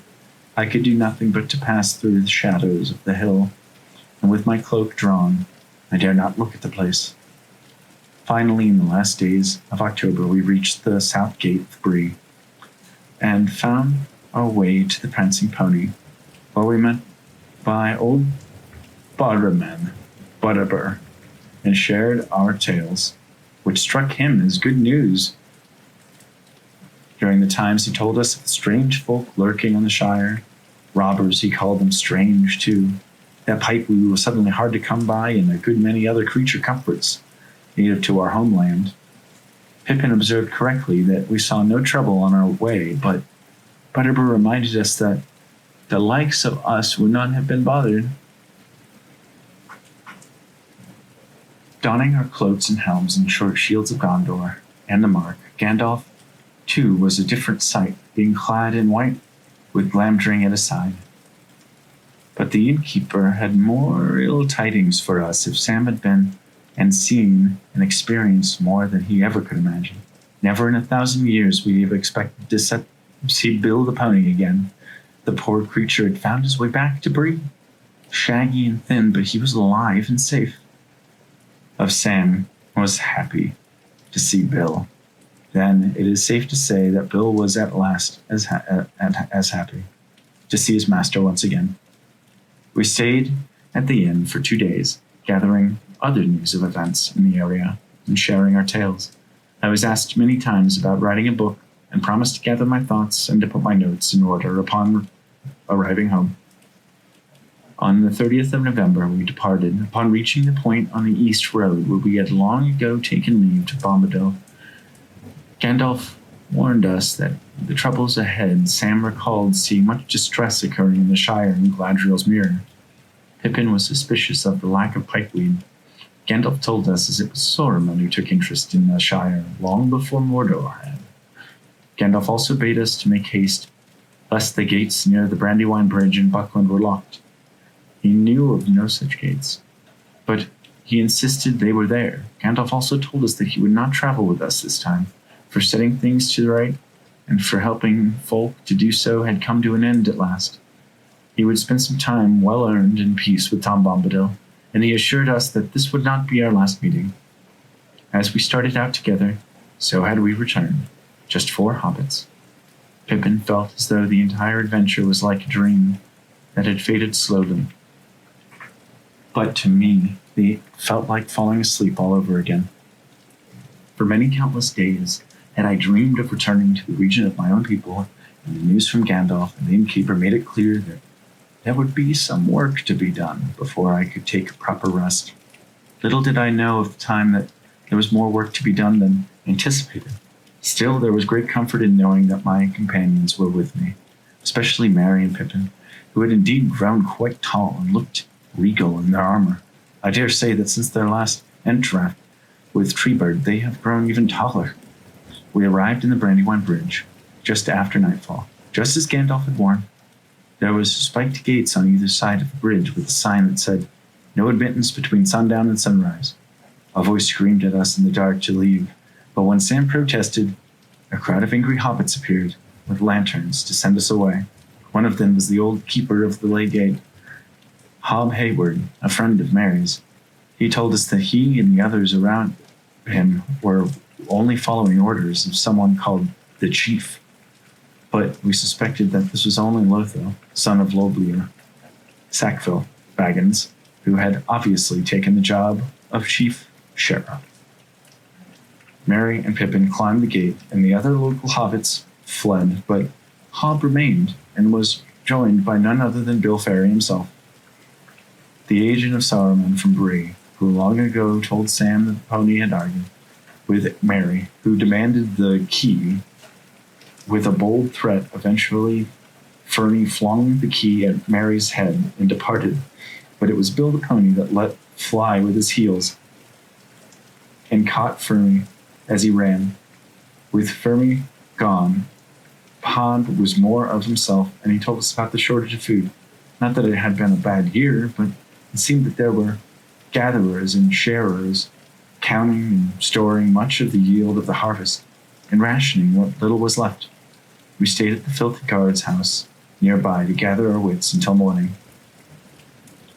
Although it was 40 miles to Bag End, the chief had very efficient means of gathering news. Word of our trespassing would arrive at Hobbiton before we would get the next morning. We set out along the east road, and by evening we arrived at Throgmorton. Here we were placed under arrest by a dozen hobbits, sheriffs, and charged with an array of absurdities, much to the dismay of the arresting sheriff. I and my companions roared with laughter and refused to be taken custody.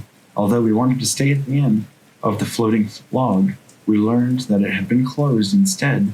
We passed the night at the miserable sheriff's house. We recognized Robin Smallborough and gave him quite a hard time for the peculiar treatment we received. Robin begged for our understanding, for he was a sheriff long before the trouble began and now was under the command of the ruffians and the chief. To our dismay, he had told us that many of our kinsmen had been put into lockholes. Some had even been beaten. Sam became angry, and Robin confided that in more of the Shire got angry, perhaps something could be done. No doubt news of our trespassing and rebellion would travel quickly, and we took our rest and made a fair meal of our traveling provisions. Next morning we were escorted to Bywater by a dozen sheriffs who placed us under arrest with the intent of taking us to see the chief and his boss, Sharky. To annoy, then we were slow to rise and did not leave until 10 o'clock. Mary made them walk in front of us as we rode our ponies from behind. It was 18 miles to Bywater, and my companions showed little mercy to those traveling on foot. Upon reaching the 3 Farthing Stone at 3 o'clock, the sheriffs gave up, having trotted 14 miles with only one short rest at noon. There we left them, winded and weary. As the sun set beyond the White Downs, we reached the pool of Bywater. All we had seen and heard since crossing the Brandywine amounted to little compared to what we now saw as an unusual amount of burning filled the air. With black smoke, familiar inns and roads had been closed. Entire groves of trees had been cut to mere stumps. Many houses had been burned down and rows of hobbit holes had been deserted. We were all saddened and angered by the devastation. We reached the inn by the Green Dragon and found it quite lifeless. Its windows broken. Leaning again against its walls were about a half-dozen ruffians with clubs and horns, who looked very much like Bill Ferny's sort. The ruffian lever stopped us and threatened to lock us up in his threats and insults were too much for my companions, who drew their swords and revealed their emblems of authority upon their breastplates. There was a tone in the voices of Merry and Pippin that took them by surprise. They were not used to such resistance among halflings, and so they fled, blowing their horns. It was clear that their noise would bring other ruffians to set us straight, but I wanted no bloodshed in the Shire, especially of any hobbit, if it might be avoided. So there began the Battle of Bywater, 2 to the 3rd of November. Mary cried when the Shire should be raised. It seemed that our people indeed hated all of this, but no one knew anything of how to organize an army. Sam made a dash for Farmer Cotton's, who was the sturdiest hobbit in the area. Mary blew his rowan horn, his gift from the Lady Ewan. Up went the horn cry of Buckland, and our people answered the call. Farmer Cotton and his sons appeared with axes, for it seems they had been waiting for an opportunity to fight back. Soon, the entire village was roused. More than 100 sturdy hobbits were assembled with axes, heavy hammers, long knives, and staves. Some even had their hunting bows. Still, more streamed in from outlying farms. A fire was lit in the road, just for the joy of breaking one of the chief's many rules. When a number of hobbit sheriffs approached, they were dumbfounded, but some joined the cause once they learned of our revolt. 2 hobbits had been sent toward Hobbiton as scouts, returned to report that a score or more of ruffians were on the approach. 2 of these ruffians broke away towards the west, toward Waymead, no doubt, to gather more of their kind. Farmer Cotton cleared the street, sending these young and unarmed indoors. The rest had themselves. The squad of ruffians laughed at our barrier, not thinking that anything in the land of the little people would ever be a threat to them. The barrier was opened and the ruffians were admitted as they spat orders for lights out. No one heeded their commands, but instead followed quietly behind them. The ruffians reached the fire, where Farmer Cotton blew aloud. Not many words were exchanged before the ruffian leader ordered Cotton's arrest. Before they could take another step, they realized that they were surrounded by nearly 200 angry hobbits. Mary stepped forward to inform the leader that he and his men were, by through the firelight in full view of archers, that if Farmer Cotton or anyone else were to come up to harm, that he would be shot at once. The foolish leader aimed a savage blow at the knight of Rohan, but met his doom by 4 arrows. The other men surrendered. They were bound and locked away. Sam had, for some time, longed to find his father, Gaffer Hamfast. When he departed, Mary arranged for lookouts and guards to keep watch during the night. I went with Farmer Cotton to gather more news. It all began with Pimple. That's what Shire folk called Lotho because of his numerous facial blemishes.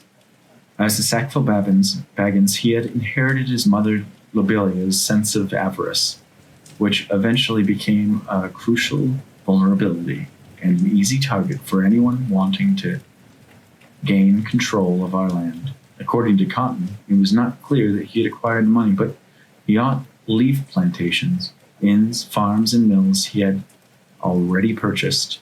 Sandyman's mill, even before I had sold Bag End to Lobelia and began my quest. Men came from the south to cart away the bulk of the long bottom leaf crop and other Shire goods until food and supplies for the winter became scarce or unavailable. Old Mayor Woodfoot set out from Mikel delving to protest, but he was carried off and locked away. Pimple then called himself chief and locked up anyone who complained. They even locked up old Lobelia and herself. The old mill had been torn down and a bigger one was built, and then more, which had been little more than pollute the air and foul the streams. It was clear that we had much to do to scour the Shire of these intruders and the damage they had caused. Just then, Sam returned with a very irate Hamfast. It seems that his only complaint was that while Sam and I had been trespassing on foreign parts, chasing black men up mountains, that someone had been out and dug up Barshot Row and ruined his taters. Of course I promised to make amends. Early next morning, the Cotton household had all his quests were up and prepared for whatever the day would bring. There was no reported disturbances during the night, but it was clear that the ruffians from Waymead would be along very soon. All of the men who had watched the Shire seemed to have fled southwards. Those that managed to escape alive, the Thane had gone after them, but he sent Pippin back to us with all the hobbits he could spare. But it was Mary who reported seeing about 100 ruffians just 4 miles down the road coming from Waymead. Fire raising as they approached Cotton, reasoned with him that there would be indeed some fighting. Knowing my feelings about avoiding bloodshed, before long Pippin arrived from Tuckborough with 100 strong hobbits. The men were now outnumbered. The ruffians turned into Bywater Road, and about a furlong from the main road they met a stout barrier of old upturned farm carts. They soon learned that the hedges of both sides along the slopes of the road were all lined with hobbits. Mary informed them that they had walked into a trap and ordered their surrender. A score or more broke back and chased the wagons. They were shot. And some escaped killing the hobbits before scattering into the direction of the woody end. Mary blew a horn call to inform the hunters throughout the countryside that there were enemies on the loose. The remaining 80 ruffians seemed more bent on killing than escaping. Several more hobbits fell, but Mary and Pippin charged them. Mary felled their captain himself, then lured the men into a ring of archers. Nearly 70 ruffians lay dead, and a dozen or so were taken prisoner. 19 hobbits were slain, and some 30 more had been wounded. The dead ruffians were laden on wagons and buried in the sandpit, later called the Battle Pit. The fallen hobbits were buried together on the hillside. Later, a great stone of honor was set upon a place in a garden around it. So ended the Battle of Bywater on the 3rd of November, 1419. The last and only battle to take place in the Shire since the Battle of Greenfields, 1147. There was little concern for other men who might invade the Shire, because men from the regions now lived in peace under the reign of the new king, who decreed that men were never to enter our land again. Now, much has been said over the past few days about someone named Sharkey, the biggest ruffian of them all, according to Farmer Cotton. He had taken over Bag End, and it was now time to deal with him. Cotton gathered 24 of his most able hobbits and followed Sam, Merry, and Pippin and I towards the hill. As we drew near, we saw sights more miserable than we had seen yet. The large chimney of the new mill loomed in the distance, filled the sky with its frowning, ugly filth. The brick building to which it belonged straddled the stream, into which it dumped its murky refuse and stench. Every tree had been cut, hedges broken, and a vast field, once lush and green grasses, had been beaten entirely bare. Bagshot Row was now a gaping hole of a quarry, and Bag End, just beyond it, was cluttered with tarred huts. Our beloved party tree, where Bilbo celebrated many a birthday, lay locked and dead. This was more than Sam could take. He burst into tears on the spot. That's when Ted Sandyman, who ran the old mill but was now in loyal service to Sharkey, taunted my friend with insolent remarks. But it was only then that Ted noticed our company of escorts and held his tongue in shock.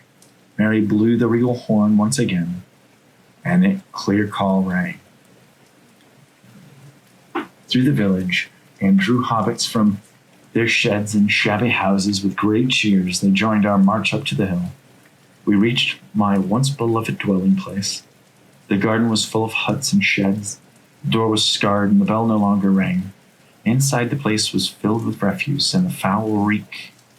It was full of filth and disorder. Rats and mice scurried about as they had been welcomed as honored guests.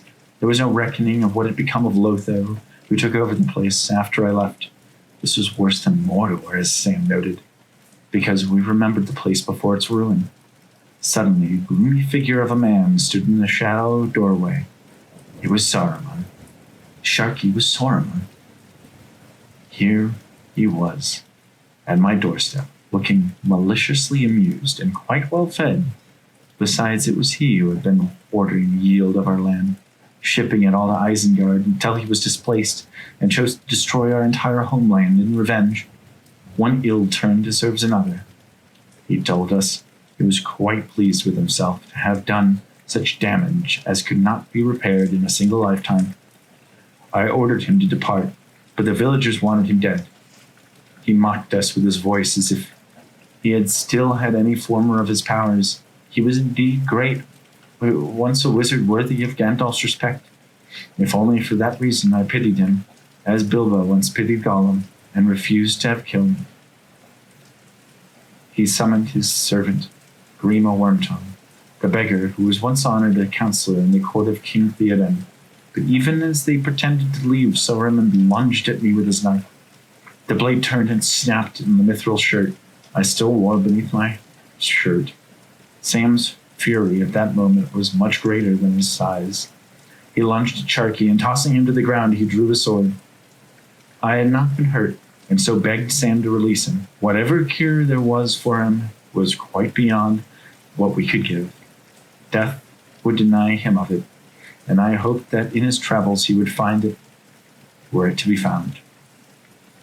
He greatly resented being indebted to the mercy of a halfling, and he hated me for it. He summoned his servant to follow him. I knew of no evil done to me by Wormtongue and offered him food and shelter until he could care for himself. But Saruman was vicious. He turned to me and revealed that if it was Grima who had slain poor Lotho in his sleep, Lotho had perhaps been a fool and a victim of Saruman's deception.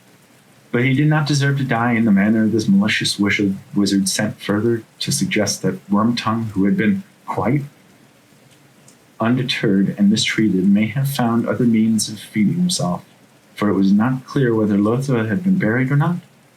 In his own defense, Wormtongue admitted that his deed was done by order of the wizard himself. Saruman mocked and kicked Wormtongue, who groveled at his heels like a dog. But in that moment, something snapped within the wretched servant. He rose up, drawing a knife, sprung onto Saruman from behind, jerked his head back, and slashed the wizard's throat to the horror of all. Wormtongue ran off at a yell, but the hobbit arrows caught him and he fell dead. Near the body of Saruman there gathered a small gray mist. It rose like smoke and hovered in the air above until a chill wind from the west came and dissolved it into nothingness. The shriveled face appeared like rags of skin upon a horrid skull, revealing many years of evil long concealed within. I covered it over, never expecting the last stroke of death should fall at my very own doorstep. There was yet much to be done. I rode to Michelle, delving, to release those in the lock holes. There was Fatty Bulger, who was fat no longer. Then there was Lobelia herself. She had never been popular before and seemed genuinely touched when met by cheers. She was quite old and drawn, but she hobbled along in my arm, still clutching her umbrella.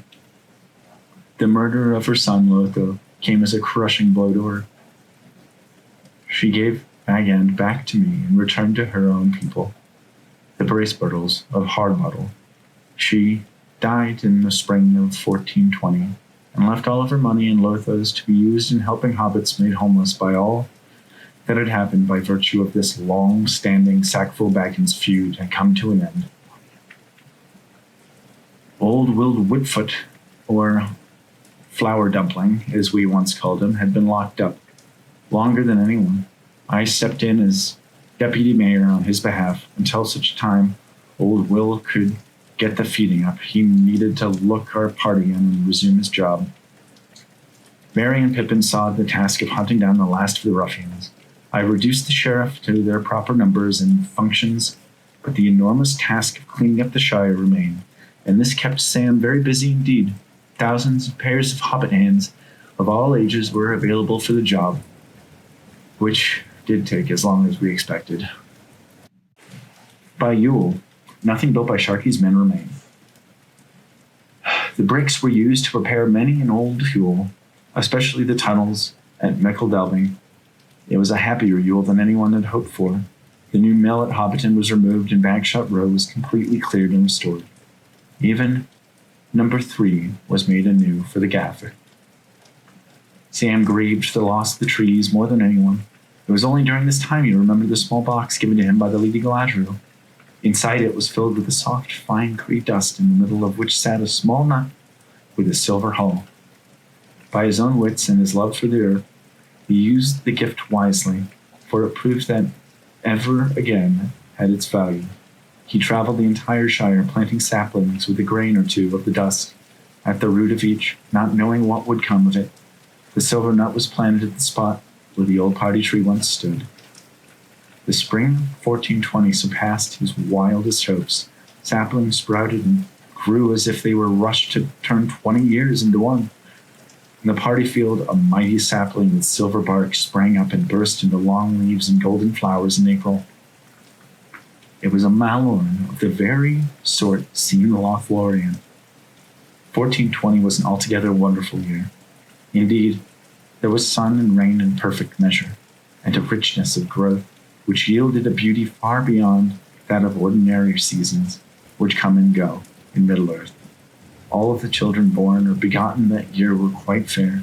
Most of them had blonde hair, which was quite rare among hobbits. The fruit was in such quantity that the young ones made heaping pyramids of plum stones, and very nearly bathed in strawberries and cream. No one was ill, and everyone was pleased, except those who had to mow the grass in the south garden. The vines were laden, and the field of leaf and corn were overwhelming. The finest barley in the history of the Shire was harvested. That year, in fact, any well-earned pint of ale was henceforth hailed as a proper 1420. To my personal delight, Bag End was restored. Merry and Pippin retrieved the furnishings from Crickhollow, which made the old hole look pretty much as it always had when Bilbo and I lived there. Sam, who had stayed with me at the cottons, was to move in with me, but he was torn. He also wanted to marry Rosie. The solution was simple. He would do both. So on May 1420, they married, and a splendid wedding it was. 20 September 1421. It has now been more than a year since I resigned as deputy mayor and began recording the many events of my story. Although everything in the Shire has been restored to the peacefulness and happiness it deserves, not many have taken notice of my illness. Certainly it should not want to be known as the unhappiest hobbit in the Shire, but there is much reason to believe that my work is quite finished. Being a ring bearer is a very lonely burden. Even though it has been more than 2 years since the thing itself was destroyed, its effects linger on. Often I'm haunted in dreams and see many things even within my waking eyes. The shadow is gone, but in its place all remains dark and empty. There are days worse than others, in which the old wounds of the Morgul blade, the sting of Shelob, the bite of the tooth, which severed my finger, are just as painful as they were when they first occurred. I fear that these wounds will never entirely heal, for they might have healed by now, with the passing of time. But not all of my dreams and visions had been wholly unpleasant. In the aid of Queen Arwen's gift, the jewel, which I now wear about my neck, in place of the old thing, I begin to understand that which was unknown to me. An old dream I once had at Tom Bombadil's often returns from a distance. The grey rain curtain turning to silver and glass, rolling back to reveal white shores and a far green country beyond, under a swift sunrise.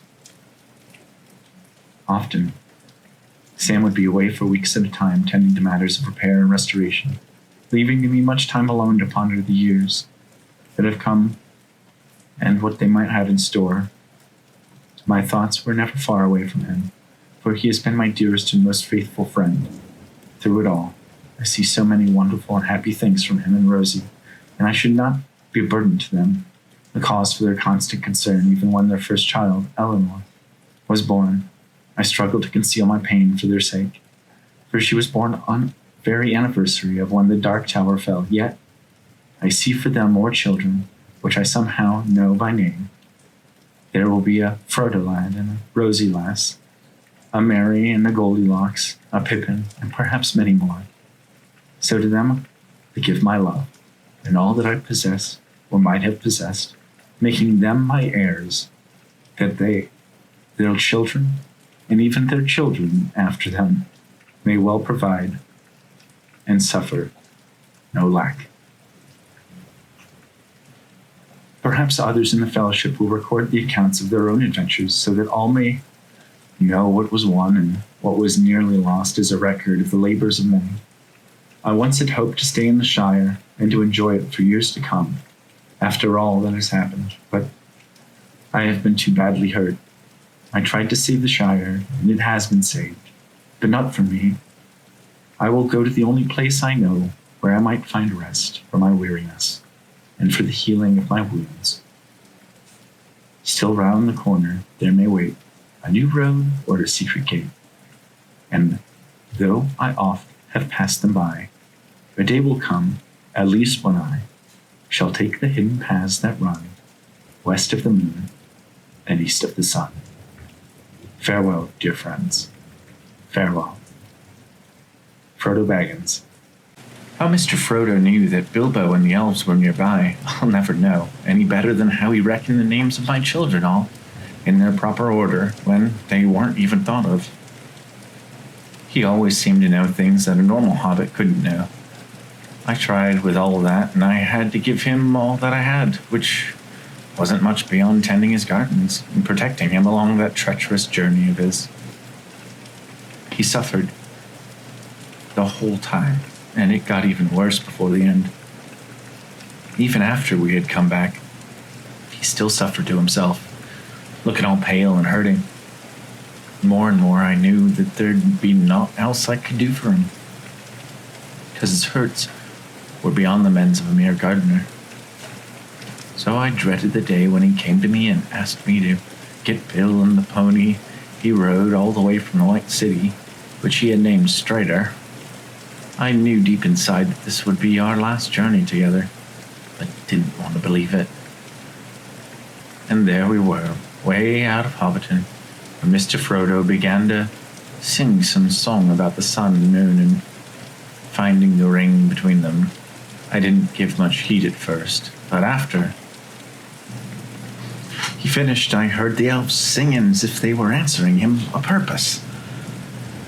Soon I saw Lord Elrond, Lord Celeborn, Lord Gildor, who we met on the way to Sheriff Holla when this all began, and the Lady Galadriel with a host of other elves following. Sitting on a pony all his own was Mr. Bilbo. They were heading west, toward them havens, and Mr. Frodo asked me to go with them, and no further than the towers. I knew that he was finally going to the one place I could not follow. But he told me that I could not always be torn in two, and torn I was. I loved my Rosie and my Eleanor, and from what Mr. Frodo says, there'd be a lot more little Gamgees for me to take care of in time. But, he went off to say, that something had to be lost so that others could keep them. I just never thought of that. Of all imaginable things that I'd have to give up, Mr. Frodo himself. Not so soon. And when we got ourselves to the gate at the havens, another elf, old-looking he was, let us in, and led us to the water where a great white ship waited in the quay. He was Círdan, the shipwright, come to carry the elves. Mr. Bilbo and I, Mr. Frodo, across the sea to rest. This is it. Samwise and no mistake, I thought. It's all over now, and it's going to be a long and lonely ride home. But just when I thought it, up came Merry and Pippin. Lord bless me. There was Gandalf, who must have gotten word to them and find their way to the havens just in a nick of time. I could hardly hold myself together, and neither could Merry and Pippin. If the truth be told, I'd say there was no use in crying, knowing what was about to happen, if you take my meaning. But Gandalf said it would be better to ride back there together than while all alone. He also said that if it was not such a bad thing, this weeping foe all the tears are an evil, and weep we did. When Mr. Frodo came over to say goodbye, of all the things we saw, of all the hurts we suffered, and of all the things we survived, nothing had prepared me to let him go like this. But I had to let him go like this. For his sake, if not for mine. If Merry, Pippin, and I were at all important to him, then we had to believe that whatever waited for him across the water had to be more important for him. We certainly wouldn't have trusted no one else but Gandalf, the Lord, and the lady to take him there, if that was the best thing to do.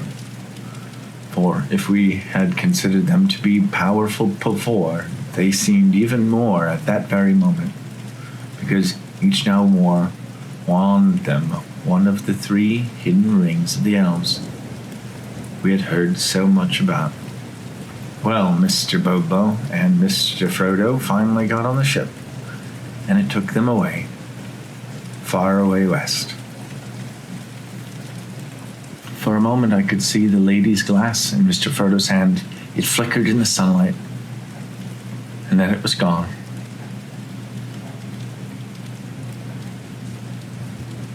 I sure hope that his days were brighter where he was going. But for me, the night only got darker, and all I saw was a shadow upon the water that was soon lost in the dusk. Maybe what Mr. Frodo told me was true. That since I was a ring bearer for a short while, that maybe I too could cross over the seas someday. But there was no way for me to know for sure. Right at that moment, all we could do was just stand there for far into the night, the 3 of us, without a word being said, listening to those waves splash it up.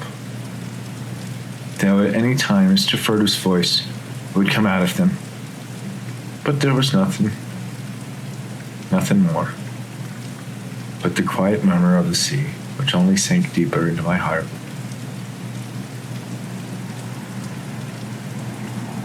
At last we turned away, never to look back again, and rode home, with our 3 ponies, with 2 more walking beside us, bearing no riders.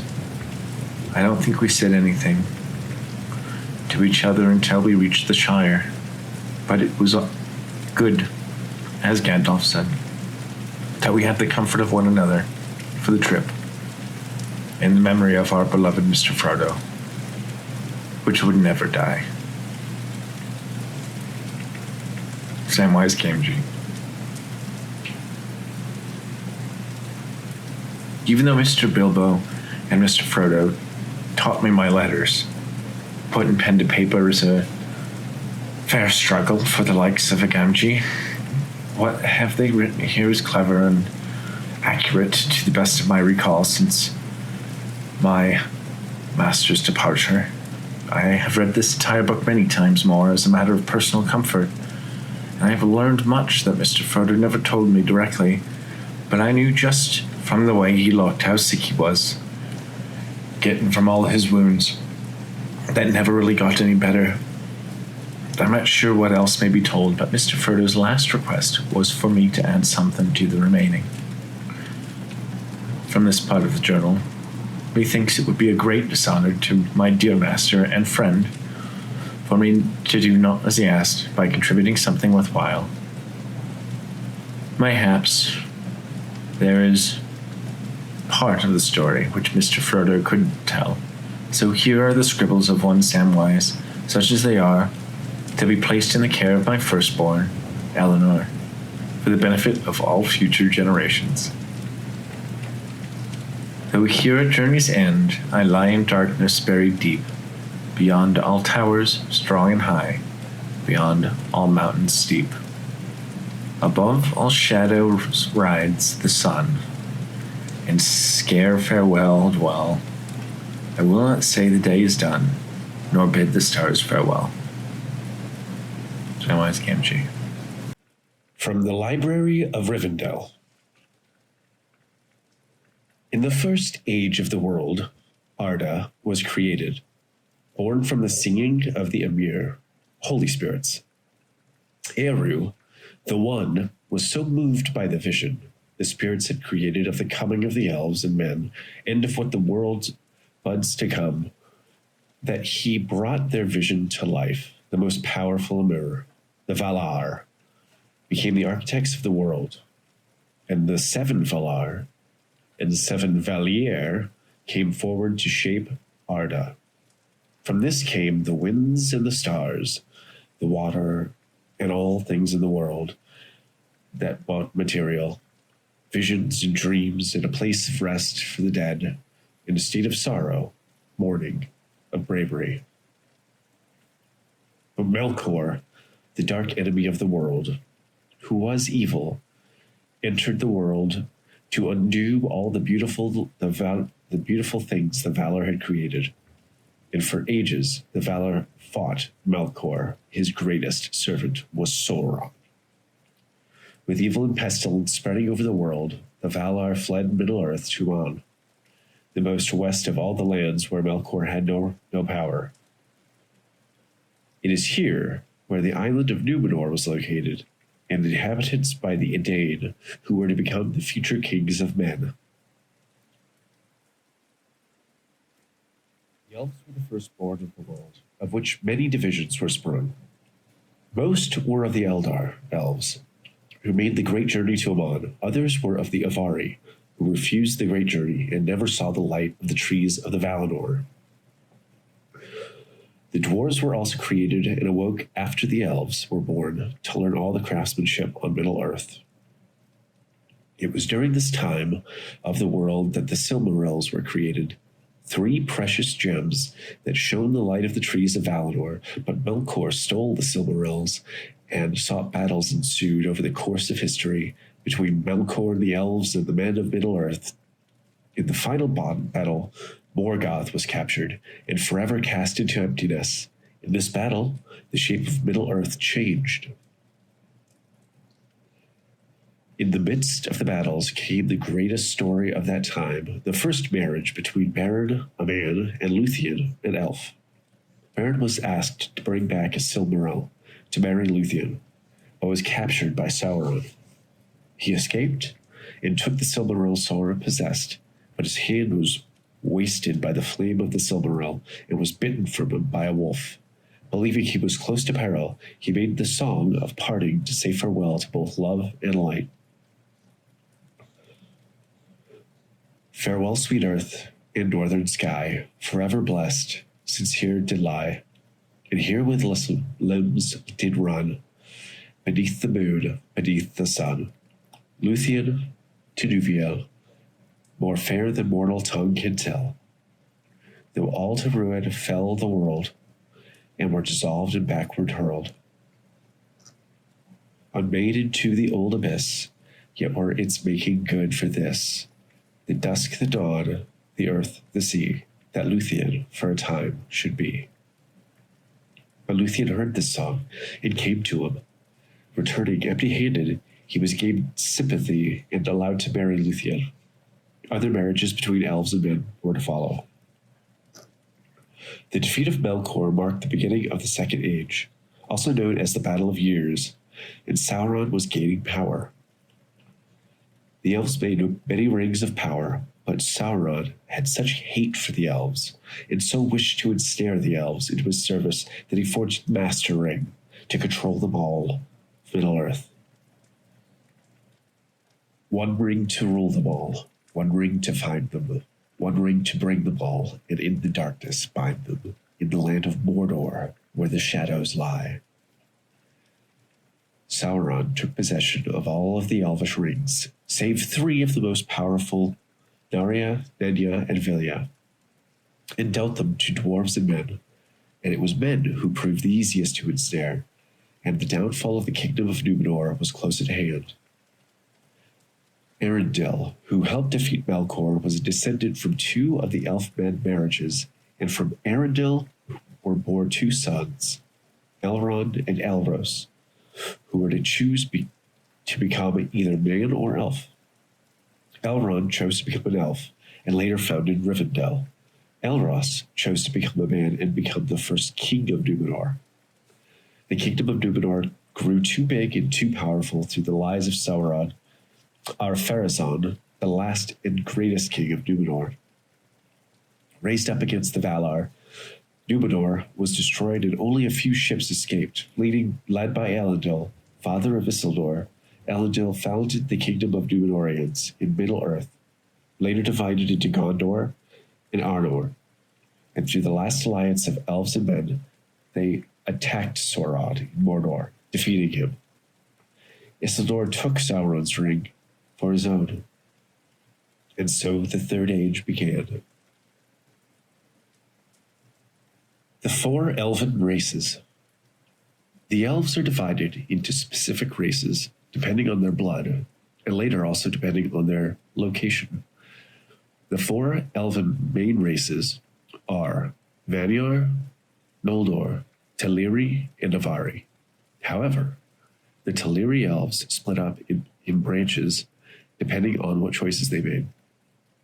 3 hosts set out for Cuivinir, Vanyar, Noldar, and Teleri. The Avari remained close to Cuivian in Middle-earth and were not counted among the Eldar. All the Vanyar and Noldar reached Amar. However, some of the Teleri left the journey east of the Misty Mountains and became the Nandor.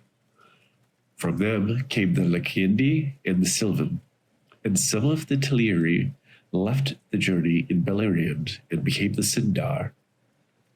The rest of the Teleri reached Valinor and were counted among the Calquindi.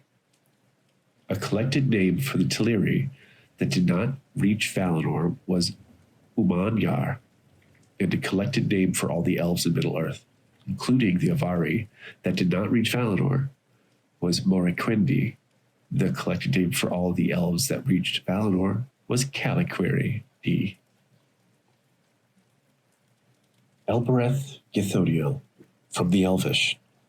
Snow white, O lady clear, O queen beyond the western seas, a light to us that wander here amid the world of woven trees. Gilthoniel, O Elbereth, clear are thy eyes and bright thy broth. Snow white, we sing to thee, in a far land beyond the sea. O stars that in the sunless year, with shining hand by herb were sown, in windy fields now bright and clear, we see your silver bosom blown. O Elbereth Gilthoniel, we still remember, we who dwell in this far land beneath the trees, they starlight on the western seas. Song of Arundel, translation from the Elvish of Lenore. Arundel was a mariner that tarried in Arabian. He built a boat of timber felled in Nimberthel to journey in. Her sails he wove of silver fair, of silver were her lanterns made. Her prow was fashioned like a swan, and light upon her banners laid. Beneath the moon and under star, he wandered far from northern strands, bewildered on enchanted ways beyond the days of mortal lands. From gnashing of the narrow ice, where shadows lie on frozen hills, from nether heats and burning waste, he turned in haste, in roving still, on starless waters for astray. At last he came to night of naught, and past never sight he saw of shining shore nor light he sought. The winds of wrath came driving him, and blindly in the foam he fled, from west to east, in errandless, unheralded his homeward sped. Their flying Elwing came to him, and flame was in the darkness lit, more bright than light of diamond, the fire upon her carcanet. The Silmaril she bowed on him, and crowned him with the living light, and dauntless then, with burning brow, he turned his prow, and in the night, from other world beyond the sea, there strong and free a storm arose, a wind of power in Tarmanel, by paths that seldom mortal goes. His boat it broke with biting breath, as might of death across the grey, and long forsaken seas distressed, from east to west he passed away. Through ever night he back was borne, on black and roaring waves that ran, o'er leagues unlit and sundered shores, that drowned before the days began, until he heard on strands of pearls, when ends the world the music long, the yellow gold and jewels won. A wanderer escaped the night, to haven white he came at haste, to elven home, the green and fair, where keen the air, where pale as glass beneath the hill of Ilmarinen. A glimmer in a valley sheer, the lamplit towers of Tyrian are mirrored in the shadow ear. He tarried there from errantry, and melodies they taught to him, and sages old him marvels told, and harps of gold they brought to him.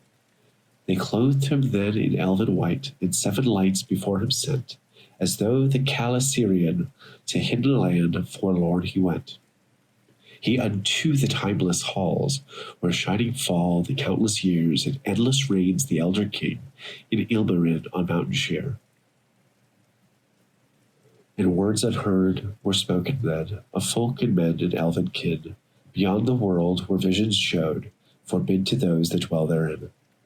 A ship they built for him, of mithril and of elven glass, with shining prow, no shaven bar, nor sails she bore in silver mast, the Silmaril as lantern light, and banner bright and living flame, to gleam thereon by Elbereth herself was set, who thither came, in wings immortal, made for aim.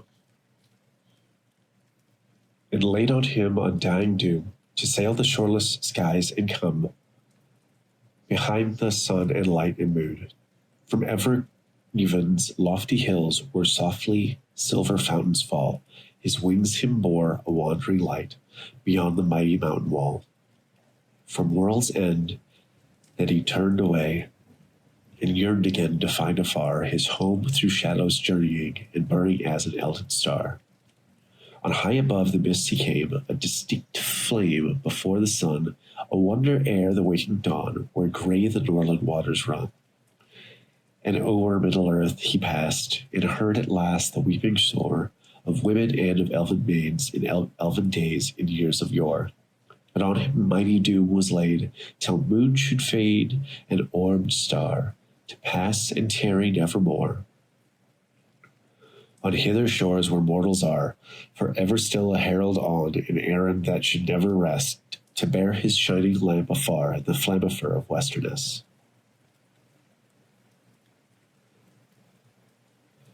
The Fall of Gil-galad, translated from Elvish. Gil-galad was an elven king, of him the harpers sadly sing, the last whose realm was fair and fought between the mountains and the sea. His sword was long, his lance was keen, his shining helm afar was seen. The countless stars of heaven's field were mirrored in the silver shield. But long ago he rode away, and where he dwelleth none can say, for into darkness fell his star, in Mordor, where the shadows are. This song of Beren and Luthien from the Elvish. The leaves were long, the grass was green, the hemlock oobels tall and fair, and in the glade a light was seen of stars and shadows shimmering. Tinuviel was dancing there to music of pipe unseen, and light of stars was in her hair and in her raiment glimmering.